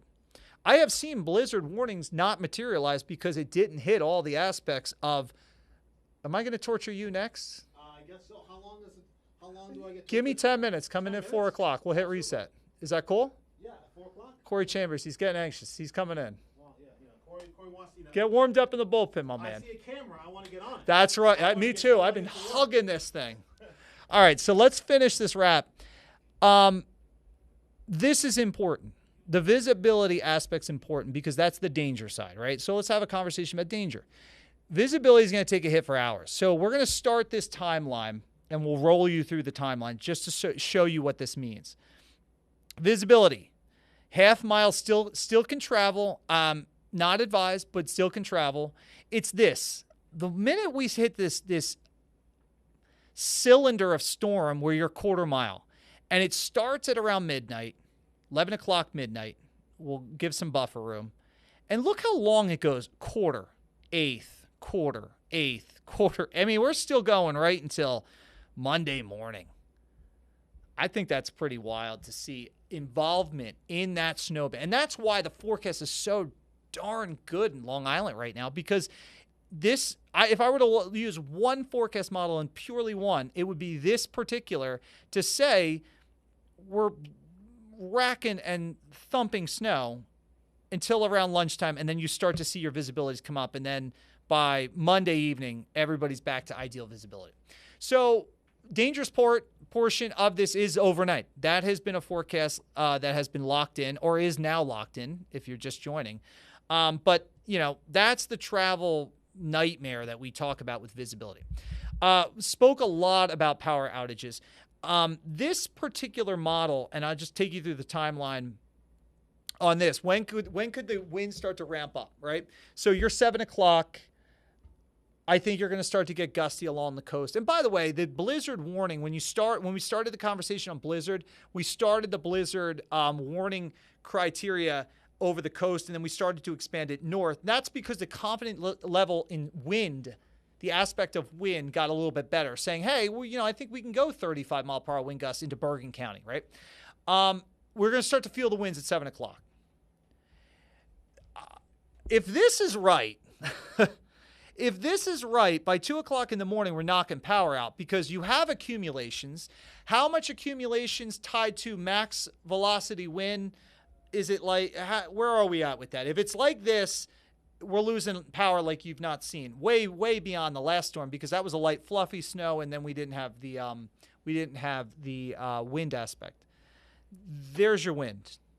Now, deceiving, yes, because you may have wind, modeling might be saying it's very, very windy, 50, 60 miles per hour. In some cases, 70. I'll show you in that 1 second. But not all of it mixes down to the ground. It's a whole other dynamic. I mean, the weather is like this. You're not just looking at a pure one-dimensional view. You're looking at three-dimensional. You're looking from ground level, 20,000 feet into the air, trying to forecast what this fluid is going to do. You thought your job was tough. So here's winds. We're getting gusty, very gusty. You'll start to hear it screaming. You'll be in Oyster Bay. You'll be in Huntington. You'll be in Sandy Hook Bay, Atlantic Highlands, and you're going to say, wow, all right, here we go. We're hitting.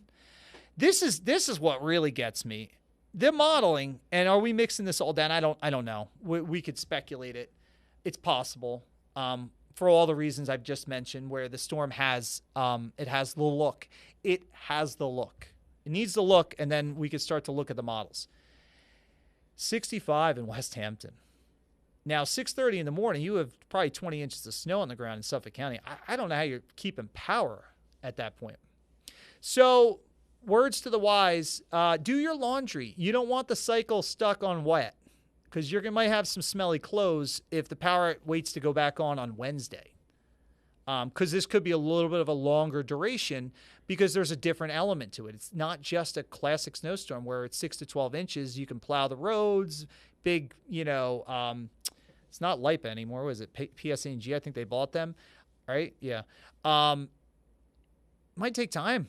Might take a lot of time to get out there and start restoring power. So on the wind side of things, I think it's really fascinating to see if we achieve these numbers. I don't see why not. I guess my thing is I don't see why not. Winds are going to stay up into Monday as well. So you're going to still get blowing and drifting snow. And that's, by the way, another thing that adds to the puzzle is that you're going to be seeing the blowing and drifting snow. I would be careful with assumption of numbers, meaning somebody's going to measure a snow drift and say there's 40 inches of snow somewhere. That's insanity. We'll know who those people are pretty quickly when the public, there's two types of reporters. There's public report spots, and then you have your professionals.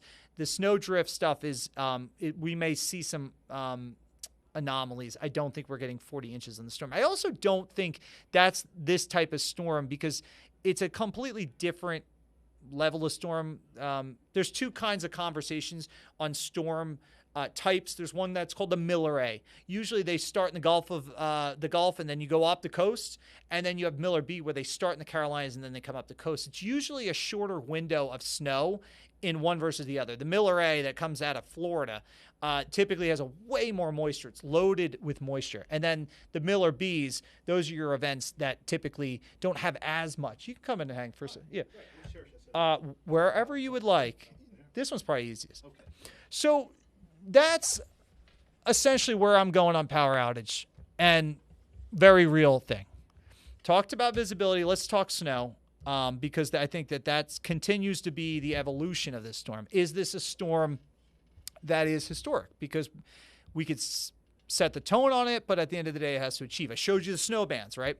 So this is what we call the high-resolution rapid refresh. What this does, I love what it does because it's taking all the information as we talk together now, and it starts to say, what's changing for the better, what's changing for the worse, and then it starts to create an algorithm to give us snowfall.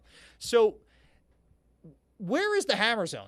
I mean, that's the conversation. It's like, all right, well, Mike, where are you putting snowfall that's going to be way different level, like not manageable? I would think it's this area, Old Bridge, Parlin, Middletown Township, down into central Monmouth County. There might be some sleet mixing that'll throw numbers down in Asbury Park or Long Branch. Jackson Township, Manalapan, Colts Neck, this could be 20 inches of snow. It's showing 18.5, but this has been rising. The other one is the island, 18 plus inches, all right? The area that is throwing me off my game a little bit, and I don't like it very much, is this area.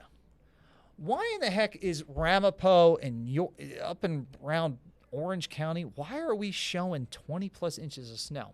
I have seen storms do a very odd thing where we get a snow band here and then a weird snow band that happens up here and it just dumps snow. So it will be interesting to nowcast this storm as we move forward because it all depends on where these snow rates start to develop and essentially where they stick around, if they stay and they stay firm. So and by the way, this is the list, and we'll bring Corey in. This is your top snowstorms. Corey, I was saying the magic number is 18.1. Like, everybody keeps going, it's historic. Well, I saw on the post Storm of the Century. Storm of the Century. So is it the Storm of the Century or no? I don't know. What does Mike Masco say? The post says it is. So I don't know. We got to get 18.1. Anything beyond. Well, if it's low. The post likes to make things big. Anyway. If it's lower than that, I don't care about it because we just wasted the public's time. Yeah. In my opinion. Because I don't like to throw. What's your thoughts on this? You're a news guy. You talk to producers all the time. When they're coming up with these headlines. Yeah. Are you the one that says, I want to be careful with what I say, or do you like it because it gets attention? It gets people's attention. I want to be on the level of fairness. Like, what is the because you don't want to get people. You don't want to be the boy that cried wolf, right? Right. And that's a very easy thing to do when you're in your business. Right. Because we all we hear snow's coming, bombogenesis, you know. We get excited. People get juiced up, as Mr. G likes to say. Juiced up. He's like, don't get too juiced up. That's his phrase. But, it's very easy to get like that. So I always say, don't go overboard, but make sure people are aware. Look, LIRR, they're stopping trains. They're already saying it. At 1 a.m., no trains. Yeah. Right? Yeah. And it's like you have to make decisions like that. You've got to adjust your life because this is a serious thing, as far as I understand it. Right. Well, that's it. As far as I understand it. And that's the thing. You want to bring Grace Gomez in? I'll get headphones on. Oh, you sure. To talk to Grace? Oh, my gosh. I love to talk to Grace. And you know can I talk to Grace in English or Espanol? Espanol, please. Espanol. This is PIX11 Telemundo. Yeah. Oh, Hi, guys. Grace. Hi, Mike. Hi, Corey. Grace, where are you, Grace? I am in Patterson right now, and I actually just got out of a press conference with the mayor and his whole team. And I just wanted to kind of bring up a few pointers that I kind of took down during the press conference, because I think it's important for people in Patterson and in Passaic County to know what's going on, at least in this area. So effective immediately, the mayor of Patterson declared a state of emergency. So he also advised, because I don't know if you guys remember, but after the first snowstorm, the big snowstorm we had a couple of weeks back, it really took a few days for Patterson streets to be cleaned. And people were complaining, residents were sending us messages. I mean, we had one of our reporters, Angelo, come out and cover the story because it was so bad. And that's one of the things that the mayor said. He wants people to know that conditions will not return to normal immediately and that recovery will take some time. He also said and mentioned this repeatedly, kind of warning people that are going to be shoveling, their sidewalks for homeowners or their steps, is that the snow will be heavy and difficult to move. Officials are actually telling residents not to shovel immediately because according to them, this is considered, quote, hard attack snow due to the weight and density, and winds may be strong enough to cause power outages. And that's one thing I noticed. I live in Bergen County. This morning when I took my puppy out, the one thing that I realized was it was so windy. And guys, I lived in Boston for 10 years. And one of the things that when I cover blizzards out there, it's like the wind can make or break, right? Yeah. Like the temperatures go down, those snowflakes hit you hard in the face, something I'm not looking forward to later, but it's the reality of it. That wind could also cause power outages, which is what they're worried about here. So they're telling people to charge their cell phones. They're telling people to make sure that they're prepared. They are also advising that the schools will be closed tomorrow. They're unsure if it will be reopened on Tuesday. They said that's a decision that they would take within the next few hours. City offices are also closed until further notice. And one of the things also, if you've ever come to Patterson, you see a lot of street parking. And in a minute, I'm going to come out and show you a little bit of what downtown looks. People park in the streets. There's not enough parking or houses that have their driveway to park their cars. So one of the things that they're offering is free parking alternatives that are available for residents because they need the streets to be clear so that the plows can actually salt and clean that snow later on. They are urged to stop parking on the street to allow, as I mentioned, plows to move through. Will they tow cars? If somebody's parked, will they tow you? Like, you're out. We got to get this because a lot of towns are like that. We're not doing this again. Well, where these cars are stuck and we can't move. Towns literally. My town was a disaster. Just tow them. Are they saying that? Well, there are. I know, and I don't know exactly where you are, Grace, but I know there are locations where you'll see the sign and it will say snow emergency route. Right. And if you park on that route, you will be towed because they're saying if there's an emergency, you've got to go. I don't know about Patterson. Yeah, well, so that's one of the things that he didn't address, but I'm assuming if there's a sign on the street and in the place that you're parking, chances are your car is going to get towed. Right. So that's what they're advising people to take advantage of this free parking alternatives. The other thing the fire department also mentioned is because we're going to get so many inches of snow, the fire hydrants are going to be covered.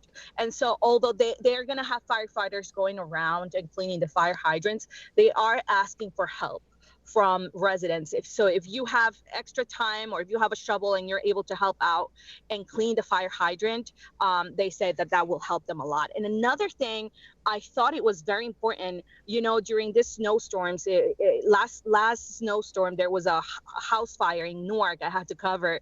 And one of the things was, the big challenge was the fire trucks getting there because the streets had not been plowed. So in here, what Patterson Who does that, Grace? I got a quick question. Who goes out and digs out things? I mean, whose job is that? Who's the is that city? There's a plow guy? Is there a council? Are you talking about the streets or the no, fire making sure there's hydrants that are totally just void of any kind of snow. So like what the priority? firefighters are supposed to do it, right?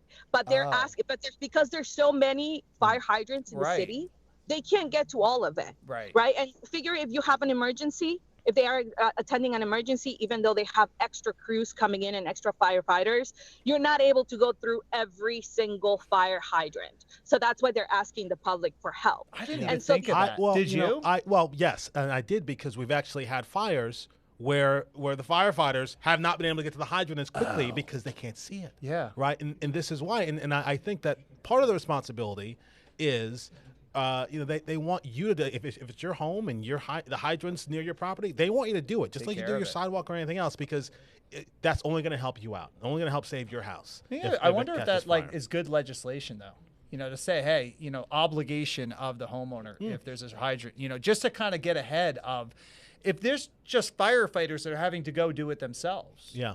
And there's not enough people. It's impossible. You're absolutely right. It's interesting. Sorry, Grace. Continue. I like to cut people off because I forget all of my thoughts. So. No, it's all good questions. We're here to try and answer all of them. The other aspect about a house fire or an emergency is that the fire department actually has plow trucks that are going to go ahead of the fire trucks and clean the streets, so that when the fire trucks get there, they don't have to struggle trying to get through a street that's not plowed. And that could save lives. So I thought that was very, very interesting.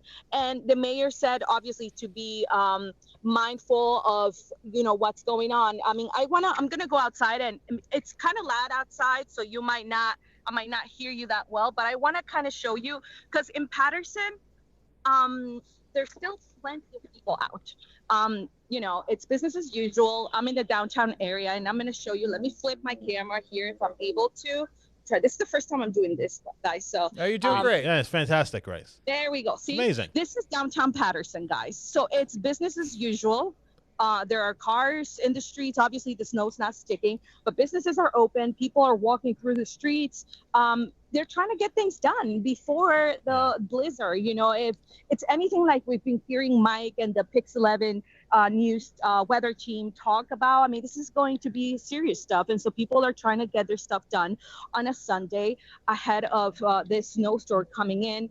And so that's one of the things that I've seen, not only here in Patterson, but as I was we were driving here through Route 80 and taking the Garden State Parkway. We did see a lot of cars in the street. A lot of people are still trying to get their stuff done. I mean, it's Sunday, some people still remotely. Some people are trying to get those snacks for their kids. They have to stay home. They got to figure out what the snow day is going to be for kids, plan activities and so on and so forth. So people are really trying to get their stuff done here. But to be fair, I have seen a lot of salt trucks driving through the streets, which is something the mayor did mention. From 12 noon this afternoon, the trucks have been going around salting the streets, making sure that, the streets are clean and I guess ready for this big snowstorm that is already, as you can see by my hair and all the snowflakes. It's coming down here. A little bit. Well, so I have a friend who I was texting her earlier. I said, hey, just make sure you set the storm. Make sure you don't have plans tomorrow. Stay home, whatever. And she's like, I'm out right now getting some ice cream. She's like, this is fine. You guys always making a big deal. I don't see a couple flakes of me. It's no big deal, right? She texted me this, and I'm like, it hasn't really even started yet. Don't judge everything based on right now, because right at this moment, it's nice. It's a nice Sunday. A couple flakes. Yeah. It's not a big deal, and so I think that's a big concern from a lot of people, especially because we work in news. We know how it is, right? We're always one step ahead of everybody, so we know what's going to happen. But everybody, like even my dad today, looked up at the window. He's like, "There's nothing outside." Exactly. Mike said it was going to be a big one, and I don't know. No. Where's all the snow, Mike? What happened? No. Mike Masco has been out front saying, "I don't believe this storm." By the way, oh, really? I was like 3 to 5 inches. Are you a believer today, though? I understand it and I see it. I'm just still cautious of it. I think like everybody, like everybody else. Now you talk to Mr. G, he thinks it's 20 plus inches. Grace, do people say, have you talked to anybody? What's the vibe? Do people think this was overblown hyped, or they believe that literally 16 plus inches are coming? Listen, I think I've spoken to friends, and I mean, obviously I'm the person that works in news, right? So they're all texting me, is this really happening? And one of the things that everybody mentioned was, well, how is it that from one day to the next, it's sort of like escalated so quickly? That's what I'm saying. Right. Every day was drama. I'm like, what other forecast model is going to come out saying 28 inches of snow? And then we had the best trusted model, Grace, said 3 inches, 5 inches, 6. I'm like, why the hell? Now I'm confused. Why that? Well, listen, I'm confused. Right. Are you saying, are you literally doing the, it might be 3 inches? No. Cop out thing This now? is not the whoever's advising the mayor in his forecast, because that was a 3 to 16 forecast. I'm saying, why did it escalate so fast? Is that people just didn't believe what we were seeing. They didn't believe it, They didn't believe it. But I know, and you can explain this to me, because as the models, as they converge, as you get closer, the models get better and better and better. They should. And if the numbers aren't falling, people are like, oh, dang, maybe this is going to happen. Is that kind of where we are now? Yes. Eventually you say, I have to buy into this because there's no other way to go. There's no way out. What? Done? She's got to go? All right, Grace, we're bothering you. I got nothing to do but sit here and talk to you, so you just cut me off whenever. Okay, yeah, I'm actually going to go talk to the Bergen County executive and see how they're getting ready. They are also assisting Patterson with 11 trucks, so I'm sort of curious to see how many trucks they have out in different towns. And we're going to talk about efforts through the storm, after the storm, and we'll have all that good stuff later on PIX11. Can you tell him to find people double that lets the dog just do their business, whatever, because it's snow? Can we treat those as green areas? Because I'm done with this nonsense. I know, right? Well, I'll try my best. You chat for him, okay? Just let him know. Thanks, Grace. Grace, we'll see you on TV later. Yeah, bye. I mean, right? I might tell the truth. Like, isn't that the most annoying thing? Wait, what? Okay, I haven't had not had a dog You for a haven't long experienced this problem where people just think, well, it's snow. Oh, that's awful. Anywhere. It's everywhere. It's on the sidewalk. It's the worst. That's where I'm going with that. So I want her to go to Bergen County and say triple that fine for those people that are doing that. That's what I was. Do you know that one time actually I saw somebody in front of my house? It wasn't during a snowstorm, but the dog did the dog business, and then they walked away. And I'm like, I like chased them down. I said, "Excuse me, like, do you need a bag?" Yeah, I'm like, "Excuse me." Oh, I'm like, "What happened? Your dog did that in front of my. Can you pick that up?" And she's like, "Oh, I'm out of bags." So I'm like, "Oh, let me go home and grab one." I got one for you. Yeah, that is ballsy. I was in a moment. You were having a day. I was having a day. I feel like there was more going on that influenced such a chase down. Yes. Corey, what's going on with City? I mean, there's a preparation. I think the concern people have is take a step backwards. How do you feel the city did with the last storm? Okay. Because you live here. So I do. Yeah. I do live here. I live in Queens. And, as far as the cleaning goes, my neighborhood actually was cleaned up pretty well. I mean, there was a lot of snow, obviously, that we got hit with. I can't complain. There was a previous storm in particular that my neighborhood did not get done at all, and Mayor de Blasio got hammered for it. The 16th. Yeah, he got hammered for it. But no, I look, they didn't make those mistakes again. You know why the 16 got hammered? What happened with that? Is the 15 he blew. He blew the 15 forecast where they had more salt than snow on the roads because that storm went out to sea. So I think that's what happened on the 16. It's like, but it's not going to happen. These weathermen. If I remember correctly, though, in that storm, there were neighborhoods that were definitely like, they just ignored sections of Queens. Sure. Because of this, they were underprepared because they thought it was going to happen again. The 15 didn't produce. The 16 did. So they said, well, we're not going to spend the money we spent in 15. when they shut down the subways? And nothing happened. And nothing happened. I remember that storm, too, and that was a pain in the butt because the subway was shut down. I'll tell you, those mayors and snow, it is wild. It makes or breaks a mayor. It really does. You think that we're in a different spot where I think that I have a lot of thoughts, but I don't live here, so I don't really have a horse in this race. But do you think they're taking this storm completely differently, seriously? Are you hearing things that sound different than the last one? But I'm saying, are you hearing things differently? Well, look, the last one was the new mayor's first big rodeo, right? Right. I think there are lessons learned. Right. I think even the school decision, right? no schools, period, for New York City schools Monday. Not even the remote, just like straight up old-fashioned snow day. That was, I think, in response to the flack he got doing the right. Yeah. So it's like, look, your first rodeo, you do it. And again, it was pretty early into his term, so he was going to take that much flack. It's kind of like, all right, he's kind of learning on the job. Right. But now you've had a little time. People are expecting you're going to be. I feel bad for him. I'm like, how did he get hit with? We went from 4 years of no snow. I don't feel bad for anyone that runs for public office and gets the office. That is literally the job. I know, but could you imagine? You go 4 years of no snow essentially in the city. Yeah. All of a sudden, you got two of some of the biggest storms, potentially maybe the top 10 biggest snowstorms. I know, right? Poor guy. I don't feel bad. All right. I don't. Sorry. I mean, look. Cold, Corey. I feel bad for me and everyone else who has to shovel like our sidewalk. I know. You know, and everything else. Like that's a pain. I couldn't get an answer on. All right, so I'm not familiar. Maybe you are with these snow melters, these hot tubs. I guess they're called. Yeah. That's nothing new. Apparently, I thought it was something new when I saw it. You know, I don't feel like we've used them much. I mean, you mentioned the fact that we haven't had that much snow over the past couple of years. But how many are there? I don't know the answers to these questions. I sit here with questions, and I'm like, could there be more hot tubs in our future for this storm? Because it's like triple if we get the numbers we think.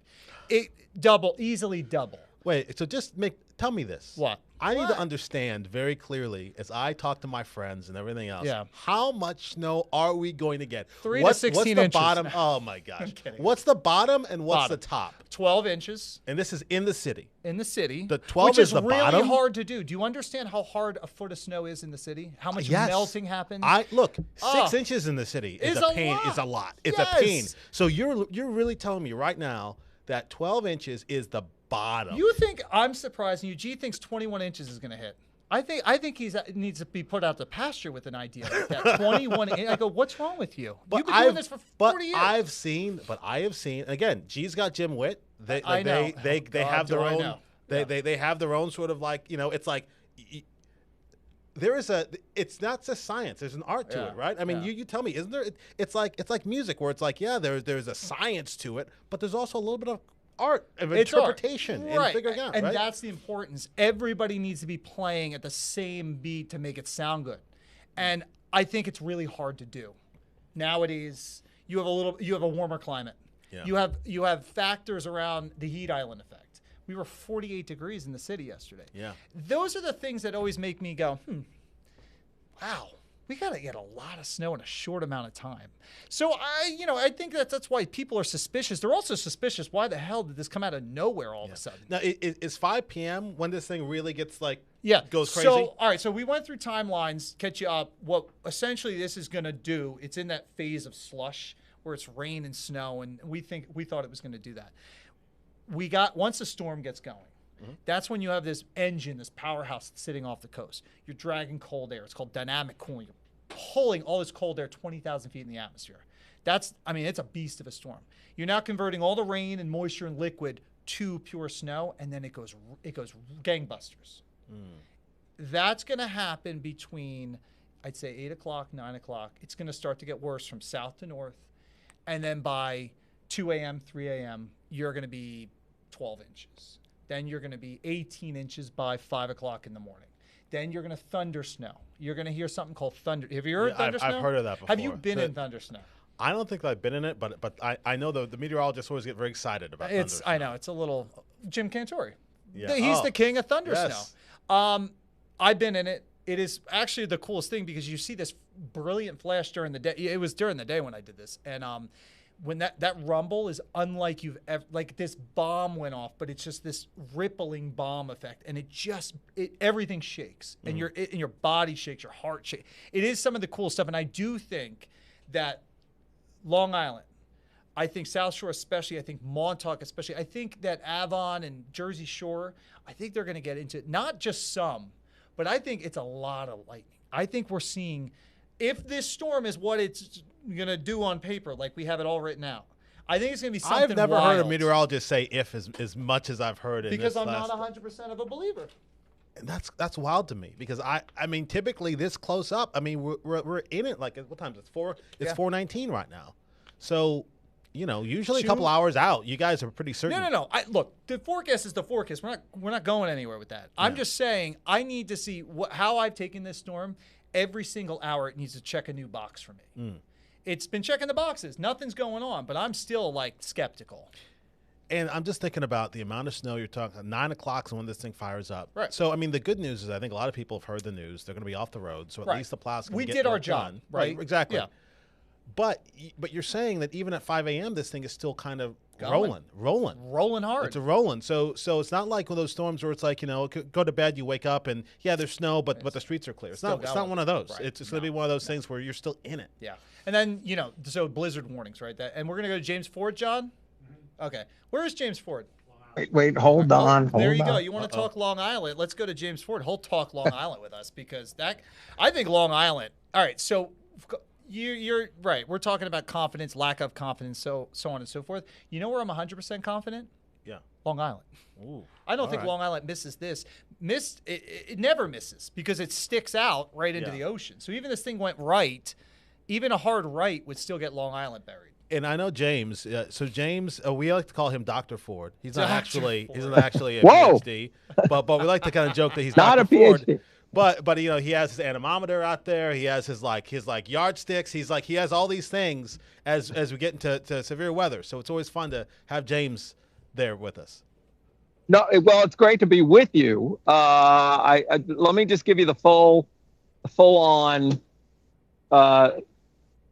scene setter. Actually, before I do the full on scene setter, I have been listening to this conversation and it is very engaging. You can never have you can never have a more engaging conversation, I think, than when you talk about weather that is active, right? Because it affects everyone. And we're fortunate, right, to live in the New York metropolitan area. So there's 20 million of us all being affected by the same event. That just rarely happens. So it is very engaging. A couple of points to follow up on things you guys are talking about. To my knowledge, the so-called hot tubs, there are a half dozen of them in the city. And let's keep this in mind too. They're called hot tubs. I think of a hot tub. I just came back from Iceland about a month ago where there's a lot of hot water. Were you at the Blue Lagoon, James? I have been to the Blue Lagoon, indeed. But I also went to the Secret Lagoon. I went to the Sun Holland Pool. That doesn't. The point of me saying that is the so-called hot tubs that the city has. Those are actually vast pieces of machinery that heat water only to about 38 to 40 degrees. Yeah. They're just there to melt water. James, you're ruining this for me. You just ruined this whole idea. Okay. I thought it was a hot tub. Well, they call them hot tubs. They do call them hot tubs, but they're not hot. Also, I, too, have been in Thundersnow. It is really pretty remarkable just because it just feels so out of place, right? We usually think of thunder in the summer, and just to have it happen under conditions like this is fascinating. And Mr. Masco, I think you're totally right. I think we're going to get our fair share of thunder snow out here on Long Island. As you see, the snow is starting to stick here on Long Island. On cue. Okay. All right. And this is, as you point out very accurately, gentlemen, this is only the beginning. And people are preparing. I'm at the intersection of two places. First, let's talk about the road here. This is Merrick Road, one of many busy roadways here on Long Island. There you go. Let's throw it, not me. It is quite busy because here, like across the region, certainly here in Nassau County and in Suffolk County, so across Long Island, starting at 9 o'clock tonight, we have a travel ban in place. And the idea is this. We can't stress this enough. We have seen out here on Long Island where cars in blizzards can't get past.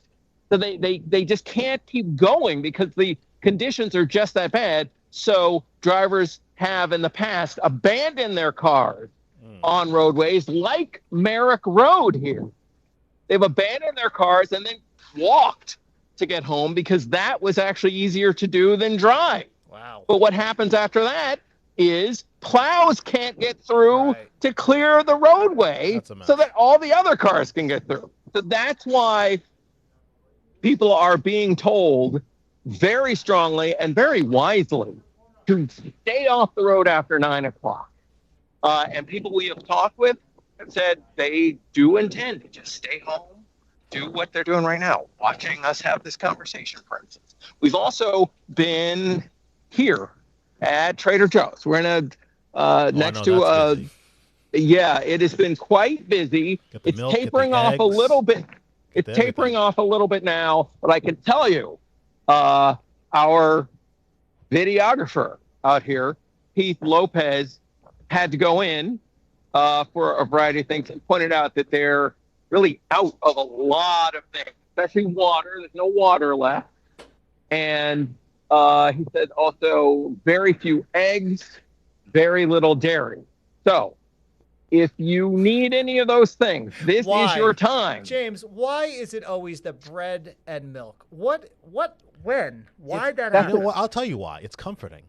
It's like you're home. It's cold outside, and you know, eggs and milk and bread. It's like it's just like it's like a warm hug. You know, it's like comforting, comfort food. I don't know, James. What do you think? Yeah, I think that's right. I'd have to agree with that. I'm gonna keep showing you more Roadway. Very safe conversation, gentlemen. I was kind of hoping there'd be something else out of this. Is it white bread? Is it rye? What do we get? I think you get what you can get.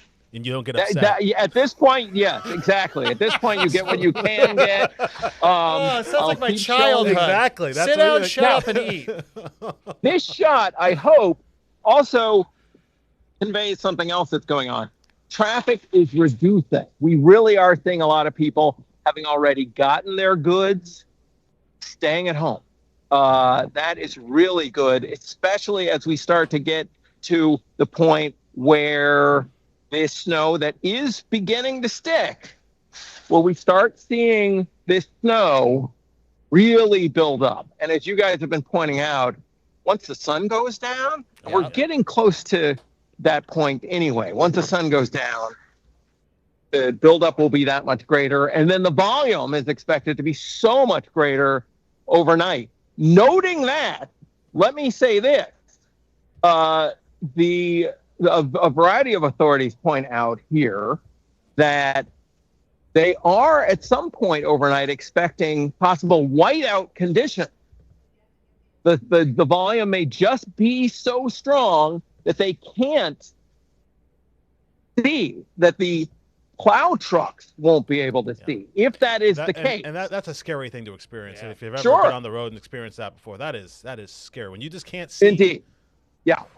Yeah, in fact, I can tell you, I've been in a situation. Here's our crew car right there, right on the other side of the hedge. I've been in whiteout conditions where the rear of that car not visible from here. That is the distance, probably about 6 feet. We're talking that may happen again tonight, overnight. And if that does happen, the plows will, out of an abundance of caution, of course, be taken off the road. So we really may have a condition overnight where there's no plowing. So that's something that really has to be taken into account. All the more reason why this scene of cars, we've got some, but not a lot, is a very, very good thing. Hey, driving James, around. Yes, real go ahead. quick on the power side of things, because I think that, like, if we were to say what are the particular areas that we expect major loss of power, I would say it's Long Island. You hearing? How are they prepared? What have they done differently for this storm? Great question. And why don't we give you a visual while we're as you sit under the power lines, by the way. Exactly. That's not lost on me. But that's a very good point. These power lines, a lot of Long Island has elevated lines. They're not buried. So that's a real concern here. Yeah. Now we're told PSE&G and various utilities have brought in extra crews. as you know, this is very much a northeastern U.S. emergency. So thank goodness a variety of crews from farther west have already driven in to serve as reinforcements for the utility crews that are out here. It is going to be, they're anticipating a very long night into tomorrow day, possibly, well, especially from an electricity perspective. They're anticipating shifts into Tuesday, maybe Wednesday. We're really talking. Oh, and that's another very important point to make. We are expecting wind gusts out here, 60, 70 miles an hour. And what does that do to power lines? You know what it does, right? So that's why, that's why all these extra precautions, extra crews are being brought in from outside of the area. And you know, look at this. I have to wipe my camera now. It's starting to get covered with snow. Look at that. A little more for you. As you talk about PSEG, and you know, it reminded me of a conversation that we had when I first sat down, Mike, because you asked about, hey, do you think it's better to have the forecast where you're a little bit over or a little bit under? And I think this is one of those examples where, look, it's you prepare for the worst and hope for the best. Right. And I get that. Yeah, I get that. I just the one thing that, James, I'm hung up on from a meteorological standpoint is I've seen coastal flooding be a problem with these storms. Are you hearing anything in Long Island about a concern about coastal flooding? I looked at some of the stuff, and coastal flood. But isn't when that you're getting wind? into major, isn't that the wind? It's a function of wind, but it's also a function of lunar cycle. So That's what's the right. stage of the moon? So when I look at everything guidance-wise, nothing is even pinging close to major. Are you hearing differently? Yeah, just a little.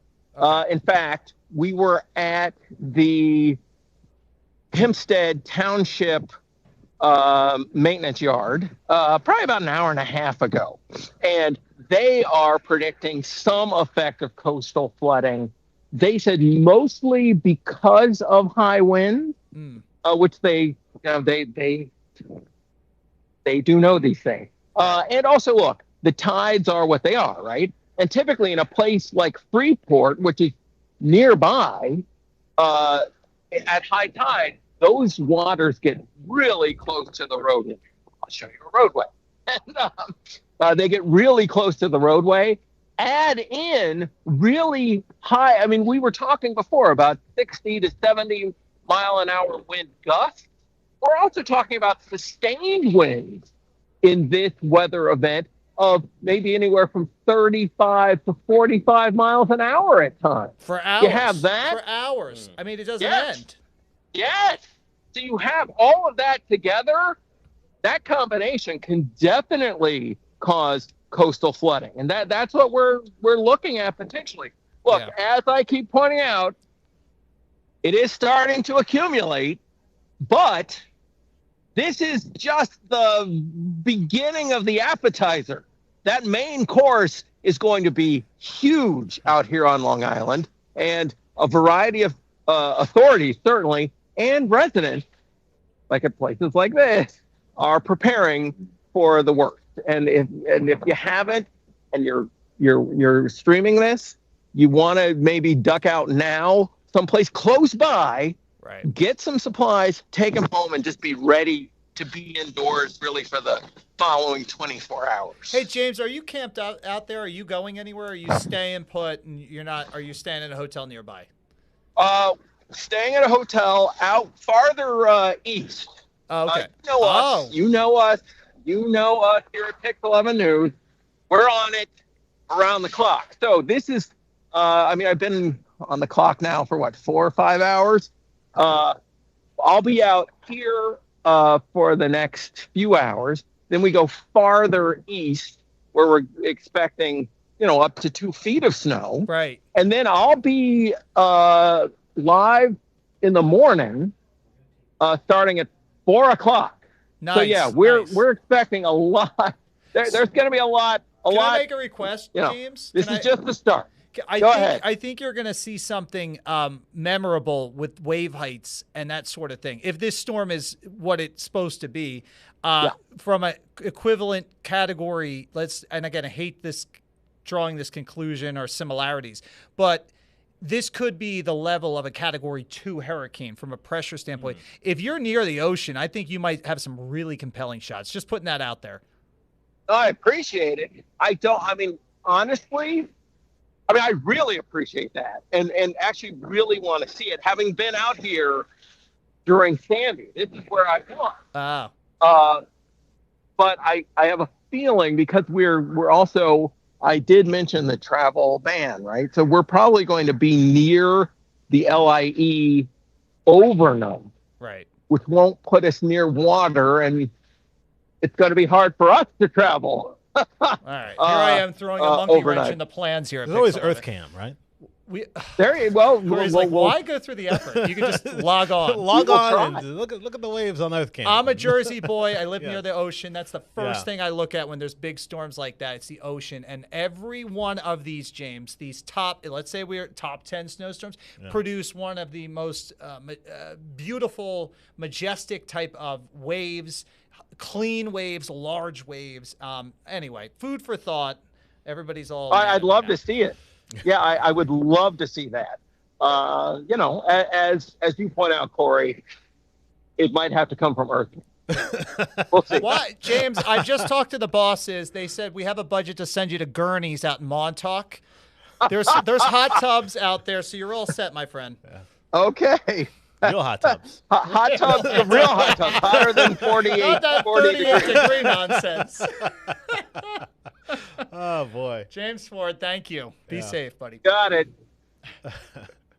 That's hot tubs. Yes. Oh, boy. Corey, I could do this with you all day. If you want to stay, you go. Well, I don't know. Tamino, is the Newsroom Pizza here yet? Because I kind of want to get a bite. Here we go. Pizza. Is it here yet? It's here. All right, so, okay, I got to go. What is with newsrooms and pizza? That's another thing that just I sit here and ponder. It's been real, but I'm getting my newsroom pizza go ahead and get before your it's gone. Pizza. And then there was one. Can you send Katie Tong in here? I want to ask her about Channel 7 of the 70s. Go back to graphics, John, real quick. We just talked about, what could this look like? This is the actual. It's kind of funny. This is the actual wave heights right now as we talk at 4:37. It's not impossible to, and again, I'm a little shocked to see the wave heights being this enhanced when the storm hasn't even really matured to what it needs to mature to. 8 to 10 inches. That's a feet symbol, Mike. That's 8 to 10 feet breakers already starting to smash in the south-facing shore. So I think we got room to run for maybe something in the ballpark, and we'll run some models on this because I honestly did not have a graphic, and now I'm just thinking about it. Totally upset that I did not think to do this, but I would venture to say we probably have some kind of a wave forecast of 40 feet possibly coming into south-facing shore. So that's why I question the whole idea of how much coastal flooding is involved in this storm. Because, yes, there's going to be a southeast wind. Yes, you're going to get a push of wind into our shorelines. But I just don't know if there's a duration of time that's going to meet the requirement of major flooding. And not to use Sandy, because I think that's a poor example, but using, storms of the past, major storms to this caliber or potential caliber of the past, usually you have an even longer duration swell coming up the coast beyond 1 or 2 high tidal cycles. And the reason's very simple. You have a southeast wind that's pushing the water in, and then all of a sudden you hit low tide, and now it's coming back out. And eventually the storm's to the north already, and now you have a blowout tide with a west wind pushing everything back out. So I just don't know if that duration is there. Are we going to see minor to moderate in pockets? Yes. But I think the element, now we're talking and I'm forecasting, now I'm thinking and forecasting as we talk together, is that could we then see these insane wave heights overcompensate what we're not getting on the actual true tidal cycle? Meaning we have a water rise, sure, but now you have 50-foot waves breaking into Suffolk County, that could be problematic. That could be really interesting. I mean, you could even go to Fire Island on that and consider there to be coastal erosion on the Barrier Island. That would put you in the Pines. That would put you in Jones Beach, where you may lose a foot of beach. With that type of wave action. So it's not so much the coastal flooding, but it's maybe the waves that are just going to batter the beaches. So that's where we are with waves. I'm just seeing if I have a wave animation just to kind of see what that could look like. But again, I think I explained that to the point where why would I need another representation? Multifaceted, right? When you get a storm this caliber, it is a multifaceted storm. It's got a lot of faces. It's doing things that we don't traditionally see from a storm. So I always love the messages or comments I'll get, and it's like, Mike, it's winter being winter. Okay, relax. Yes, you're right. I mean, if it snows in August, show's over, folks. Right? That's an anomaly. But yes, winter is doing winter things. It's just, when you have a level of storm like this, it merits a little more attention and conversation. I think that's really the truest way to talk about that. And I can give you the science behind that as to why it's a little bit of an anomaly versus a basic. And I've been loving using this water vapor imagery to kind of represent what exactly we're talking about here, where you can actually see, and you don't have to be a meteorologist to dissect this thing. What I want you to see is these little channels that are running into the actual surface low. You see them in here? This is very, very important. We call this in meteorology a triple phaser. Usually moderate to significant-ish storms have what's called a feeder from a northern jet and some Pacific jet stream energy, and you get those 6 to 12-inch isolated 12-inch snowstorms. This has an involvement of multiple levels of the atmosphere with winds that are crashing in at like 80 to 150 knots. And that level of dynamics, slingshotting that into one position, this area low pressure, is why this has the potential to do some really gnarly things as we move into time. So we're getting close to 5 o'clock, and there is a new benchmark we have to hit with this thing. And I mentioned this earlier. Everything's happening the exact way it's forecasted to happen, with the exception of we need to see the low close off entirely. Now, think of it as a figure skater. I'll use that analogy, which is a little tired because I think people have used that before. You may have heard it. Is that when you open the arms of a figure skater, it gets a little wonky, unstable. Closed arms, you're spinning like a bottle top, and you're spinning faster and faster and faster, and there's momentum involved in that. And when you spin faster, you get stronger and stronger and stronger.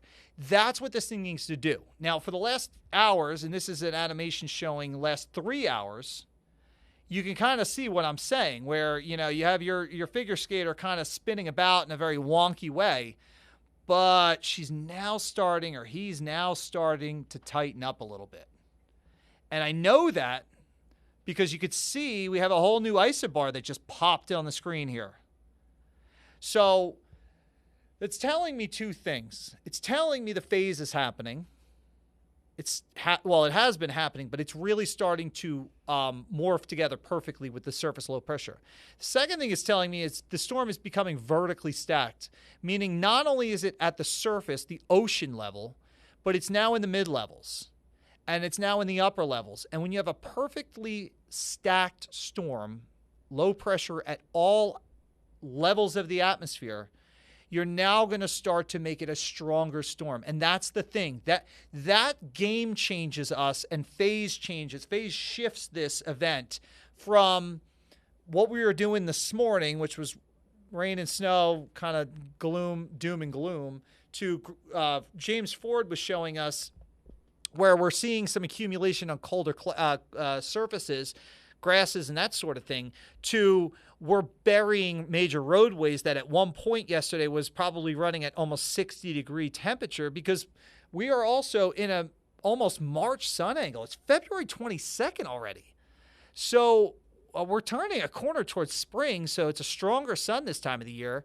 And I think it's interesting that the storm is hitting exactly when you would want it to hit. You would want an overnight storm to produce massive snowfall. You wouldn't want this thing hitting at 10 a.m. and snowing all day, because it probably wouldn't achieve the same results that we're forecasting.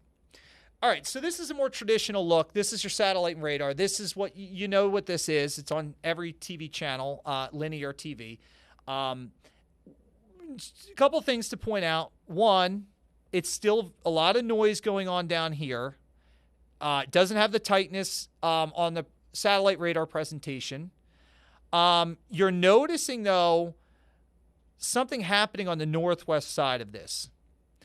I think this is the area that will eventually become the snow band, the Snowmageddon band, that will dump the foot of snow, foot and a half, potentially 2 feet of snow. You could see how it's starting to enhance a bit, right? So what will happen over the next 10 hours is that this is only going to get stronger. The low is going to be here. All your precipitation shoved on the western shield. And then you're going to watch this thing rotate up like this. And it's going to follow the western edge of what our surface low is. Now, the question is how do you get, so we've been asking this question. Does this become a top 10 snowstorm? It has to go in a certain direction and hit a certain point for that to happen. You can't be, there's no such thing as close enough. It's not. It has to be there or it's not there. And it's this benchmark, we call it, which just sits south of Buzzards Bay, south of Providence. It's like right in here. It's right in here. Storms have to be inside the benchmark of this point right here for them to be your top 10s.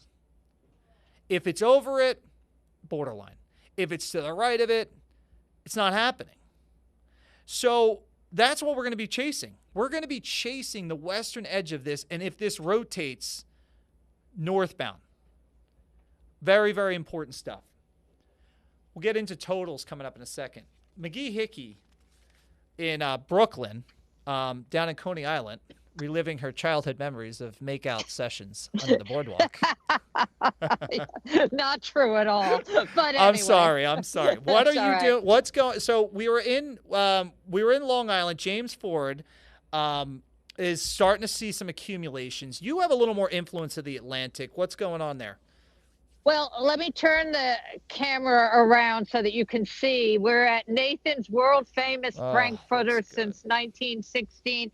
They are open for business, and people, they love Coney Island. So they come here right before a blizzard just to see what it's like. And we've run into tourists who wanted to see what it's like, Coney Island in a blizzard. But if you can see, the sidewalk just has a light coating of snow here. You can see a little bit of the footprints here, but we're not seeing, major snow accumulation yet here. We were just on the boardwalk a few minutes ago, and, the ocean is calm, relatively, and there's just a slight coating of snow on the boardwalk. And, it's still pretty out here as opposed to being windy and awful. Yeah. It's for people who love Coney Island all seasons, it's something fun to see. Yep. So we're at that stage right now. We know it's going to change. It's interesting, the people that I was able to do interviews with, and that will be on our linear newscast at 6 o'clock. But I spoke to someone on a sanitation truck who's waiting for the 2 inches of snow so that he can start plowing. They're very eager to get the snow off of the street, but it's taking a while to accumulate. And he just sent the message, please, everyone, pay attention to the travel ban so that we, the plow trucks out there, can do their job and plow the snow. I spoke to another woman who was dashing home. She's a nursing assistant at a nursing home here in Coney Island, and she was really eager to get home because she wasn't relieved on her shift for many hours because people are already, being late for the job, and she can't go back to work to take care of her patients tomorrow because she has to take care of her child because her child doesn't have school tomorrow. So that ripple effect of people can't do their jobs, even, really necessary emergency workers and nurses and, people who are really first responders, they can't do it if they're going to be taking care of their children who are at home. And then I also interviewed a guardian angel who is here so that you see this is the end of the F line. Let me see if I can show you the subway over there. But anyway, he is working outreach, looking for homeless people who wait till they get to the end of the line on a subway to keep warm on the subway. And then when they get to the end of the line, they sometimes go outside of the subway station and they don't have a sense of how really tough it's going to be, the elements. So he's here to give them blankets and sweaters and to try to talk them into going to a warming center. So, a lot of people out here doing their jobs and hoping that New Yorkers stay safe in what will arguably be one of the worst snowstorm/blizzards that we've dealt with in 10 years. Would you say that's safe to say, Mike? It's going to be really bad. Right. I mean, I guess that's what we're trying to figure out. Is it, is this the H word, historic? Is there any leftover snow from the last storm down in Coney Island, or is everything kind of done? There were a few. I'm looking over here. There's just like a few of those piles, that are here. I've walked to an edge of one, but not much. Oh yeah, no, here's one. I'll take you to what my grandson would call a snow mountain. He's always looking. He's 7. He's always trying to find, Gigi, where's a snow mountain to climb? But I'll show you.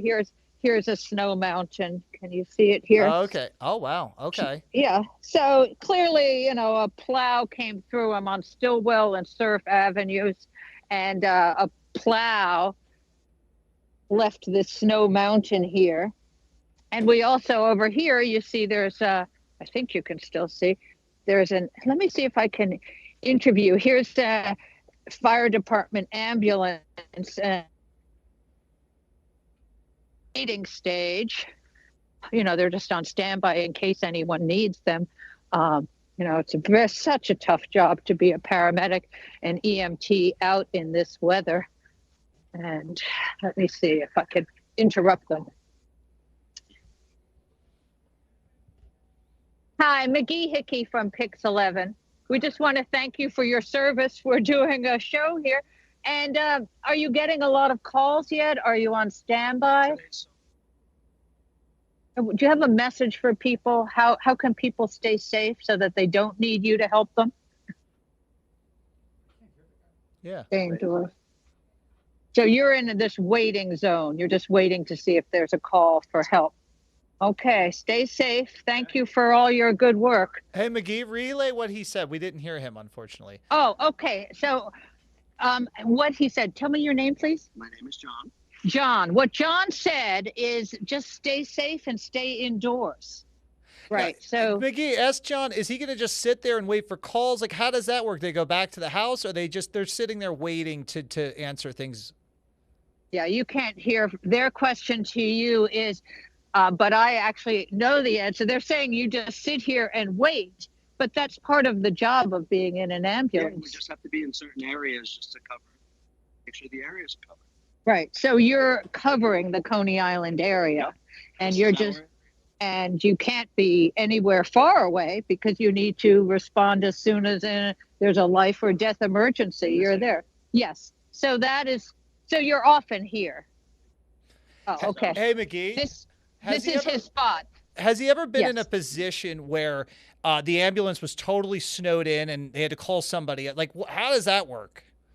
All right. So here's the question from our meteorologist. Have you ever been snowed in? Has the ambulance ever gotten so snowed in that you can't respond to a call?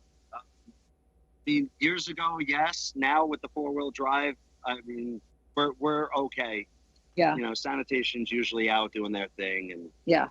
So you heard that answer. Yes, They have 4-wheel drive and sanitation is nearby. I'm just checking. You don't have chains. You don't need chains on your tires. You have. Oh. if it gets that bad. Yeah, if it gets that bad, they have chains for the tires. But right now, 4-wheel drive, and hopefully you're great drivers. And you can deal with skidding and icy conditions because you're in the life-saving business. Thank you for all your hard work. Thank you. Thank you. I really admire those people. McGee, I got a question for you. What memory-wise, what was the worst snowstorm you've ever been in? Oh, it was when I was first starting out in this business. I was in Providence, Rhode Island, where I'd gone to college, and it was the blizzard of '78. Yes. Dating myself now, but I graduated from college in '77, and I was working at a radio station, and it was just incredible. Just very difficult conditions. We were. I mean, you probably know your history of blizzards, but we were snowed in. There was a TV station, Channel 10 in Providence, Rhode Island, that was in a department store back in the days when there'd be a TV station in a department store, WJAR. And we all, or at least some of the people who worked there, I was also an intern there. I was very ambitious. I was an intern. I was at a radio station. I was working like 3 jobs, but we slept on the mattresses in the outlet department store so that we could get to cover the blizzard. The Northeast, at least from my memory, was paralyzed in that blizzard. Just everything shut down. And to me, as a young kid just out of college, it was all very exciting. It's exciting. When you're young and then you get older, you're like, enough already with this stuff. Yes. That storm, McGee, was the 12th largest snowstorm for New York City, 17.7 inches for New York City. You probably got 20, 30 inches of snow, though, in Providence. Yeah, I just remember that it was really impossible to move around, but it was exciting because I was learning how to be a reporter. Yeah. And,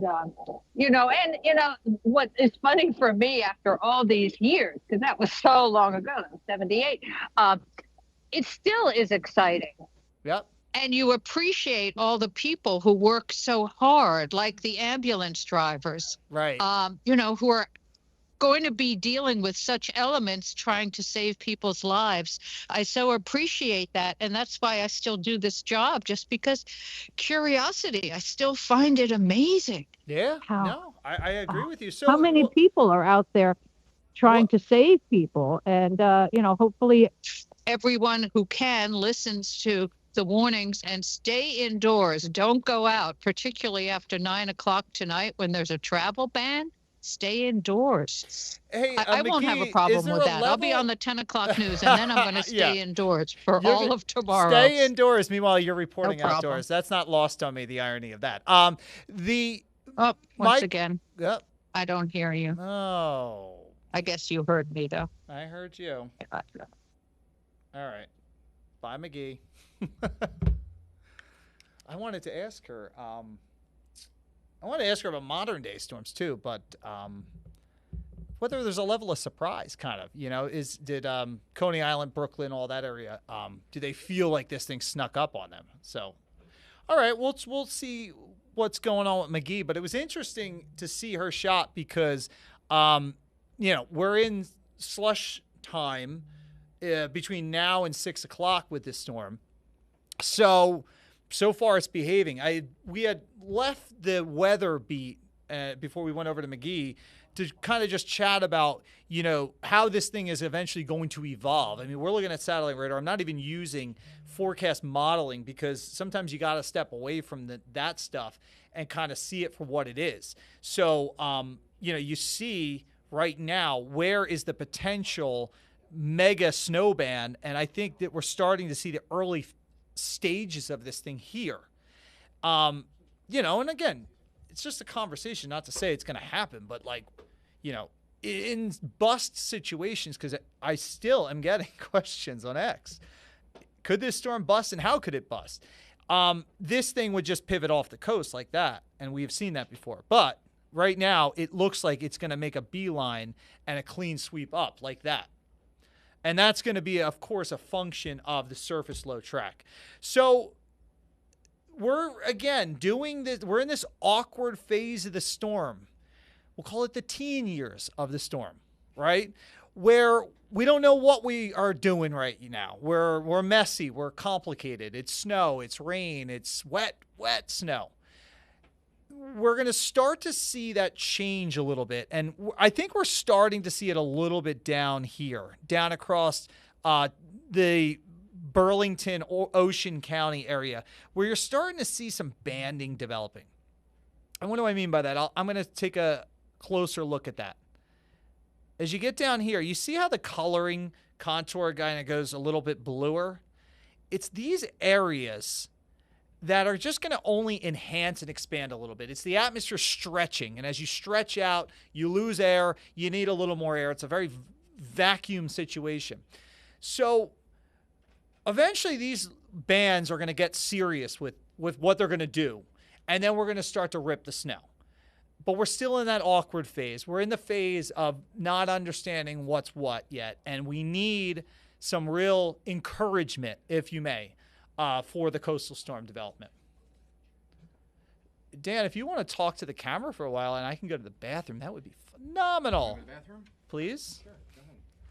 You want to play Weatherman? Go ahead, I got this. All right, go play ahead, Weatherman. Go to the bathroom. Thank you. Got this, BRB. Okay. All right, so Mike's going to take a little break, and well-deserved.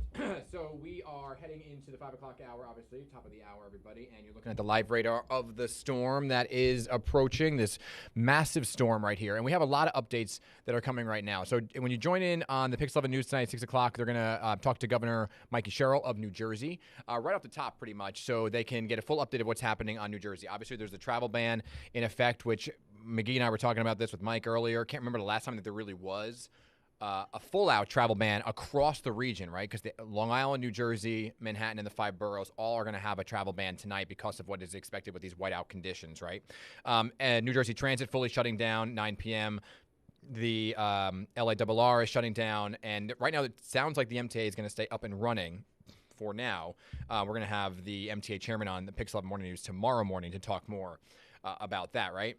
But with the kind of numbers we're talking about with this storm, obviously the system is going to be overburdened in terms of power grid. And so we're talking about power outages and whether or not the plows are going to really be able to keep up with what Mike was talking about, right, in terms of the amount of snow falling per hour. And so we were out across the area today. I was at a local Trader Joe's in New Jersey at Clifton, Armageddon, in terms of these shelves that are empty, people really battening down the hatches and hunkering down because of it. And what's really interesting is it takes a lot for New York City to say that they're going to close down public schools. And in just a month ago when we had this big snowstorm, it was positioned to the mayor many times, you're going to close school. And he's like, now we're going to go virtual. But this time, first time ever that you are actually going to have a real official snow day in the 5 boroughs. And that it hasn't happened. I was just doing some research since before the pandemic. So this is a historic storm, no doubt about it when you look at it. And obviously there's going to be school closures on Long Island and New Jersey, and probably not just tomorrow either. So a couple of my friends were calling me saying, what's happening? You know, how quickly can we get this to melt? What's the schedule going to look like on Tuesday? My anticipation from talking to a few people is that New York public schools will open on Tuesday. But in the boroughs, and in the burbs of Long Island and New Jersey, Westchester, I don't know what's going to happen there. It all depends on the dig out and how these municipalities are able to handle some of the dig out as well. So that's kind of the situation in terms of street closures and whatnot. We have Kate Rooney, who is in Manhattan right now, and she is on Broadway. So, Kate, how are we doing out there? What's the conditions that you are over where you are at? How's it going? Well, it's not too bad right now, Dan. There's definitely some sleety type snow out here, but lots of people still walking around. A few have their umbrellas, but most people here seem like they're still up for exploring Times Square and everything it has to offer here at this point in time. It is a little odd walking around. We've driven around, walked around a little bit, and seen that this TKTS booth right behind me, typically you'll see long lines there leading up to Broadway shows and the hours before the curtain goes up. It is closed tonight, as are every other theater on Broadway. And this is the first time that Broadway has gone dark entirely since 2018. And that was also due to a winter storm. But this is something that really doesn't happen very often. There was some frustration from Broadway performers, stagehands, producers, when they didn't fully go dark for the storm we had just a few weeks ago back in January. And that's what led to this decision today. Now, initially, Operation Mincemeat was planning to go on as scheduled because that show was going to have its final performance of the current original cast today at 6 p.m. And so they really wanted to stick to that. They really wanted to go on, but ultimately they did decide to close with all the other shows. And they're going to be live streaming from the theater, I guess, so that original cast can have their final performance. But otherwise, all the restaurants around here are open. Lots of people still dining, getting that last meal in before things get really bad out here. But for now, the snow, as you can see, I think is maybe starting to stick just a little bit. But for the most part, people are still out and about and enjoying things before the temperature drops and the conditions get a lot worse, Dan. Yeah, Mike is back now. He had a well-deserved break. And so that was, 3 minutes, Mike? Jesus. Okay, so Kate, yeah, I mean, it's so true because it has been quite some time since Broadway completely shut down like this, right? Saying that they aren't going to do any shows whatsoever. But what's kind of like the mood out there? I mean, I know there's a lot of tourists right there, so, some people have never seen snow, and so they're excited to see it. But overall, like, what is the mood kind of around New York City? Yeah, you know what? I don't think spirits are dampened at all by this. Not so far. I think, as you said, there are probably plenty of tourists who are just even more excited to be here because of the snow, because of these conditions. This is something you definitely don't get to see every day. They'll always remember the time that they were in Times Square for an epic blizzard. So I would say vibes are high. People are feeling pretty good. And like I said, there's lots of people out and about in restaurants taking in the scene and not letting their spirits get dampened by this snow at all. Hey, Kate. I think it's one of the best experiences to be in Times Square with there's snow all over the place, and you're just kind of looking around. It's a very clean Times Square, right? I mean, it's not the cleanest place in New York City, but it just it hits different. It hits different. I'm telling you. Are people? Tourists are there, right? Did they say we timed this wrong? We got this wrong? Like, oh no, we're in New York City and a blizzard's hitting, or do they feel fortunate that they're there for this blizzard? We haven't talked to a ton of people yet, but I have to assume just from here, let me turn around a little bit. There are some kids behind me. I don't know if you can see playing on this platform. There we go. Trying to angle this right for you guys. And yeah, I think from this angle, you can see, just some more people walking around and taking advantage of the situation. I'll go over this way a little bit and you see some more people crossing the street. They've got their umbrellas out. Kids seem to be enjoying this. And I think I would be too if I were a little one. I mean, you're seeing these bright lights that you never get to see anywhere else in the country, maybe even the world. There's nothing like this. And so people are just taking this moment in and enjoying it. And hopefully we'll get a chance to talk to some more folks later and share that with you in our newscast and here on PIX11 Plus, and really let you know how people are feeling about the snow and how they're making the most of this situation. Does anybody think that we got this wrong? Because I think there was a misconception that this storm should have been hitting already and thumping. Is anybody saying the weatherman's an idiot? Why do you take this personally? It's early. I take everything personally. No one has said that yet, and no one has brought up the name Mike Masco to me. And if they did, I'm prepared to fight them and let them know about all your expertise. So hopefully things won't get ugly out here like that in the mail. I think we're going to do good with this storm. I don't have doubts. I think you've been spot on so far, and I'm not just blowing smoke. You talked about how it was going to be the kind of the ramp up to the big deal, and that's what we're in right now. Kate, just got to say, Mike, I know this is a weather newscast, but come on. The Olympics today, the hockey team won gold. Oh, we're hard pivoting. They just gotta say, why we got the sports. Because she's a sport. She's got sport. Hockey won gold. All right, it's a big day. Well, listen, I was celebrating that hockey gold medal over breakfast today. Yeah. But you know what? You make a point. I think maybe starting the morning by watching people in that cold arena on ice has given people a little extra motivation to be out and about in these elements, pretending they're Jack Hughes, the hero of the Olympics for Team USA. Yeah, there you go. The Winter Olympics, I think, have gotten everybody feeling like, okay, as long and hard as this winter has been at times, there's certainly stuff to celebrate in this kind of weather, and that's very much one of them. I know I'm feeling good about that one. So it's funny in the weather. Now I'm going to find a weather twist because I'm an absolute nerd. We had fun with this. So, Kate, there's two models. There's the American GFS model, and then there's the European model. There's two forecast models we use in our arsenal, and everybody said they likened it to the Olympics of Europe. It's not even a country versus America. Yeah. Who's right? Guess who won this one? Europe. No, the Americans. And that model is crap, too, when I tell you. So, USA. Yeah, you go, USA. I mean, we did it this time. Kate Rooney, thank you. I appreciate that. Oh, you got one more? Thanks, guys. No. Just an update on the New Jersey Transit. Bye, Kate. Bye, Kate. Thank you so much. Bye. But a big deal because we were talking about this earlier, Mike, with the New Jersey Transit. They're suspending all rail service after 9 p.m. Stop. So that's a big deal. Wait, after 9 until when? Did they have an out time? No out time. That's always a problem. But usually this is what they did last storm. They suspended service all time at all times, and then they have the press conference in the morning and they reassess and they decide what they're going to do. So they're trying to figure. They're figuring it out like we're figuring out. Is this going to be 2 feet of snow? Yeah. Because that probably takes you to. How long has a service been disrupted? In your history, you've been here 10 years, right? Yeah, I got to do some research because there was a blackout. There was some stuff with power failures. I mean, I would say Pure a snow. few days. I don't know. I got to go back and look. I don't want to give wrong information. Yes, it's PIX11. Because of snow, I would say 2 days, maybe max. Because they can get it back up and running pretty quickly. It's just a matter of when it reaches a certain number of inches, they can't clear the tracks. Is DoorDash still running? They suspended last storm, so I don't know. Look, with the travel ban, probably not. That haunts me, okay? Because I starved. Right. Yes.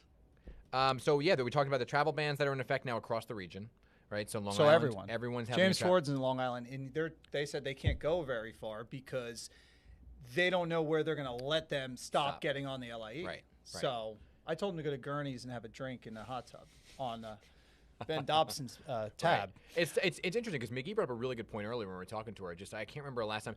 Travel bans aren't out of the norm. No. But when everyone's doing it across the region, it comes to a complete standstill. And I can't remember a time that really happened where it was like all 3 major areas, Westchester, New Jersey, Manhattan, or 4 areas, Manhattan and Long Island, all came to a standstill. Right. Ambulance have chains ready to go for the tires. Yeah. I didn't consider that one as well. I think that just shows you what you were talking about, which was the width and the breadth of that, because you had that arrow going before showing the mileage of the storm. Yeah, I mean, and it's funny. I mean, even I think I was surprised at 5 o'clock because now, we keep going back. How is this thing progressing and performing? I was shocked to see actual stickage of snow in Times Square. Yeah, because it was just doing it now, too, outside. And it's doing it out on East Side. Okay. I saw a picture. John, can you open up laptop? Somebody tweeted me. Well, first... I got some tweets coming in here. This is downtown Brooklyn. This thing is just going to be the death of me. So this is downtown Brooklyn. Somebody just sent me this. It's sticking. I mean, so we're in the slush phase. Yeah. I will say one thing that stands out to me is that it's sticking to where it should, but even the roses. And yesterday was 40 degrees. So surprising to me that we got that. Because things should be a little warmer. Well, it should be warmer. So I'm wondering, does an inch of slush on the road just compound the later game of that gets us to the highest totals? Yeah. Because you don't want to melt everything that falls. You want to start to stack it. If I can get out of this, and I'm tech savvy, I saw something out of Atlantic City. I was shocked. How much snow is already on the ground. Well, they're supposed to get a lot, right? They are, but Atlantic City has the same problem we have. They're too warm. It got to 60 in Atlantic City yesterday. Wow. Okay, yeah. Here's Bushwick. I'm not even zooming in. You want to pull that up again? Yeah. Whoop, there it is. So kind of similar look. Yeah. Your cold stuff is getting snow and so on and so forth. I guess I don't have the. But for you, from your perspective, Mike, how is it performing in terms of the timing of what you were forecasting the whole time? Are we kind of relatively where we're supposed to be? I think we're relatively where we should be. Okay, this is Howell. This is Howell Township down in Monmouth County. Oh wow, it's not bad. No, it's pretty. I mean, and look at. So what I thought was interesting on this video was look how fast it's sticking to the limbs. Yeah. right? So that's a testimonial to the wetness, and it's only just going to keep accumulating. So, and you can kind of see how the trees are dragging a little bit. Yeah. So what does that tell you? That's going to be the issue with the power outages, because that's the problem with the limbs breaking, and that's why I was telling you earlier that I saw the crews and they were telling how they were out cutting all the branches around some of these limbs. But the problem is they can prevent maybe the massive ones when they cut the limbs off these big areas, but it's the smaller streets where you can get an outage here and there, and then those are the ones that are longer to get back online because it's not a big area that might have a power outage. Yeah. I mean, I still though, and that thing is like the factor of wind. I think that's something that still troubles me, because you even if, okay, let's say you did all the right things, and all of a sudden that limb still snaps away from the power line. All of a sudden the wind blows it into your power line. It's like all of a sudden your transformer explodes, and now it's a domino effect. Yeah. I wish I could find this Atlantic City one, because it's and the wind issue, Mike, is supposed to be really overnight, right? Yeah, I would say that's probably midnight. Okay. I guess I don't know what happened to it. It's the but it was really compelling to see how much snow already down in Atlantic City. Throw up Max 3 real quick. We'll show you. And Dan, this is it. I mean, we're actually seeing the evolution of the storm playing out to the south of us, and that's so. You asked, how is this performing relative to where we are? I'd say it may be doing a little bit better. Really? Because we're so engaged in, let me just back up here. We're already so engaged in snow before 6 o'clock. Again, is 45 minutes going to make or break something? No, but it could add to it. So you can see everybody's in snow. Now, it's not sticking the way equally, but I mean, that's snow. Yeah. I mean, I'm getting the question now from a few folks that were asking, what is the timing in terms of tomorrow? Meaning, we wake up in the morning, we want to go out, we want to shovel. Right. What's the timing of the end result of when you're going to start to see the stoppage? All right, so I can answer that two ways, so I'm going to ask a follow-up. Do you want to know when all the snow stops, or do you want to know when the worst snow, where it just paralyzes you? I think the question was, when does it all stop? April. April, yes. I don't like that answer. I don't like that question, so I'm going to just phrase it another way. Okay. When's the worst end? Okay. The core of it. Who's asking, by the way? Folks who want to get out and shovel in the burbs. Who's these folks? Do you want names? Please go on the record. I think when you, all right, so when can you start shoveling? Well, I would probably break that up. You said that earlier. Break it up into layers. I would say, when can you start to shovel without like the reoccurrence of accumulation? Everything I'm seeing is suggesting 2 o'clock. We break it down.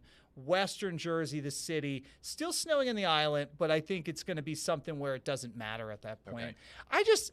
20 to 30 inches of snow. I mean, you're not going to do this in one shot. You're going to have to take some cat naps and breaks. You and I are, because we're going to have to get home and just do it. Yeah. My guy went MIA again, so. So you come to my house first, and I'll go to your house, and we'll just be a workout for the day. That apparently they're paying $19 an. What are they paying everybody in the city? In the city, it's what is it, John? Do you know? I think it's 19 or something dollars an hour. Yeah. But if you hang tough for like 4 hours, they bump it up to 23. But when I was a kid, it was $20 per house. Was it really? Oh, per house. That wasn't about hourly. No, it was like you go out, you shovel the house. It was $20. Well, back then it was like $1.50 was minimum wage. Oh my God. Now I have people coming to my door. Hey, can we shovel you out? It'll be about $250. I'm like, what are you guys are teenagers? Oh, I know. I had some guy actually say, well, inflationary. I go, don't pull that inflationary crap with me, okay? Right. That doesn't work with snow shoveling. I think we're in that phase where I think there's not really much more to say on it. Aside from the minute differences of where this crazy snow ban comes. And every hour we get like a new model run.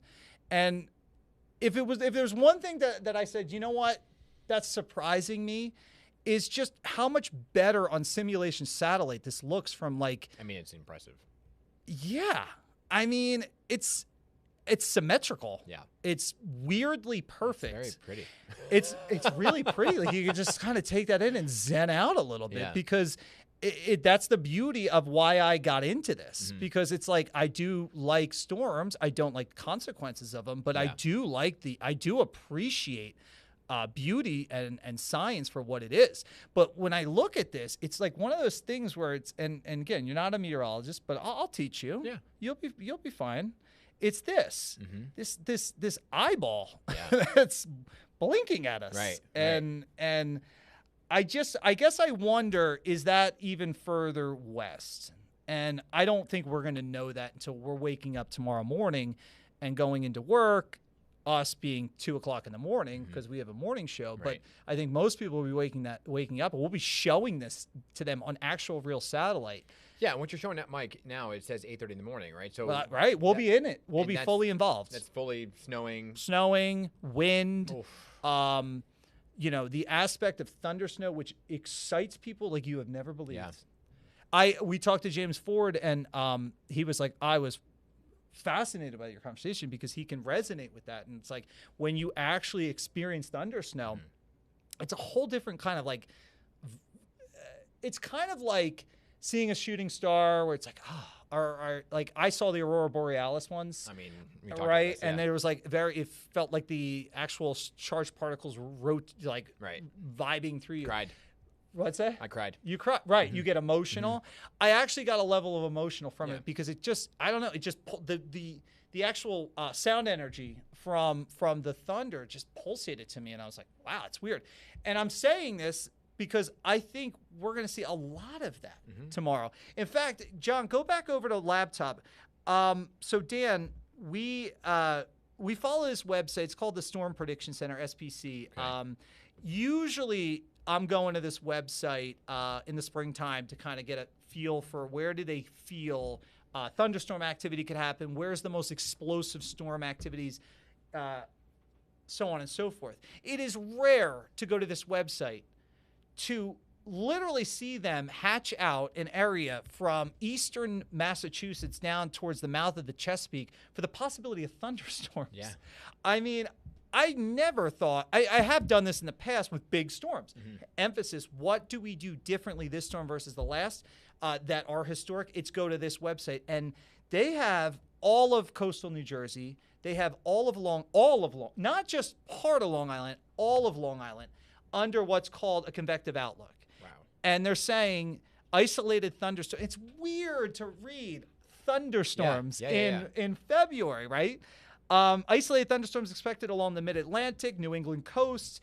I love the terminology. And tonight, as an offshore bomb cyclogenesis occurs. I mean, it's not lost on me, the verbiage. Yeah, well, that's scary. When you hear bombs, what's it called? Called? You can't say bomb on a plane. What was that from? Bombs. Bomb. What was that movie from? Meet the Parents. Meet the Parents. Okay, sorry. I drifted somewhere. What like as a non-meteorologist, are you impressed? Are you? That's a little hokey, a little over the top. Like, where's your head at? With First off, I was very impressed with the rapidness of the change of the storm.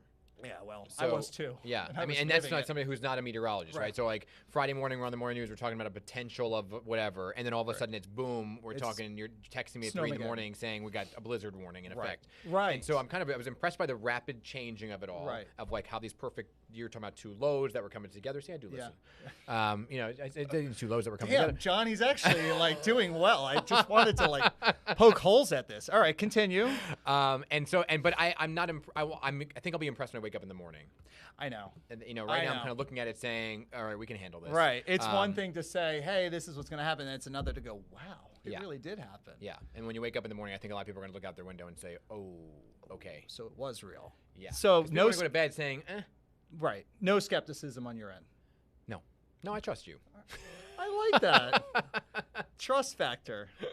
So, I think this could be interesting. I think people could be waking up to not an alarm clock, but actual thunderstorms cranking. Yeah, I think that the real question I have, from less of the meteorological standpoint is everyone in the area prepared? Meaning, are all the officials, do they have all their ducks in a row? Is everybody lined up? Is everything? There's too many variables that, yes, you close down the roads and you stop transit and everything else to ease the operations of clearing snow and everything else. Right. But when you have this much snow, it is not a one-time plow situation. Right. It's a multi-thing to get people out of their homes. And are they going to be able to keep up with the demand when you're having other things pop up at the same time, emergencies or whatever it may be that pop up at the same time? Look, I mean, I guess I think that's it. I mean, we're kind of looking for we're searching for a playbook that was altered or modified 10 years ago with the 26 or the 16 storm, which is now the 26 potential 26 storm. And what were the oh, we screwed up that in 16. Did you fix that? Are we going to find out in 2 days? Well, here's the thing. So the way my mind works is in the political world, right? Which I love. That's because it's all politics and now. Because those mistakes that were made then are a different administration who don't necessarily pass along the information of what we did wrong to the next administration. It's like, aha, I got you. And then the other side's, well. Yeah, well, and also it's one of those things where it's muscle memory. You get better as you do it, right? And this hasn't happened. A blizzard hasn't happened since what? Well, the 16 would be the considered. So 10 years. So, I mean, when I'll tell you what, though. I mean, New York had its things with the Queen, and we talked about, I don't know if you were part of that conversation, but the salt inundation thing really threw me. Oh, because it's like, how did one day salt somehow creeped into crevices to create power loss for a week, 2 weeks? Do we fix that? What's going on? What's this like? What do you know on that front? So that's a problem with the infrastructure overall. Yeah. Because there's so many cracks and manholes and things like that, and everything is underground in New York City. So when you have things seeping into the power grid underground, which is underground, right? Unlike the suburbs where everything is above ground, in New York City everything is below ground, right? So now you're having all this moisture and salt and everything corrode these wires, and that's the problem. But I've been here my whole life. I've never heard of that. It's happened. I've heard substation fires. I've heard underground rats gnawing at stuff. Right. I thought the salt. Like I was like, how did it infiltrate down the way? Like concrete. It's not porous. Yeah. You know. It's not. It's not a sponge. So where is it? I guess it's running off in a direction. I don't know. I thought that was fascinating. But then, I guess then it's like, okay, but if I'm living in Bronx, how am I immune to that? Should I be ready to lose power for a week or two? Well, that was the issue last storm. I think it was 2016. Not only did they have a plow issue, they had a power issue in the Bronx. Oh, so it did. Oh, so it potentially could have happened. Yeah, I think there was a big issue because in the Bronx, I'm complicating things a little bit, but in Manhattan, yes, it's underground. In the Bronx, a lot of things are above ground. So they do have a lot of wires above ground in the Bronx, and so I think it was either 2016 or there was a storm before where I was a reporter and I was out in the Bronx covering the fact that a lot of these trees and things had come down on top of power lines and were causing power issues, and they couldn't get to them because the roads were they couldn't go to fix them because the roads weren't plowed. Right, and I think that's going to be the case for so many places. It's not a city thing. This is going to be everywhere. Yeah, I mean this is especially down the shore points. You want to look at updated totals? Okay, because everybody keeps saying how much. So this model, and talked about it earlier, is that we have a forecast. Let me just show you what we did so we are clear here. This is our forecast. Do I not have it? Hold on. Because what we're trying to do is see, are we trending against or away from what the Channel 11 forecast is? Gotcha. Okay. So here is, I'm going to load this up. So this looks familiar. Mm-hmm. We started this evolution on Saturday, 12 to 20 inches up to from Tenafly, Wyckoff, Montclair, you're back down towards Bridgewater, and then all the way down to Philly. Super broad brushed, right? 12 to 20, that's like, that's a lot of snow too. Yeah. Oh my God, that's so much snow. Now, can you explain what ISO 24 plus? That's isolated. So areas. Right, exactly. So you're going to see areas over 24 inches. I could have, and I thought this is. I always, when I do these snowfall forecasts, I know I'm not going to be perfect. It's 10 million people. How am I going to do that? Right. But I think I have to set the tone and the expectations from like, okay, this is the area, and then this is the max out potential. There is a snow max from Channel 11 of 30 inches somewhere, and I'm going to talk about that in a second. I know it's aggressive, but I can't put that on the map because this is the human map, but the models are showing it, if that makes any sense. So when I look at that and I want to compare it against how are we trending against models, can I beat the models or are the models beating me? That's kind of what I'm looking for. It's pretty darn close, right? Yeah. And this has been a rock solid type of 12 forecast. 12 to 20, look at that, 16.3. It's got 16. Yeah. You have 13 and a half. and a half in the city. I got 4. I mean, look, you're What'd not you say? off. What'd you say? I was 14. Okay, gotcha. I'm absolutely in line with you. So, with SnowMaxes, I'm not going to get this 100% right because I don't know where the true beast of burden snowband sets up. Is it in here? Is it 195 in Manchester? Is it up around Route 9 in Oldbridge? But it is nice to see that the models are still saying, well, Mike, I'm not showing you 20 and 30 inches. I'm showing you exactly what you predicted, 12 to 16. Can I ask a question? What? What do you say about elevation? How does that factor into it? So, all right. So, and that is, thank you for asking that because somebody else had to ask that. Is it factoring in? And the answer is yes and no. Mm-hmm. I'll show you where I think it could factor in. There is an area that I could potentially be really wrong on. And this is this area right in here. And it's not even Patterson, but it's, let me see if I can zoom in here. Right in here. Where could I be really wrong? Where could Mike be wrong, essentially? It's somewhere in this ballpark where you have a couple things going for you. You have elevation. You have the potential of a supercharged snowband. And this is Monroe, Rock. This is Orange County up around there. This is this is the Hudson, by the way, right here. Okay. There could be some mischief in here where somebody goes, and these numbers, by the way, this is 20.8 in here. So this is this forecast model. This is 20 inches. Okay. I could be really wrong up here for two reasons. One, you mentioned it, elevation. Yep. Two, it's going to be a function of snowbands. So, yes, but this storm has always had this flavor where the snow was always going to be more prevalent to the east of the city because you're closer to the actual low itself. Right. This isn't like the last storm where you had super, super cold air to the north. You had the storm actually going on a more west to east path versus a north to south path. It was just a whole different angle of attack. Okay. It was a storm that, climatologically speaking, would give you your jackpot amount. So that's why when people looked at my snow map, and full disclosure, they were very perplexed why I had 4 to 8 inches up in there. Because that's higher elevation. Higher, you would think, well, that should be 12 to 20, but that's how you would deduce that. Well, higher elevations, it always snows. I'll tell you though, here was the tone from somebody in Orange County. They said, "Are you crazy?" They said it hasn't stopped snowing in Orange County. Now they live west of the New York Thruway. Mm-hmm. They said it has not stopped snowing all year. And not big storms, but little nickel and dimes things like every nuisance. But like all of a sudden a snow squall would come down and they'd have an inch or two on the car. Mm-hmm. We might not even be forecasting. Right. We might say it's partly cloudy. Right.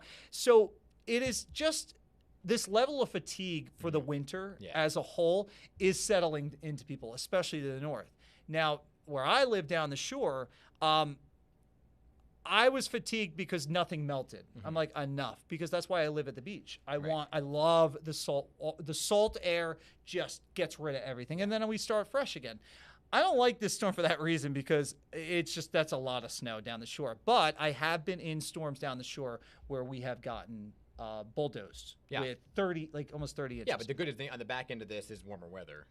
Right. So we don't have the element of we're cold blue forever. All right. So okay. Took a lot of time to go back to this. I like what's going on here. Would I be shocked of a surprise? And we showed you the Howell Township video. Yeah. I would argue there's probably an inch. Okay. Okay. Probably an inch more than actual forecast at this time. But I still think there's surprises happening in Suffolk County. I think that something really weird happens where you get into a snowband and you don't leave the snowband. Mm-hmm. And that's the LIE that might be just totally... Yeah. Well, I believe it was 2016, and John, I don't know if you were around for this, but 2016 there was this. They closed down the LIE, but the smaller highways off of in Suffolk County didn't close down, and the snowband came in so quickly that it was like and it literally looked like Armageddon because everybody had to get out of their cars. They couldn't move, and it was like hundreds of cars that were on. I think it was 110. I forget the name of the highway. Right. But that was my assignment. I had to go out there, and everybody covered it because it was just abandoned vehicles as far as the eye could see.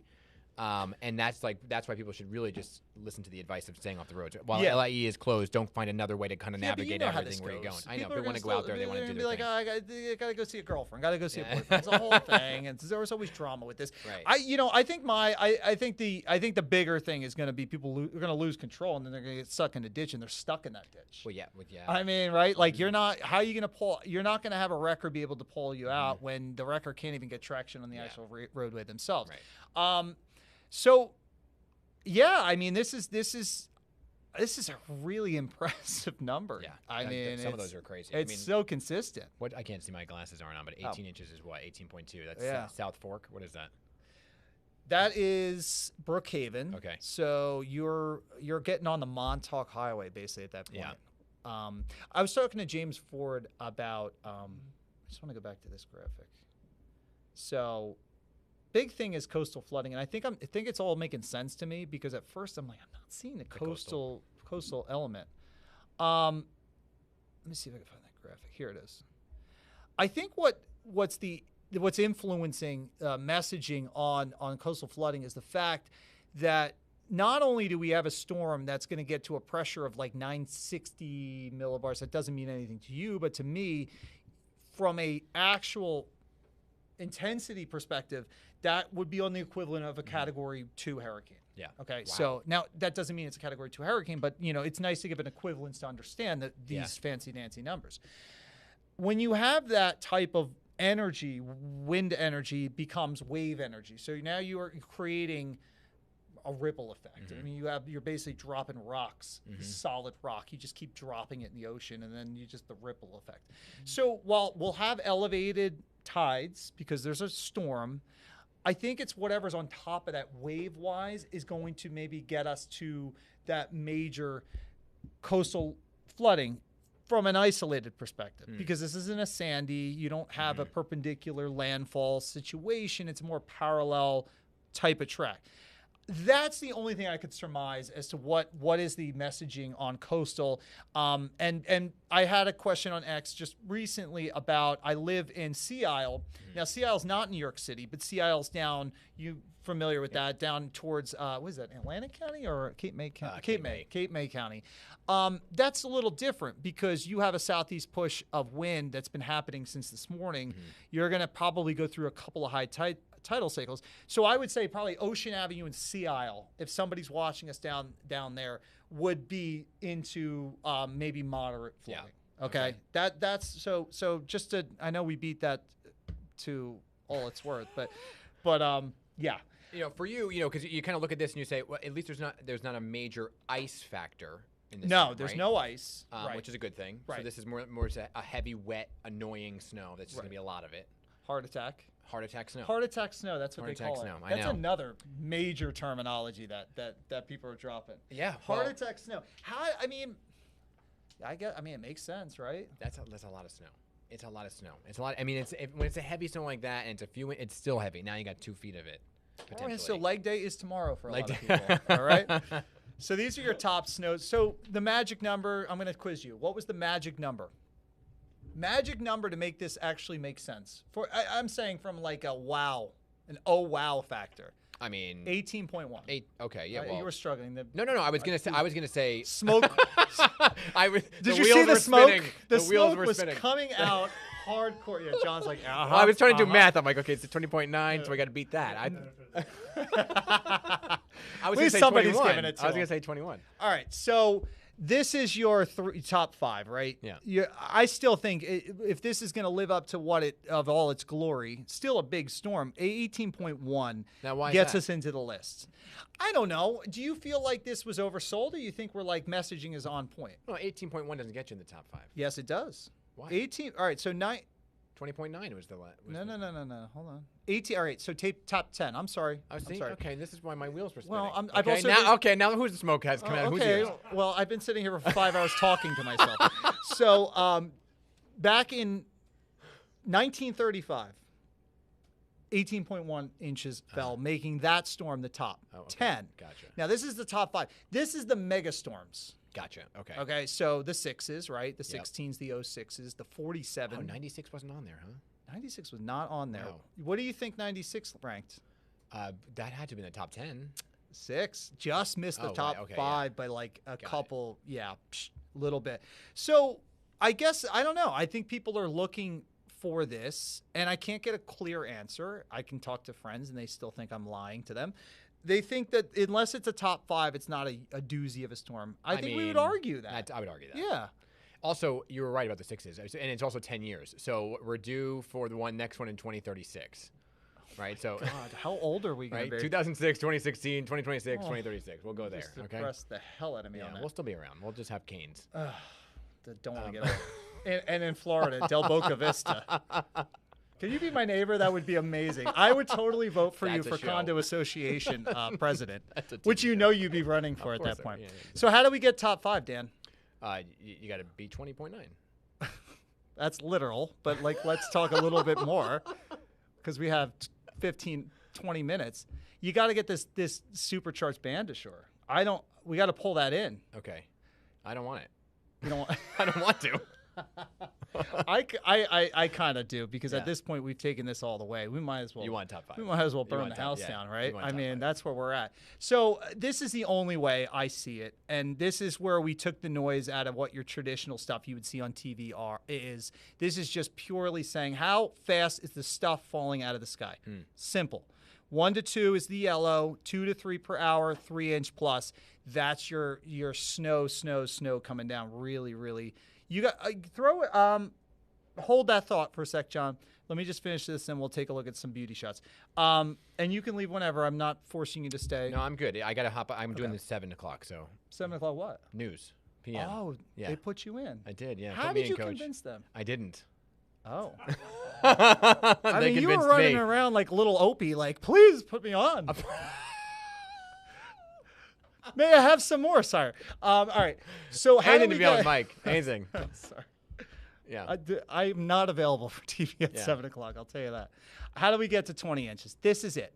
If you could get me this band into New York City, it tries at 3 o'clock in the morning. It tries its hardest right in there. Let me just try to zoom in. I'll show you how close it gets.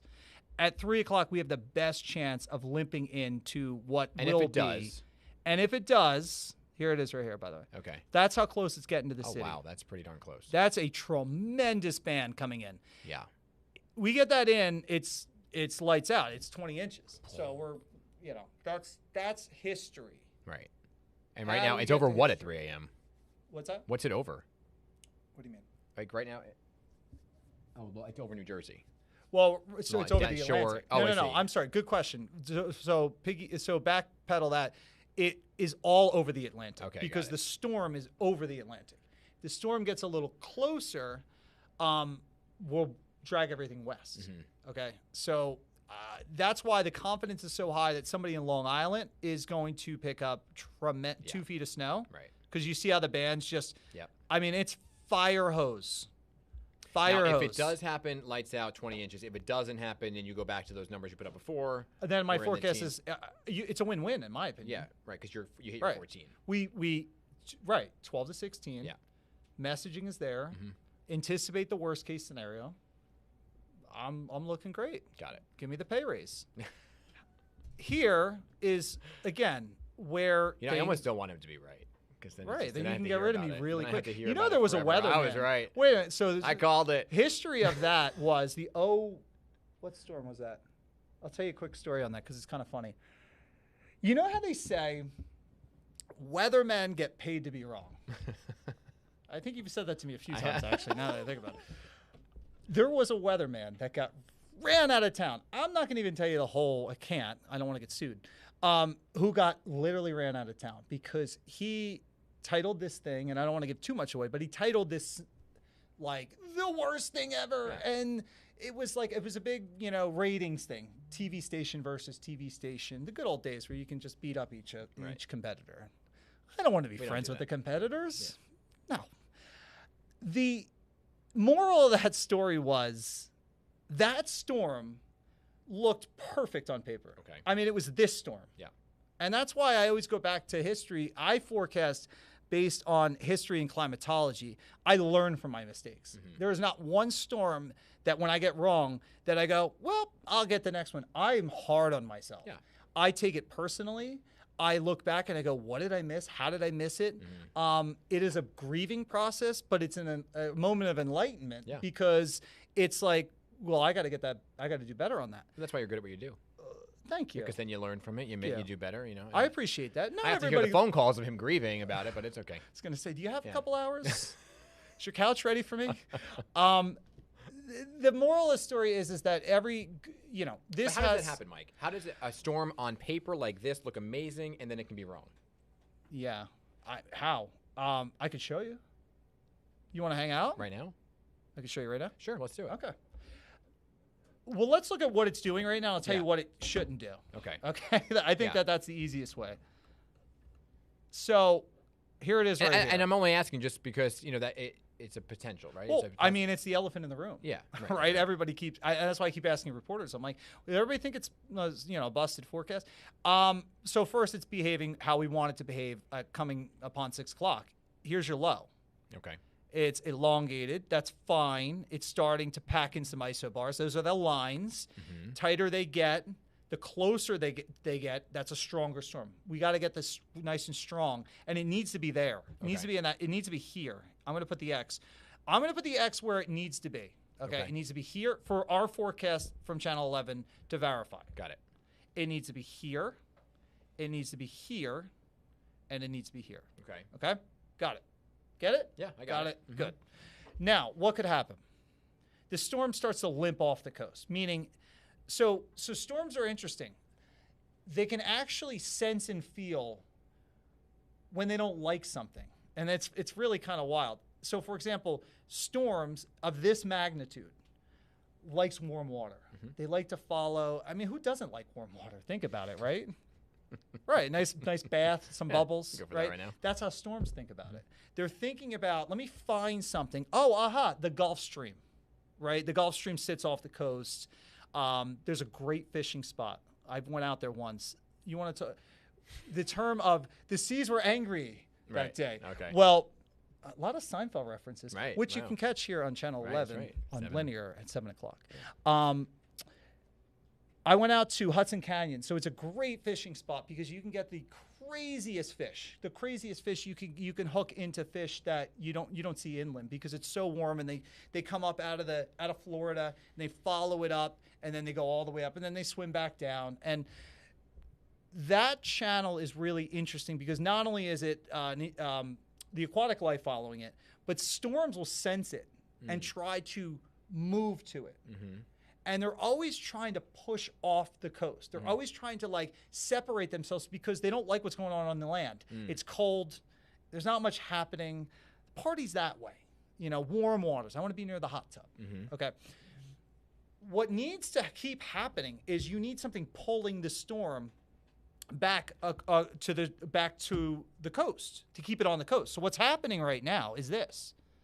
You have this trough or jet stream energy coming in like this, and it's basically acting as a magnet to pull it back. Okay. So the storm keeps wanting to do this, but this keeps pulling it back that way. So what could happen?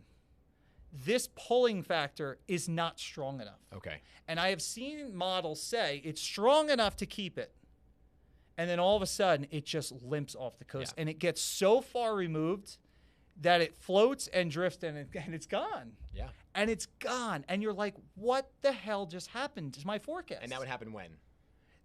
If that happens at 11 o'clock at night tonight, I will put out a post saying, it's over, Johnny. Okay. Got it. We'll both be awake, so I'll wait. I'm going to see. I'm going to wait. I mean, you'll be awake. I'm running to Mexico, and that's boy. it. Yeah. I have made the shortest time here at PIX11 in my career. Right.